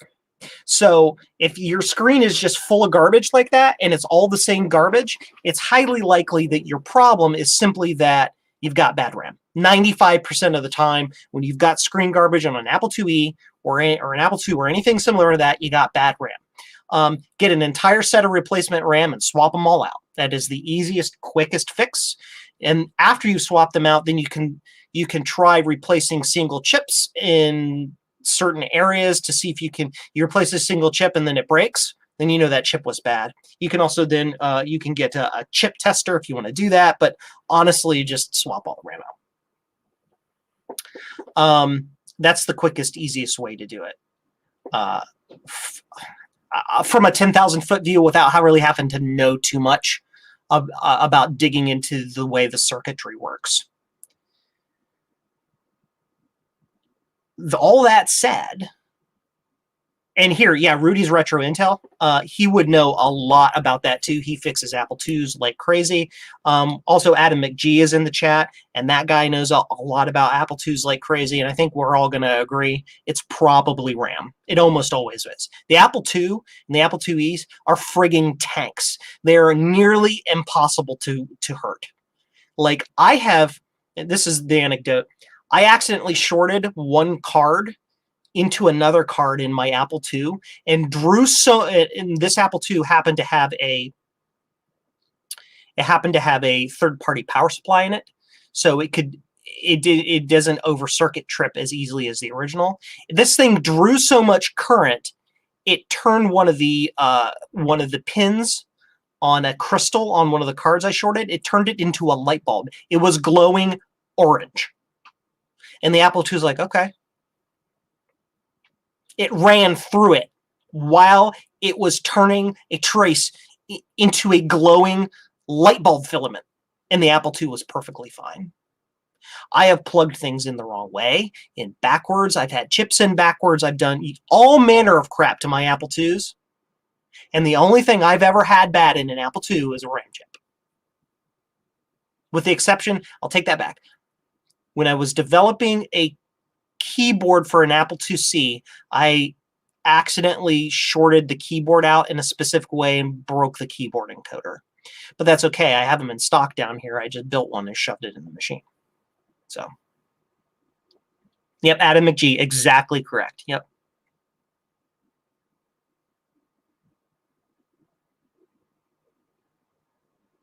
Yep.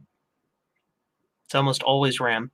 They're just, especially the Apple IIes, those things are so insanely straightforward. They're just, like this guy right here has been through so much. I accidentally, another anecdote here. $3 super sticker, thank you! Woot! Thank you. Oh, a Mac Effects, I didn't see your super sticker.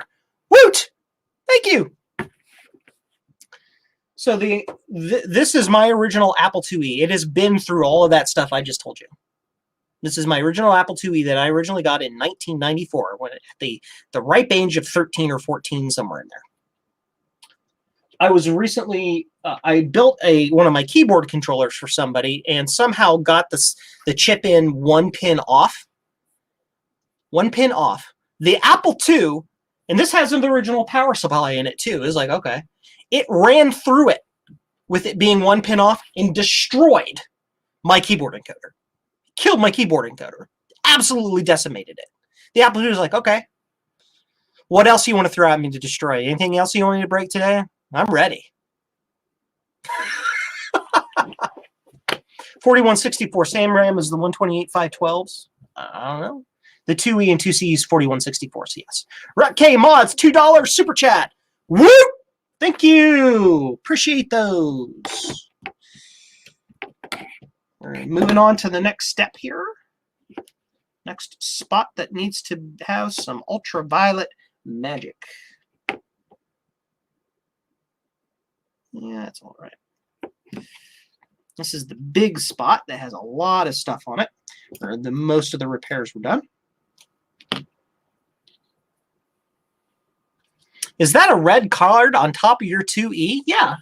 This is the logic board from the very beginning of the stream. That's this right here. That is a big mess of wires Raminator for this SE30. Now, if you were mentioning red cards, however, you were probably thinking of a red card you and I worked on. Let me see if I can find my green version of that, because I sent you your red one back.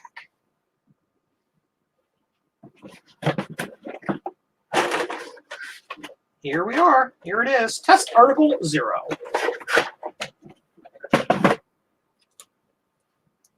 The Raminator. So, Mac Effects. If you know this wonderful gentleman, Mark, he loves to make red PCBs. It's his thing. I'm not a huge fan of red PCBs myself, but that's just me. I like green PCBs. I'm boring, but that's fine. But he was probably thinking, because he and I had worked on a little project. That's this. He was working on getting these shipped out to people here soon. This is a reproduction. If I can get it to focus, it never likes to focus. Right there, the bit mouse for Apple II. He and I worked on that together. He very graciously helped fund the process to make this project, and I did a lot of the engineering work, if you want to call it that.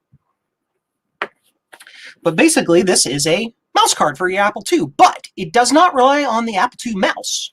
It uses a serial mouse, which are a dime a dozen. There are billions of them out there. Billions. Trillions? Billions. And they're much easier to get a hold of and cheaper than original Apple II mice. So with this card that we copied, and with a cheap over-the-counter anything regular PC serial mouse, you too can have mouse support in your Apple IIe. So that's what this is. And this right here, as you can see, TA0. This is Test Article 0. This is the very first one that I built. Test Articles 1 through 4 are in the box over here as a pair of PCBs. Yes, you're in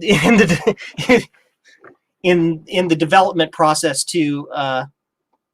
Mark and I had lots of issues with the frickin' it was the PAL chip. It was the program chips. The PAL chip, which does some custom logic for, I don't know what it does, and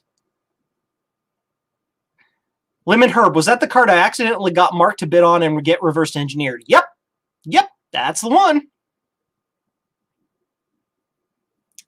But anyway, the biggest problem we had with developing with the card was, number one, the very first thing, the serial connector. The serial connector header that came with it was wired in a it was very proprietarily wired. So I converted that header to take a standard serial 9-pin serial connector. And then Mark ordered the serial connectors, and those were wired differently than standard. So I had to respin the board to match his connectors, so that he didn't lose his investment on those connectors he purchased, but that was no big deal. Then we had problems with the Zilog chips because the serial chip, somehow the wrong chips got ordered. I don't remember. I think I probably put the wrong chip number in the bill of materials. That one was my fault. But we figured that out and got the right chip. Then the PAL chip was a pain in the butt. That wasn't too hard. We had to send that to a special place to get the actual PAL. They actually had to like strip with acid. They had to strip the PAL and like low level read the PAL with a microscope and like convert the fuses to a JED file that we could burn. That was a thing. And then we get those PALs in, and apparently there's two versions of the PAL chip that you need to use. And I told Mark the wrong one. And so he buys all these PAL chips, and those are wrong. So we had to buy another set of PALs. Again, my error. I did all the reverse engineering work, but I did half of it wrong. So, whatever. I'm learning. And then we get the ROMs. And here's the big thing with the ROM. We order a huge batch of ROMs from China. No offense to China. That were the exact same part number that was in the original board, but they didn't work. They were either too fast or too slow. I'm not sure exactly, but it did all kinds of weird things with that ROM in it. So we had to order a completely different make and model of ROM chip. Binary compatible, but a completely different brand, and that fixed it. And so now we have working mouse cards. So if anybody's out there purchased one of these cards, or kickstarted his campaign, or however he did it, to support these cards, to support that project, and you're wondering where your card is, you can blame me for design issues. And then you can blame international shipping for taking so long. So anyway, it took forever. Will that be available in some shape or form or fashion, Hillbilly Vintage Hillbilly Shack? Yes! Mark Josatis, can you pop a link in the chat to where people can find out about that card on your placey stuffy places? And then I will like pop it. I will make it a thing. Is it a Kickstarter add-on? I'm not sure how people got those. All I did was design it, and I'm like, here you go, you can make it.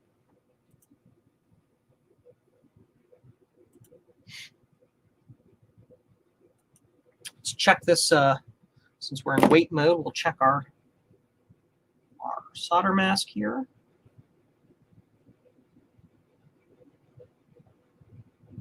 That bit's good. One last little bit to go.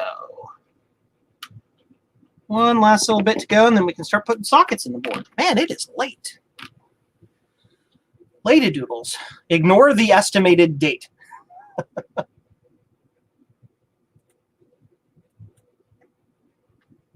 Top chat, live chat. You can tell there's a lot of little things. Apparently, stand by, Mr. Mac Effects. I'm going to make you a moderator. If you popped a link in the chat, pop the link in the chat again. Tim Cross, $5 super sticker. Woo! Thank you, Tim. Appreciate that.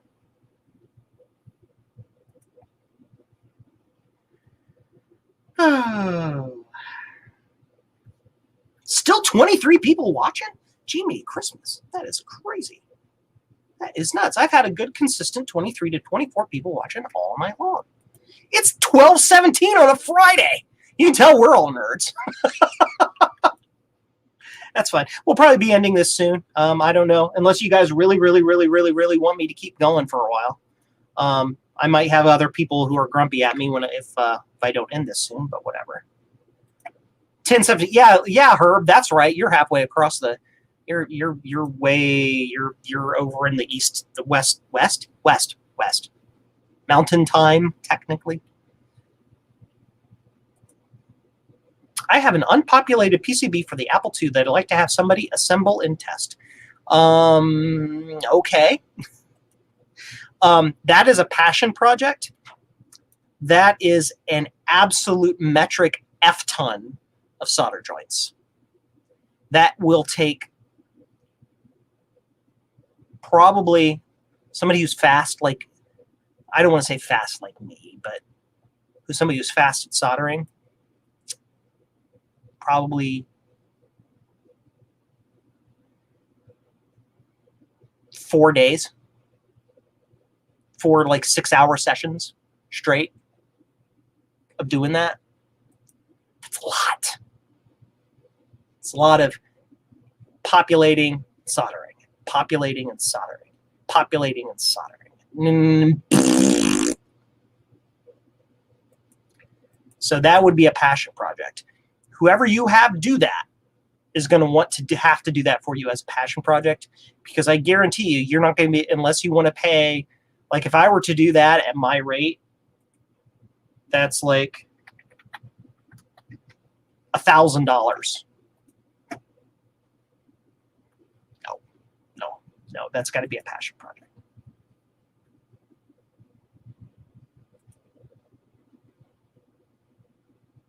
Need beta testers? Tim Cross, need beta testers for serial mouse on a 2E. Here's the cool thing, because I have the design. Like, if Mark will allow me to in the future, at some point, in theory, I can build those because I designed it. I have the capability to build those cards. But this is a project I did for MacFX. So I want MacFX to get all of the glory on that.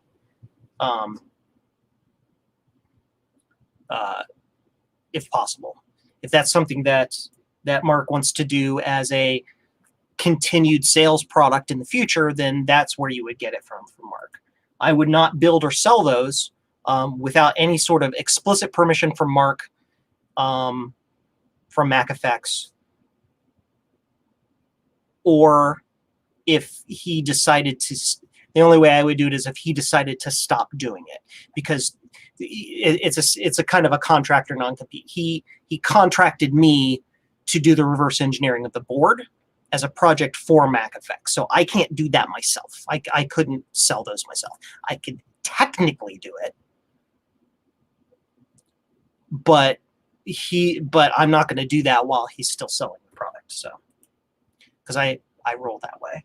There are lots of products out there too that I would love to be able to, that I could design in a weekend and do as well, but they already exist as products or similar products by other retro sellers.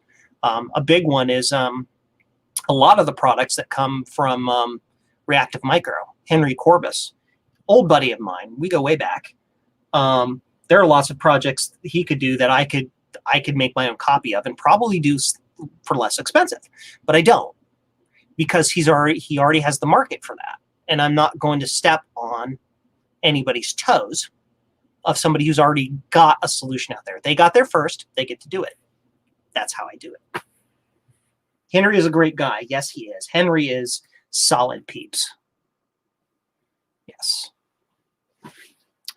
So we are done chatting here for a minute. Let's check this last little bit of solder mask. That is nice and solid. Let me look for any other solder mask I might have missed. Looks like I got it all. Check, make sure it's all solid.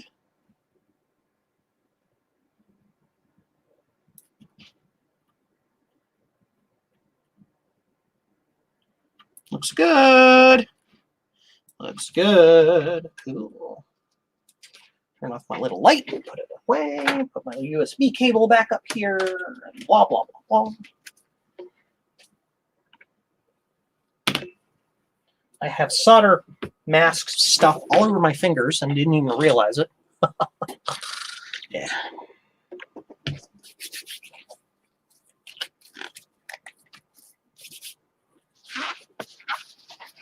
Okay.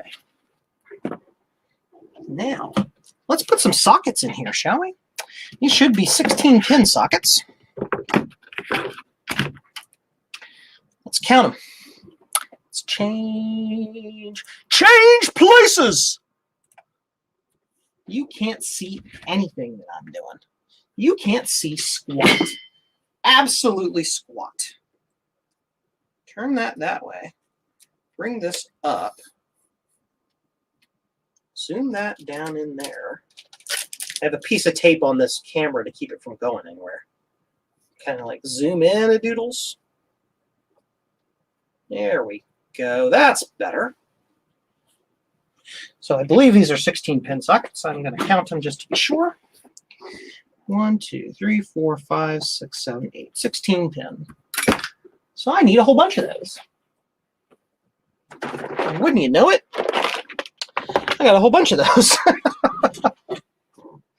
I try to keep everything in stock that I need. So I need 16-pin sockets. Those are here, right here. 1, 2, 3, 4, 5, 6, 7, 8, 9, 10, 11, 12, 13, 14, 15, 16. 16 sockets. Recount those. 1, 2, 3, 4, 5, 6, 7, 8, 9, 10, 11, 12, 13, 14, 15, 16, 17. How did I miscount that by that much? 1, 2, 3, 4, 5, 6, 7, 8, 9, 10, 11, 12, 13, 14, 15, 16. Okay. You see, me and math, we don't get along. I can't even count correctly. Whatever. Moving on.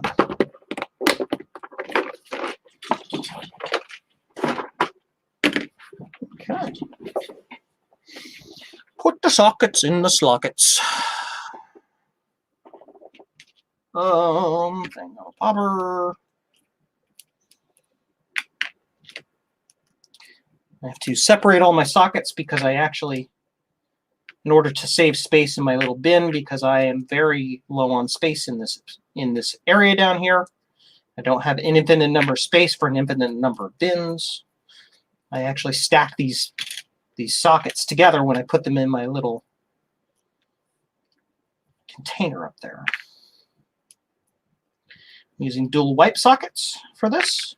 You can also use machine pin sockets. I think machine pin sockets are better for prototyping because they are a little bit more hardy and last longer. So you're putting stuff in and out and in and out and in and out a lot. Does a better job.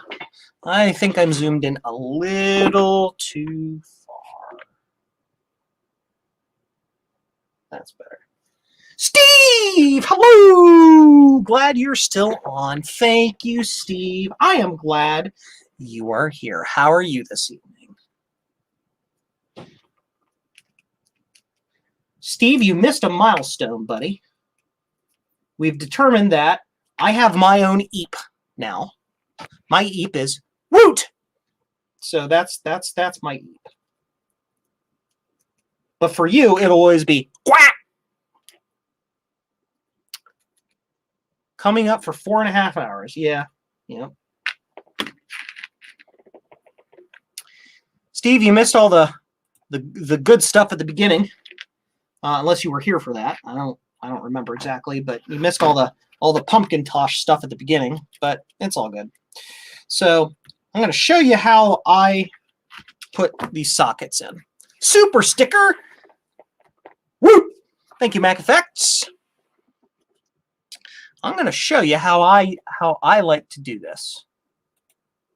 So, of course, we put the socket in, right? Okay. So I'm going to flip this over. Now, need to get this in view so you can see what I'm doing. in view so you can see what I'm doing. Cool. There we go. So that's our socket pin, right? And so this right here, this little thing, this is the end. This little brown thing. K Mods, 99-cent super sticker. Woo! Thank you. This is the end of a cotton swab. It is a wooden stick cotton swab. And what these are perfect for are for bending over the corner leads of a socket. You just whoop, dig it in there and bend it over. And you do that on our four corners, or at least two of the corners, and that allows the socket to stay in place. The socket will stay there. So you can put one on, flip the board over, bend it in place, flip the board back, and you can populate all the sockets all at once. All in one run, right? So that's what we're gonna do. Doink, doink, doink, doink. All right. And now we repeat that 32 times. 16 times? 16 times. 18 times!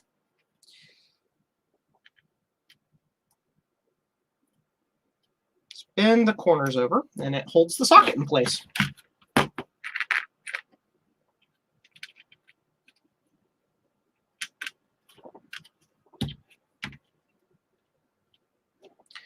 Oh gosh, I forgot where I am now. I'm here.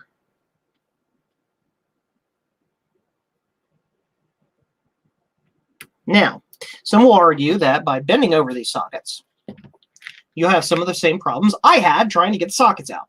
And that is getting the chips out, where some of the corner ones are bent over. And technically speaking, yes, you would be correct in that. But you can, when you bend all four corners over, you can solder all the pins in the middle, or at least a couple of the pins, to then hold the actual socket in place. You can then bend those pins back up.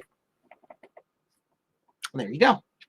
You are only using them to hold them in. You don't solder those pins. You solder the pins next to them, then bend them up. Then you can solder them in. See? Method to madness. Keep in mind as well that dual wipe sockets are the easiest to do this with because they have flimsy little pins. Machine pin sockets, one, they're super thick pins, and two, if you try to bend them, they have a habit of just like snapping in half. So don't even try it on machine pin ones. You have to do it the old-fashioned tape them or blue tack them in place or something like that. So yeah.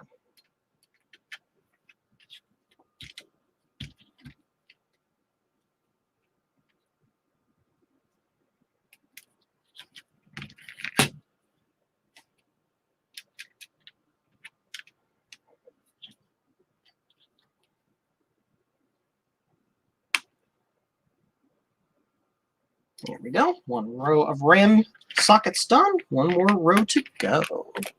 Pumpkin! Yeah! Absolutely, man. That Pumpkintosh, I tell you what, it is beautiful. If anybody has any comments of talking about the Pumpkintosh again, if anybody has any ideas of a way I can get an actual, like, jack-o'-lantern face on that thing for next Halloween, that would be cool. Because then that thing would go straight in the front window of my living room there. I have a nice big front window that faces the street, so it'd be perfect for that.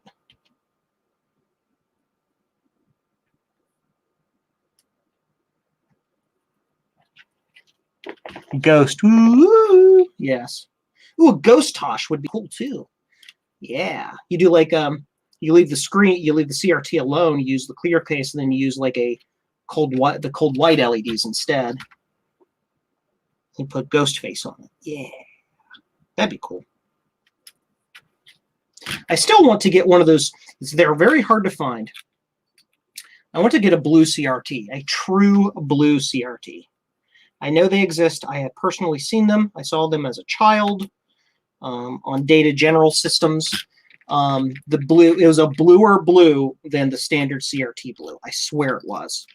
In the standard black and white, technically the black and white CRT is a light blue color, but there are CRTs that are bluer than that. I know they exist. and I would love to have one for a clear case. And oh my gosh, make it like a blueberry tosh or something like that. Oh my, ugh. Ah! Blue is my favorite color. That would be epic. Epic! This capacitor is in my way. I need to move it over a little bit.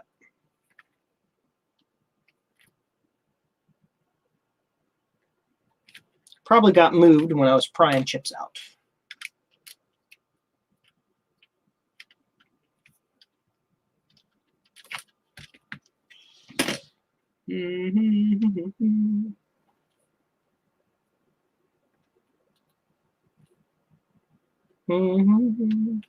Okay. Almost done with populating the sockets.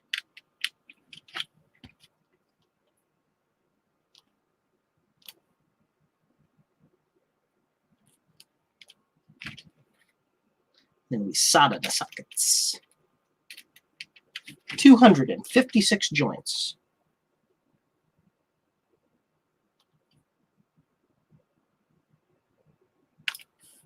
There we are. They're all in. They're all in the correct direction.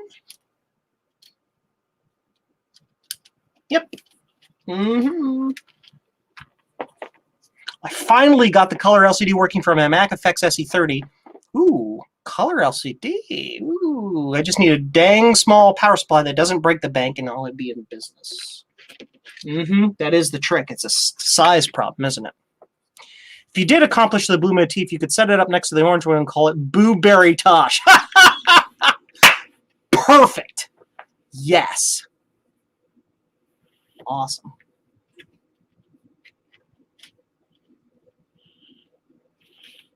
Joe, if you find one, I will donate a blue case for you. The challenge is on, buddy. You'd be surprised how much work people will do to get something for no dollars.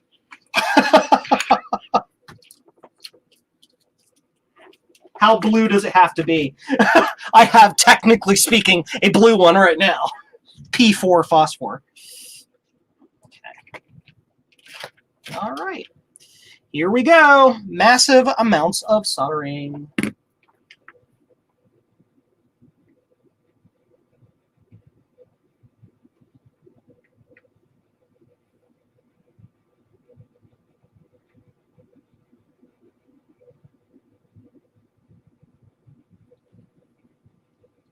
I'll show you what you can do here with this fold-over pin trick.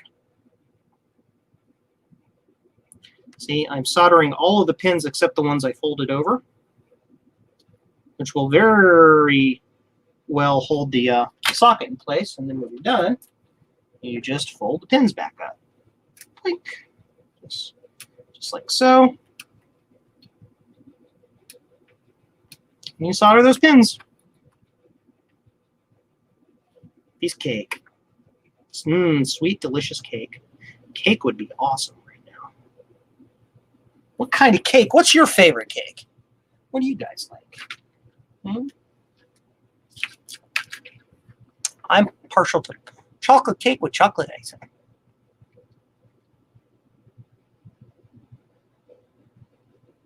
Meanwhile, yep.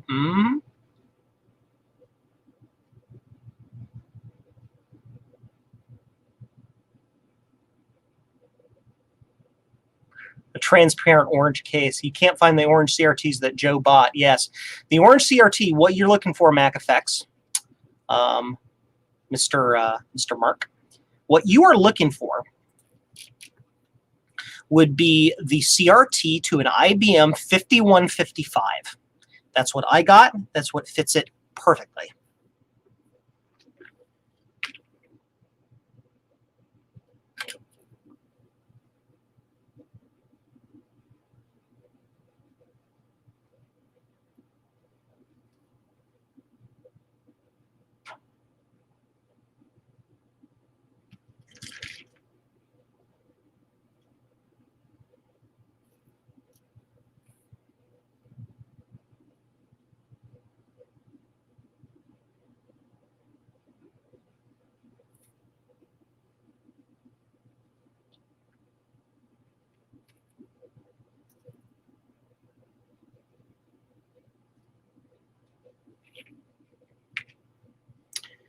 And pin and pin and pin and pin.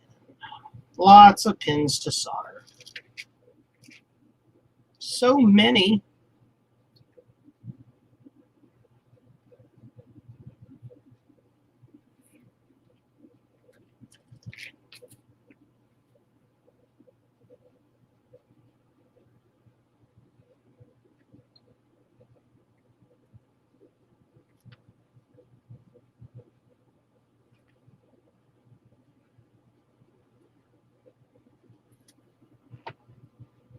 I use a 12. Are you? Oh, got questions. Are you a regular or unleaded solder guy? I'm a regular solder guy because it works. It works well, and it just frickin' works. Smoke, yes, yes, yes. Understood, Steve. I get that.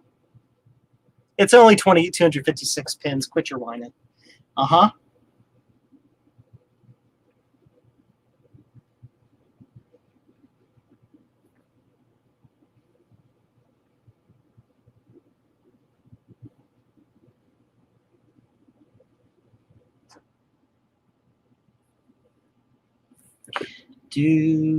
I can't sing that on stream. It's about to do my doobie doobie doo thing. I can't do that on stream. That's copyrighted on like 10 ways to Sunday. Okay, this is the one with the missing pad. Make sure we get the solder down into the via hole, so there's no pad to attach to there.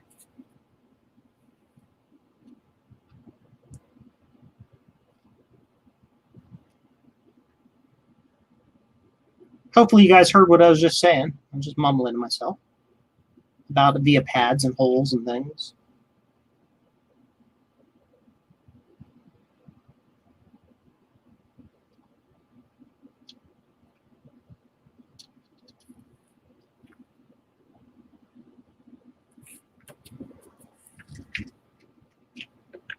Never had good results with unleaded solder. Yeah, unleaded solder it has problems sticking, especially when you're using it with older vias and stuff that was designed to take that solder. Although they've made lots of strides in the lead-free stuff lately. The so-called silver solders. There are some that do a pretty good job. They usually require higher heat, which can be bad for these older.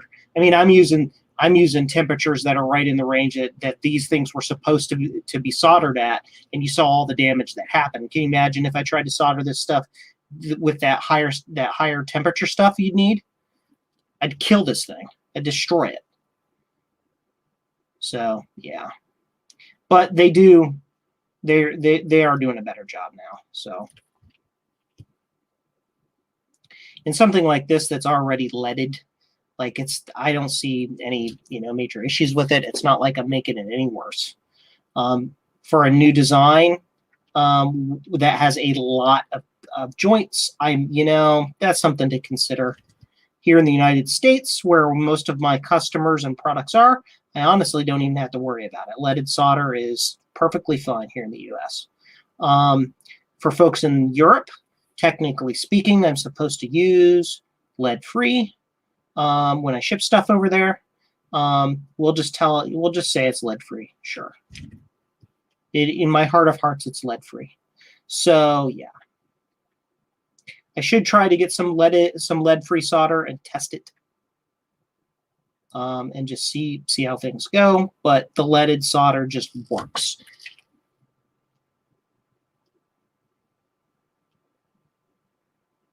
And the risks to the environment are primarily when this thing makes it into the ground and it leaches into soils, because lead's bad for you.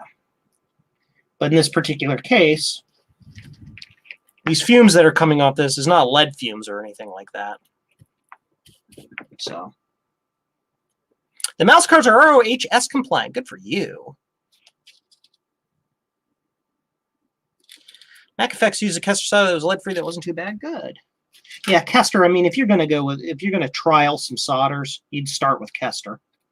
They basically, Kester and solder are like WD-40 and WD-40. They're they're synonymous. So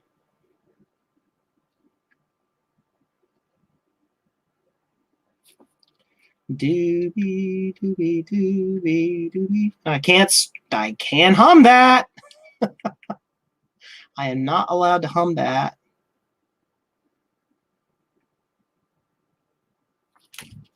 Welcome to the United States of YouTube, where freedom of speech is not guaranteed.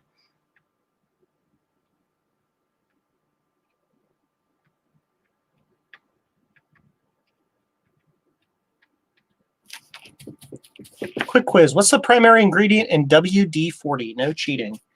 Ooh.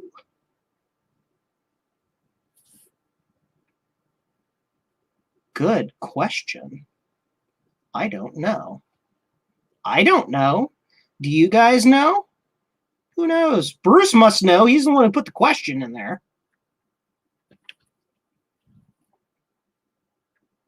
Bruce, I know you're on the other end of the planet. And for you, it's the future.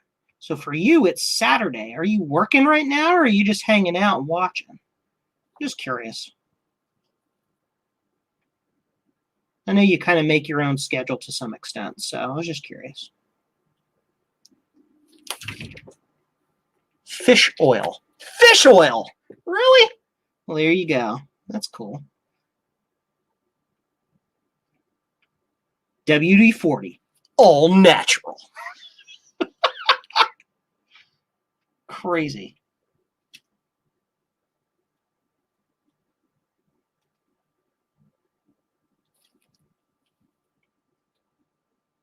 Through-hole components, where most of the time a microscope is not required.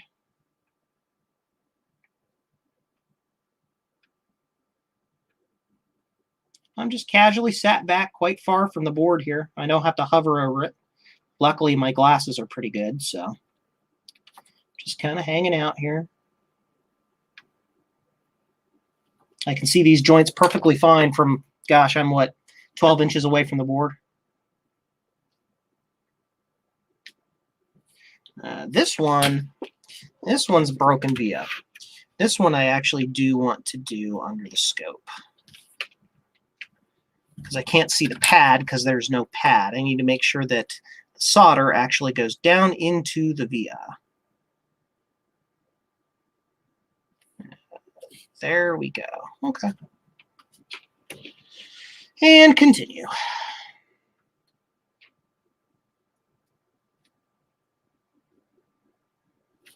I do have to say, though, that you can get a lot cleaner solder joints soldering under a scope, because you can tell when you're right at the right spot that you need to stop adding more solder. When you do it away from the board like this, you have a tendency to over-add.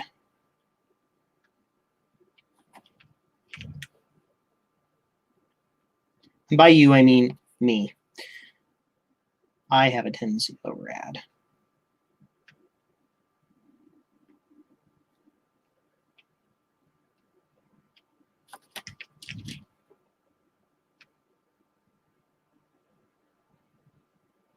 I'll take a little short arm break. Oh no, fish oil is not actually true. Oh no! That's okay. Yep. I once heard that WD-40 meant water displacement number 40. That is correct. Mac84 asks, what board is this? I arrived late. And it's actually funny you say that, because I have a little banner for that that I forgot to put up. We're fixing an Atari 130XE. This was sent to me by a client that I had recently fixed an Apple IIc board for. that had the same brand of MT branded RAM chips in. And that Apple IIc was a decrepit mess. It was awful. Every single chip in it was toast. Well, 13 out of the 16 chips were toast. Literally 13 out of the 16 chips were bad. They were failing as I was testing it. I got bad chips figured out and replaced, and then other chips went bad. They like shorted hard and like went thermonuclear. It was great.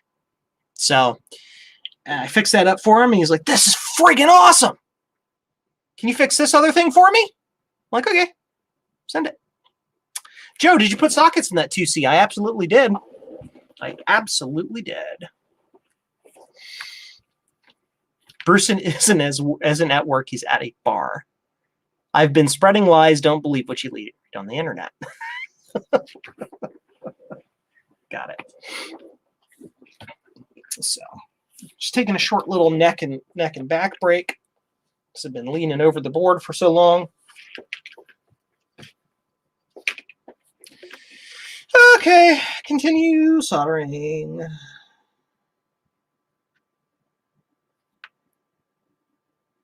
apologize if anybody's put questions in the chat and I haven't seen them. I've been focused on working on this. You guys are so active in the chat as well, talking back and forth, that if people are asking me questions, they just roll right on by.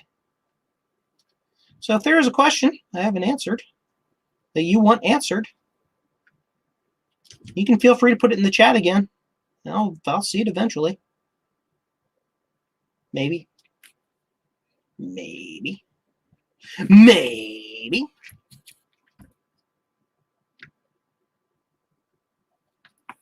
For those of you out there who solderers and tinkerers like me, what is your favorite way to keep your soldering iron tip clean while you're working? How do you do it? Do you use the pot of flux? Pot of rosin, or whatever it's called? Do you use a wet sponge? Or do you use the metal wool feature? The copper or brass wool? What do you use? Let me know. I'll withhold my answer. You can probably see it on screen.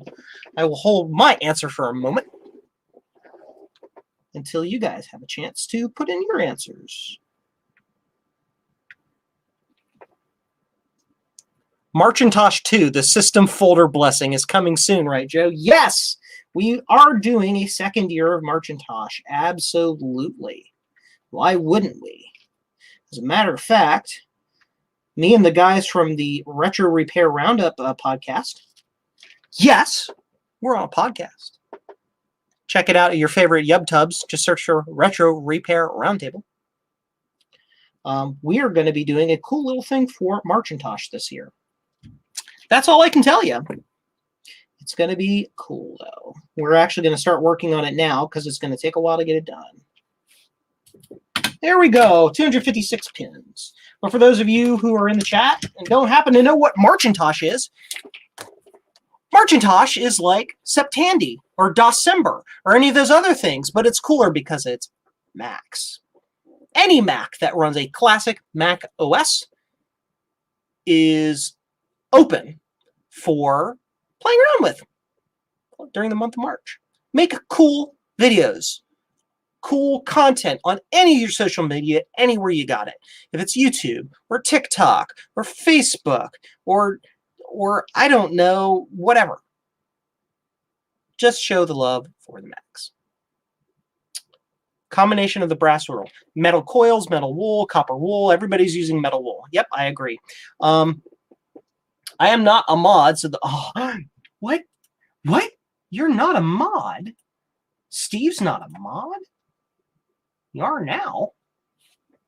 Metal wool. Yeah, that seems to be everybody. MySpace. Nerd. Yeah, I use the metal wool too. I used to use sponges, but the metal wool is faster because you can just go, boop, you just dunk it in there and it gets the gunk off the iron.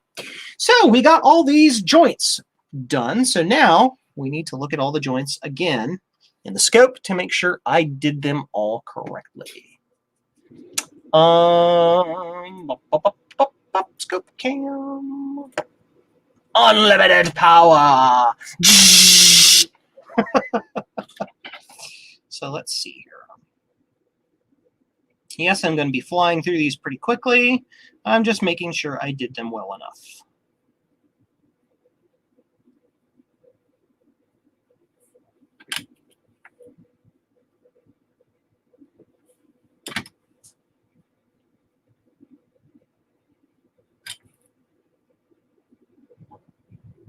Just reflowing anyone that doesn't quite look right. If this is one of the ones that's got that's missing the pad, just has the via hole. There we go. That looks better. This has way too much solder on it.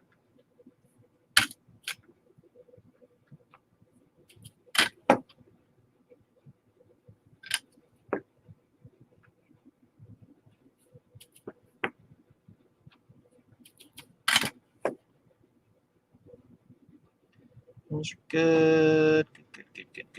Good. This one's a little floppy. Better. Ooh, yeah, that one's yucky. Yucky! Look at that one. There we go.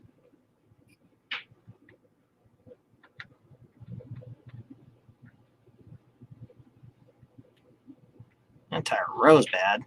This one doesn't have enough on it. That one's not melted correctly. Must have been going too fast along this row. This whole thing's this entire row's bad.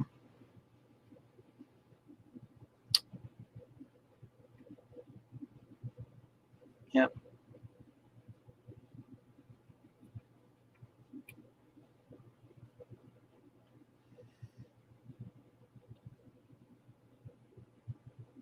Oh, that one. Uh-huh. Yep, that one's really bad.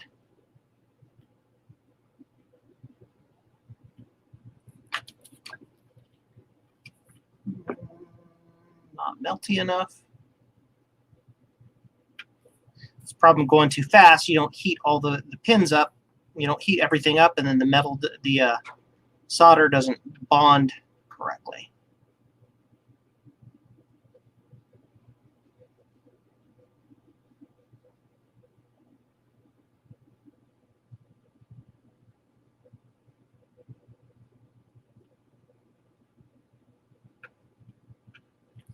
And you get what's called a cold solder joint. Cold solder joint is when you literally don't get the joint hot enough. Like all of these. These are all bad. These are all awful. Windex and IPA is a secret. Time for your special secret flux cleaning herbs and spices. You used Flux, Pumpkintosh.com. Yeah.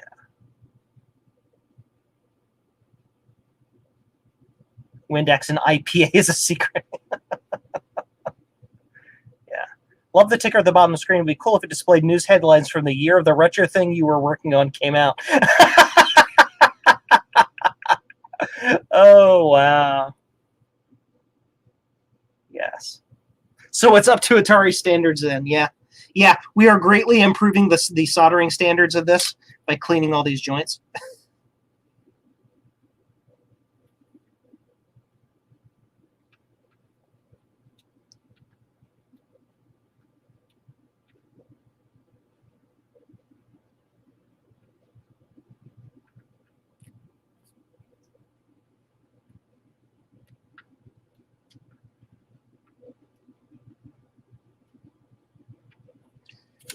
Always double check your work.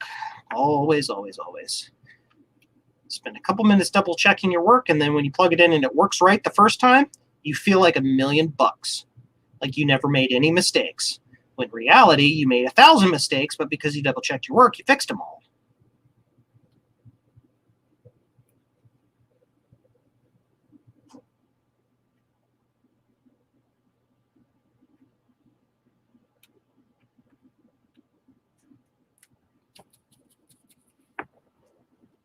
You missed GeoCities. Yeah. Gotta let Joe in on this, especially since it's his stream. Apparently I'm missing something. That's fine. It should say under construction.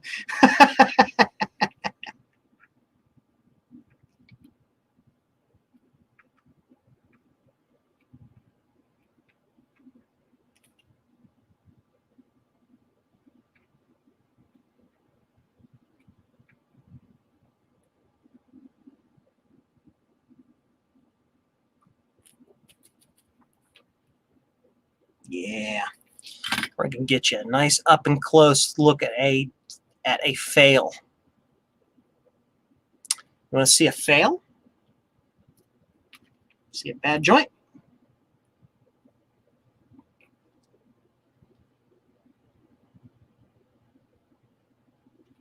That is a cold solder joint. That's because the solder got hot enough, but the pin didn't. So the solder didn't wick onto the pin. It looks like, how can we say? It looks like a nipple. Yep, it's not supposed to look that way. That's not how it's supposed to look. Nope. No, sirree. That's bad times.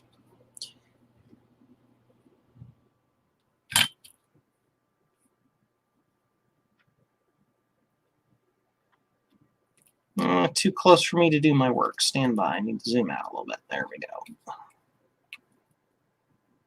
There we are. Not enough solder on that joint.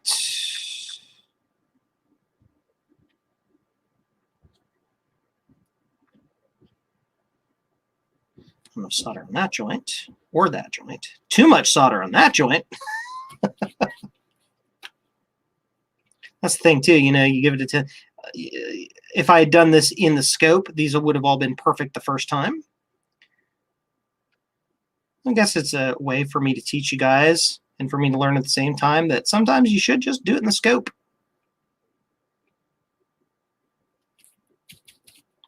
Because these joints looked awful. Awful! Absolutely atrocious.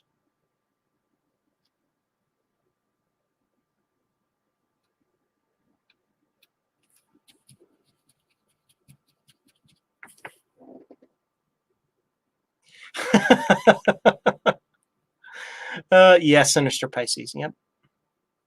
April 2 forever. I like that one. Yes. A month for Apple II videos. Yes. It could just be April, but the L is like I is like LLE or something like that. It's just kind of stylized. Or April 2.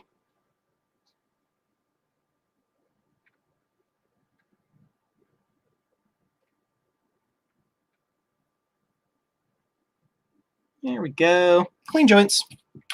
All clean.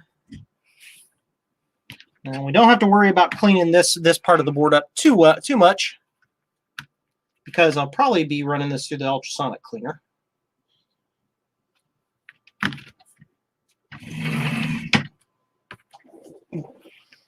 I'm liking this.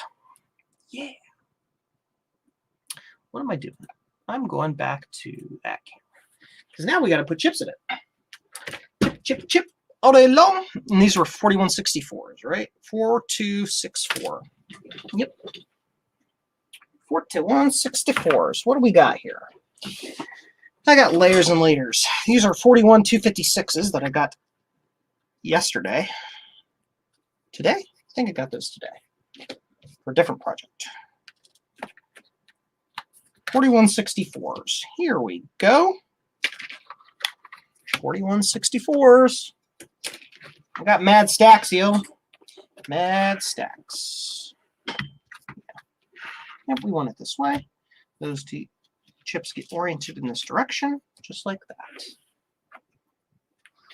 Get my pin straightener in case I need it. Not sure if I straightened these pins before I put it in or not. I did not.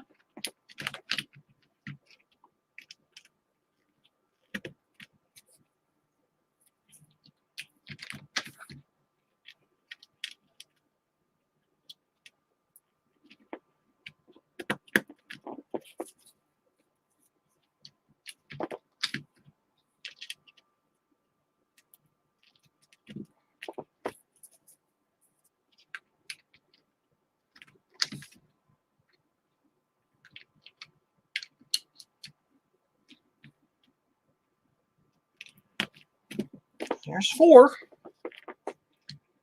Maple 2, copyright trademark Adam McG. Yep.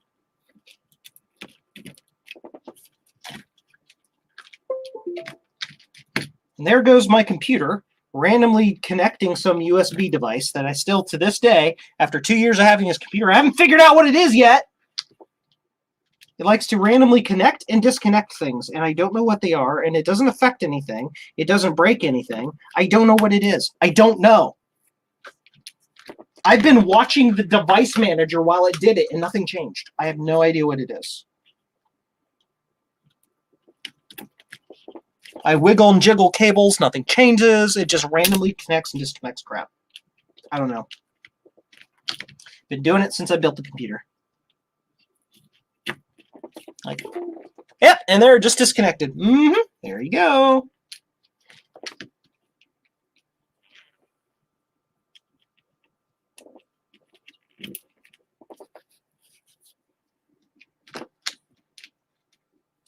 These are KCR 4164Bs -12. 120 milliseconds or nanoseconds. The ones that were in them were 15, so these should be perfectly fine.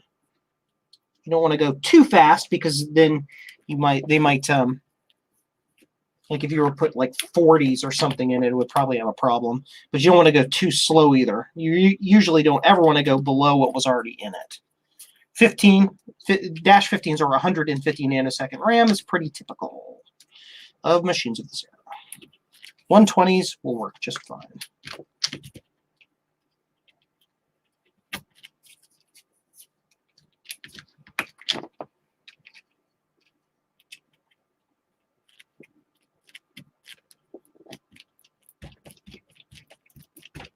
There you go. All the RAM that's fit to socket.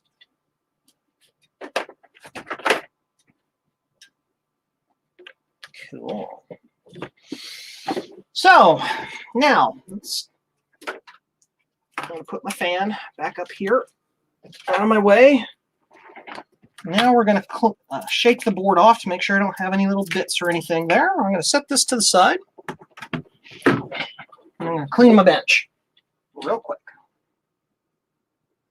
Do a little bench cleaning. Get all these metal bits out of the way. Get the solder out of the way. Put the tools away. Not too far away, mind you. We haven't tested the thing yet. We're not 100% sure if we're fixed. I'm pretty sure it's fixed. I'm pretty good at what I'm doing. But I do make mistakes. I am human, after all. Metal bits here we definitely want to get out of the way because we're going to test this on the bench as a bare board. And we don't want anything under the machine here that's going to cause us problems.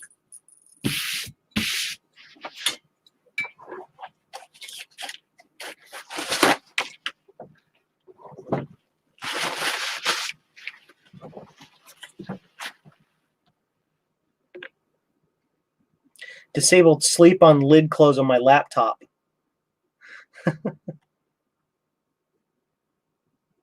See you, Rudy, again.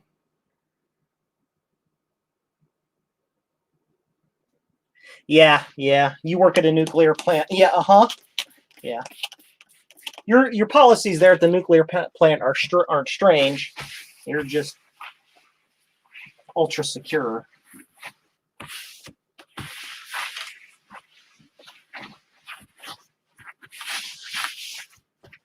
Got little pieces of solder balls and stuff stuck on there that we don't want on the bench. I'm being ultra paranoid. Trust me. Okay. Because I'm actually going to put this board on something isolating. I could just put it back in the chassis, I suppose. That's nice and isolating.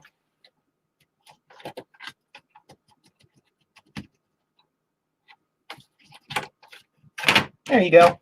That works. So move this forward there so we can see it. I no longer need this on. Okay, so we need video and power, right? Right. Why is my scale in the way? Go over here. Go in there. Power. Power. Power switch is off.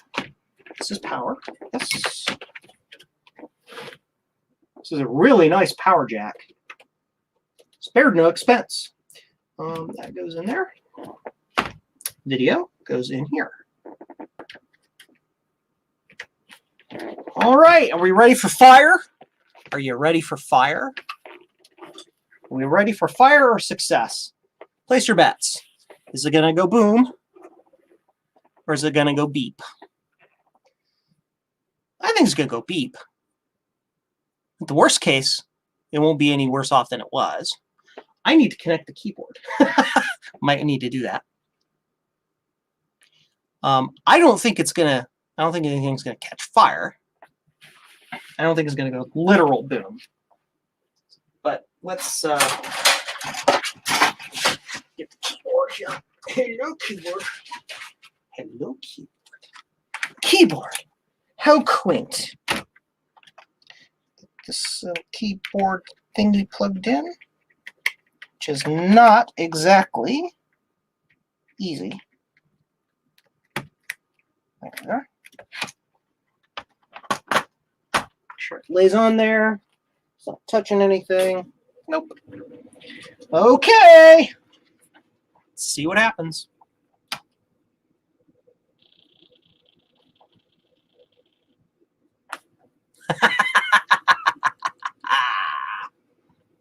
It turns on.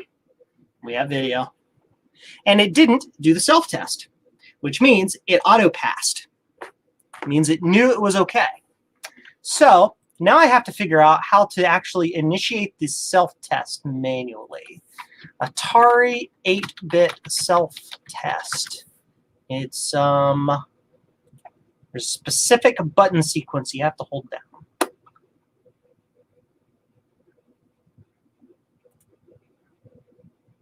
Memory test. Press and hold the option key as the computer is turned on. Okay. Option. Press and hold option. Turn it on.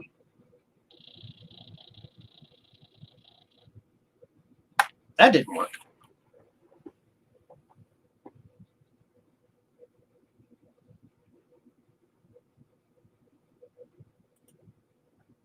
Thank you for the well dones. Woot!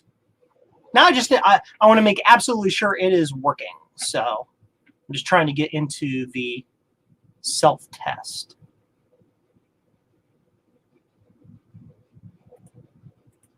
Joe, this is better than the Color Classic. It's an easier to diagnose process. I didn't diagnose anything. I turned it on. It told me the RAM was bad, and I replaced the RAM. There was no diagnostics. I just did what the computer told me to do.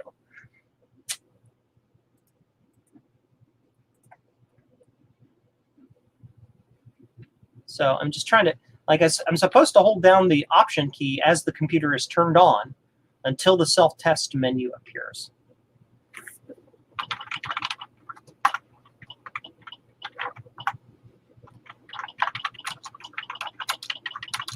Keyboard works.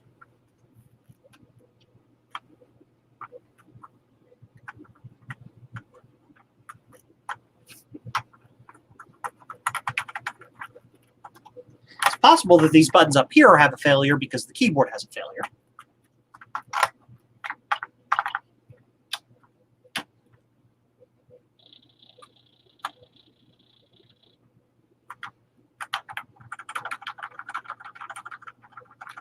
You know, that's a possibility. Yeah. Not quite sure how to test that exactly, but we can try the help key at boot.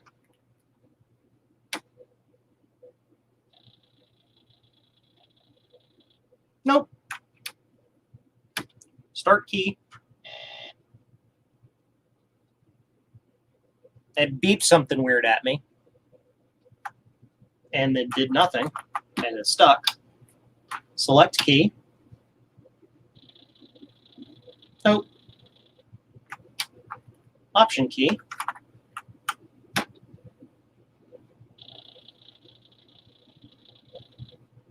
There we go. I didn't hold it long enough or something. Memory. Return. Nope. Start.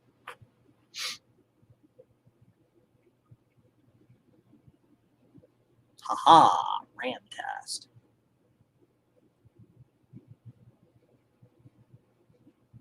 Get to watch that go. And if this turns out all green, we are good. Evil ribbon cable. Yeah, probably. Sweet. Deliciousness. Sweet deliciousness.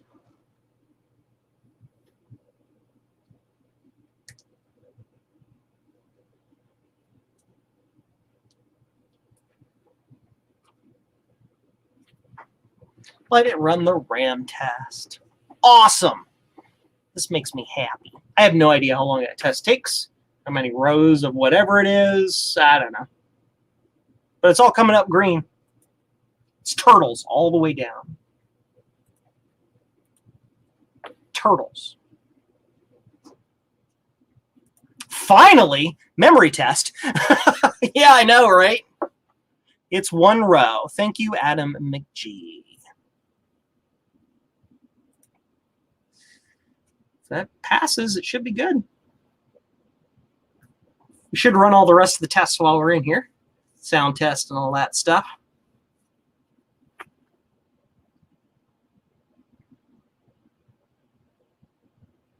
Are you sure it's only one row, or does it just keep going? Because it went to row 2. Keep in mind this is a 130, so it's got twice as much RAM as some of the other ones. Red K Mods, $5 super chat. Thank you. I'm off to bed, Joe. It's been a great 5-hour stream. Well, thank you for hanging out this entire time, and you have a good night's sleep. Woo!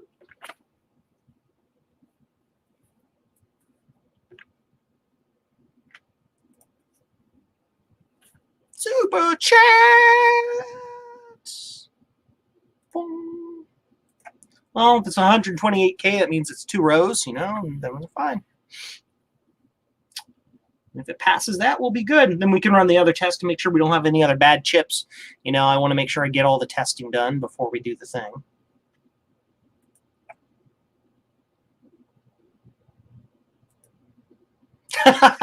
I've been in bed for over an hour, but this is too suspenseful, yes.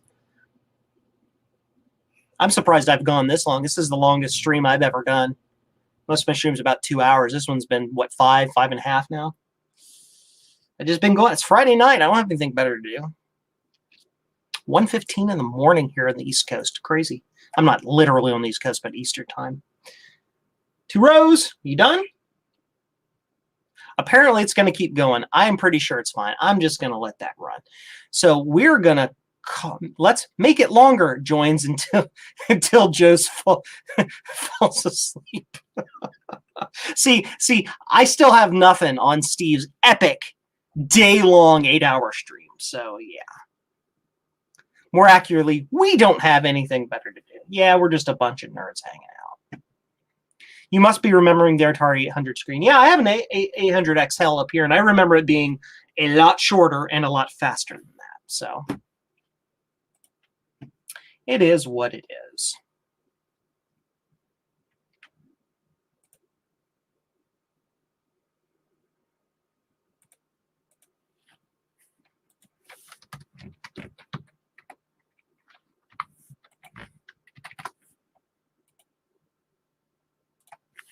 Aha, there you go.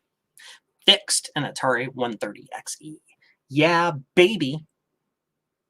I even had this one set up for the thing, and I forgot to use it, so. Me being all prepared and, like, failing to actually be prepared. Is it 3 rows? Is it 4 rows? I don't freaking know. Does it go forever? Atari 130 XE RAM test.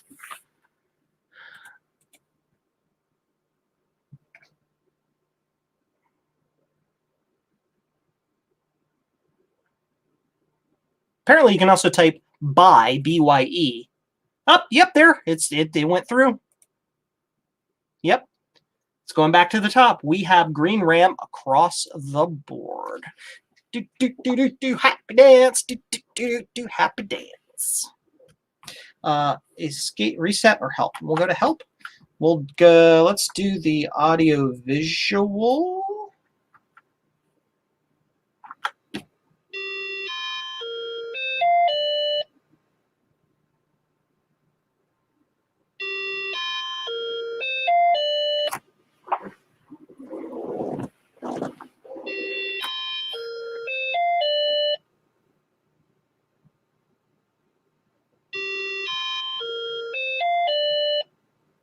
Yep, sound's working.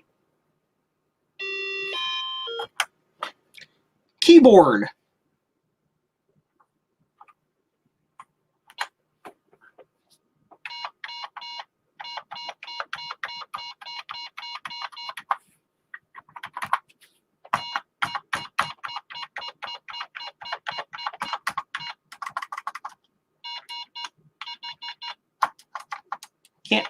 It doesn't get control, apparently.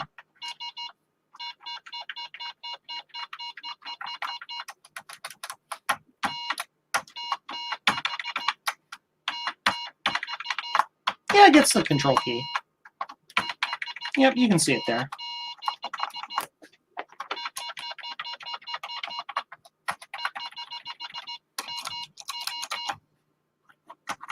Doesn't test those keys up there. Reset or help to exit. Well, reset's not working now. Cool. Yeah! And I'm done. I'm done. Stick a fork in me. I'm done. We are done for the evening. Back to Facecam. Well, there we are. What did we do tonight? We did lots of cool things tonight. We showed off the Pumpkintosh with its beautiful Tron Mac neon orange lights in it. Then we took apart an Atari XE, or Atari 130XE, yanked the RAM out, broke half the machine, fixed all the things in the machine, put sockets in it, put chips in it, and got it back up and running for my client. That was a super awesome thing. I'm going to wrap it up here because it is 1:20 in the morning and I'm tired, and I'm sure you guys are all tired too, and I actually technically have work to do tomorrow, but you know, whatever. It's all good. So I want to thank you all for hanging out with me tonight. While you're here, if you haven't hit the like button, smash the crap out of that thing because that helps me out. I want you to also, if you're not a subscriber, subscribe to my channel. Why aren't you subscribed to see all the cool things that I do? You should do that. That's awesome. I also have a Patreon. If you look for Joe's Computer Museum on Patreon, you can help support my channel, help support my museum and everything I do. I also have a website, jcm-1.com. You can go to jcm-1.com and get cool things for your Apple IIs or for your Apple IIIs, or cool merch, or awesome things like t-shirts and mugs and stuff that helps me out as well. Thank you for everybody in the chat who gave me super chats, super stickers. You helped me out tremendously. And for the couple new patrons, like Mac84, who's a new patron, and Rutk Mods, who are new patrons just today. And anybody else who became a new patron in the meantime, while we were doing the stream. It may have happened. I don't know. So again, thank you all for hanging out with me. And yeah, we will have a good evening. Bye.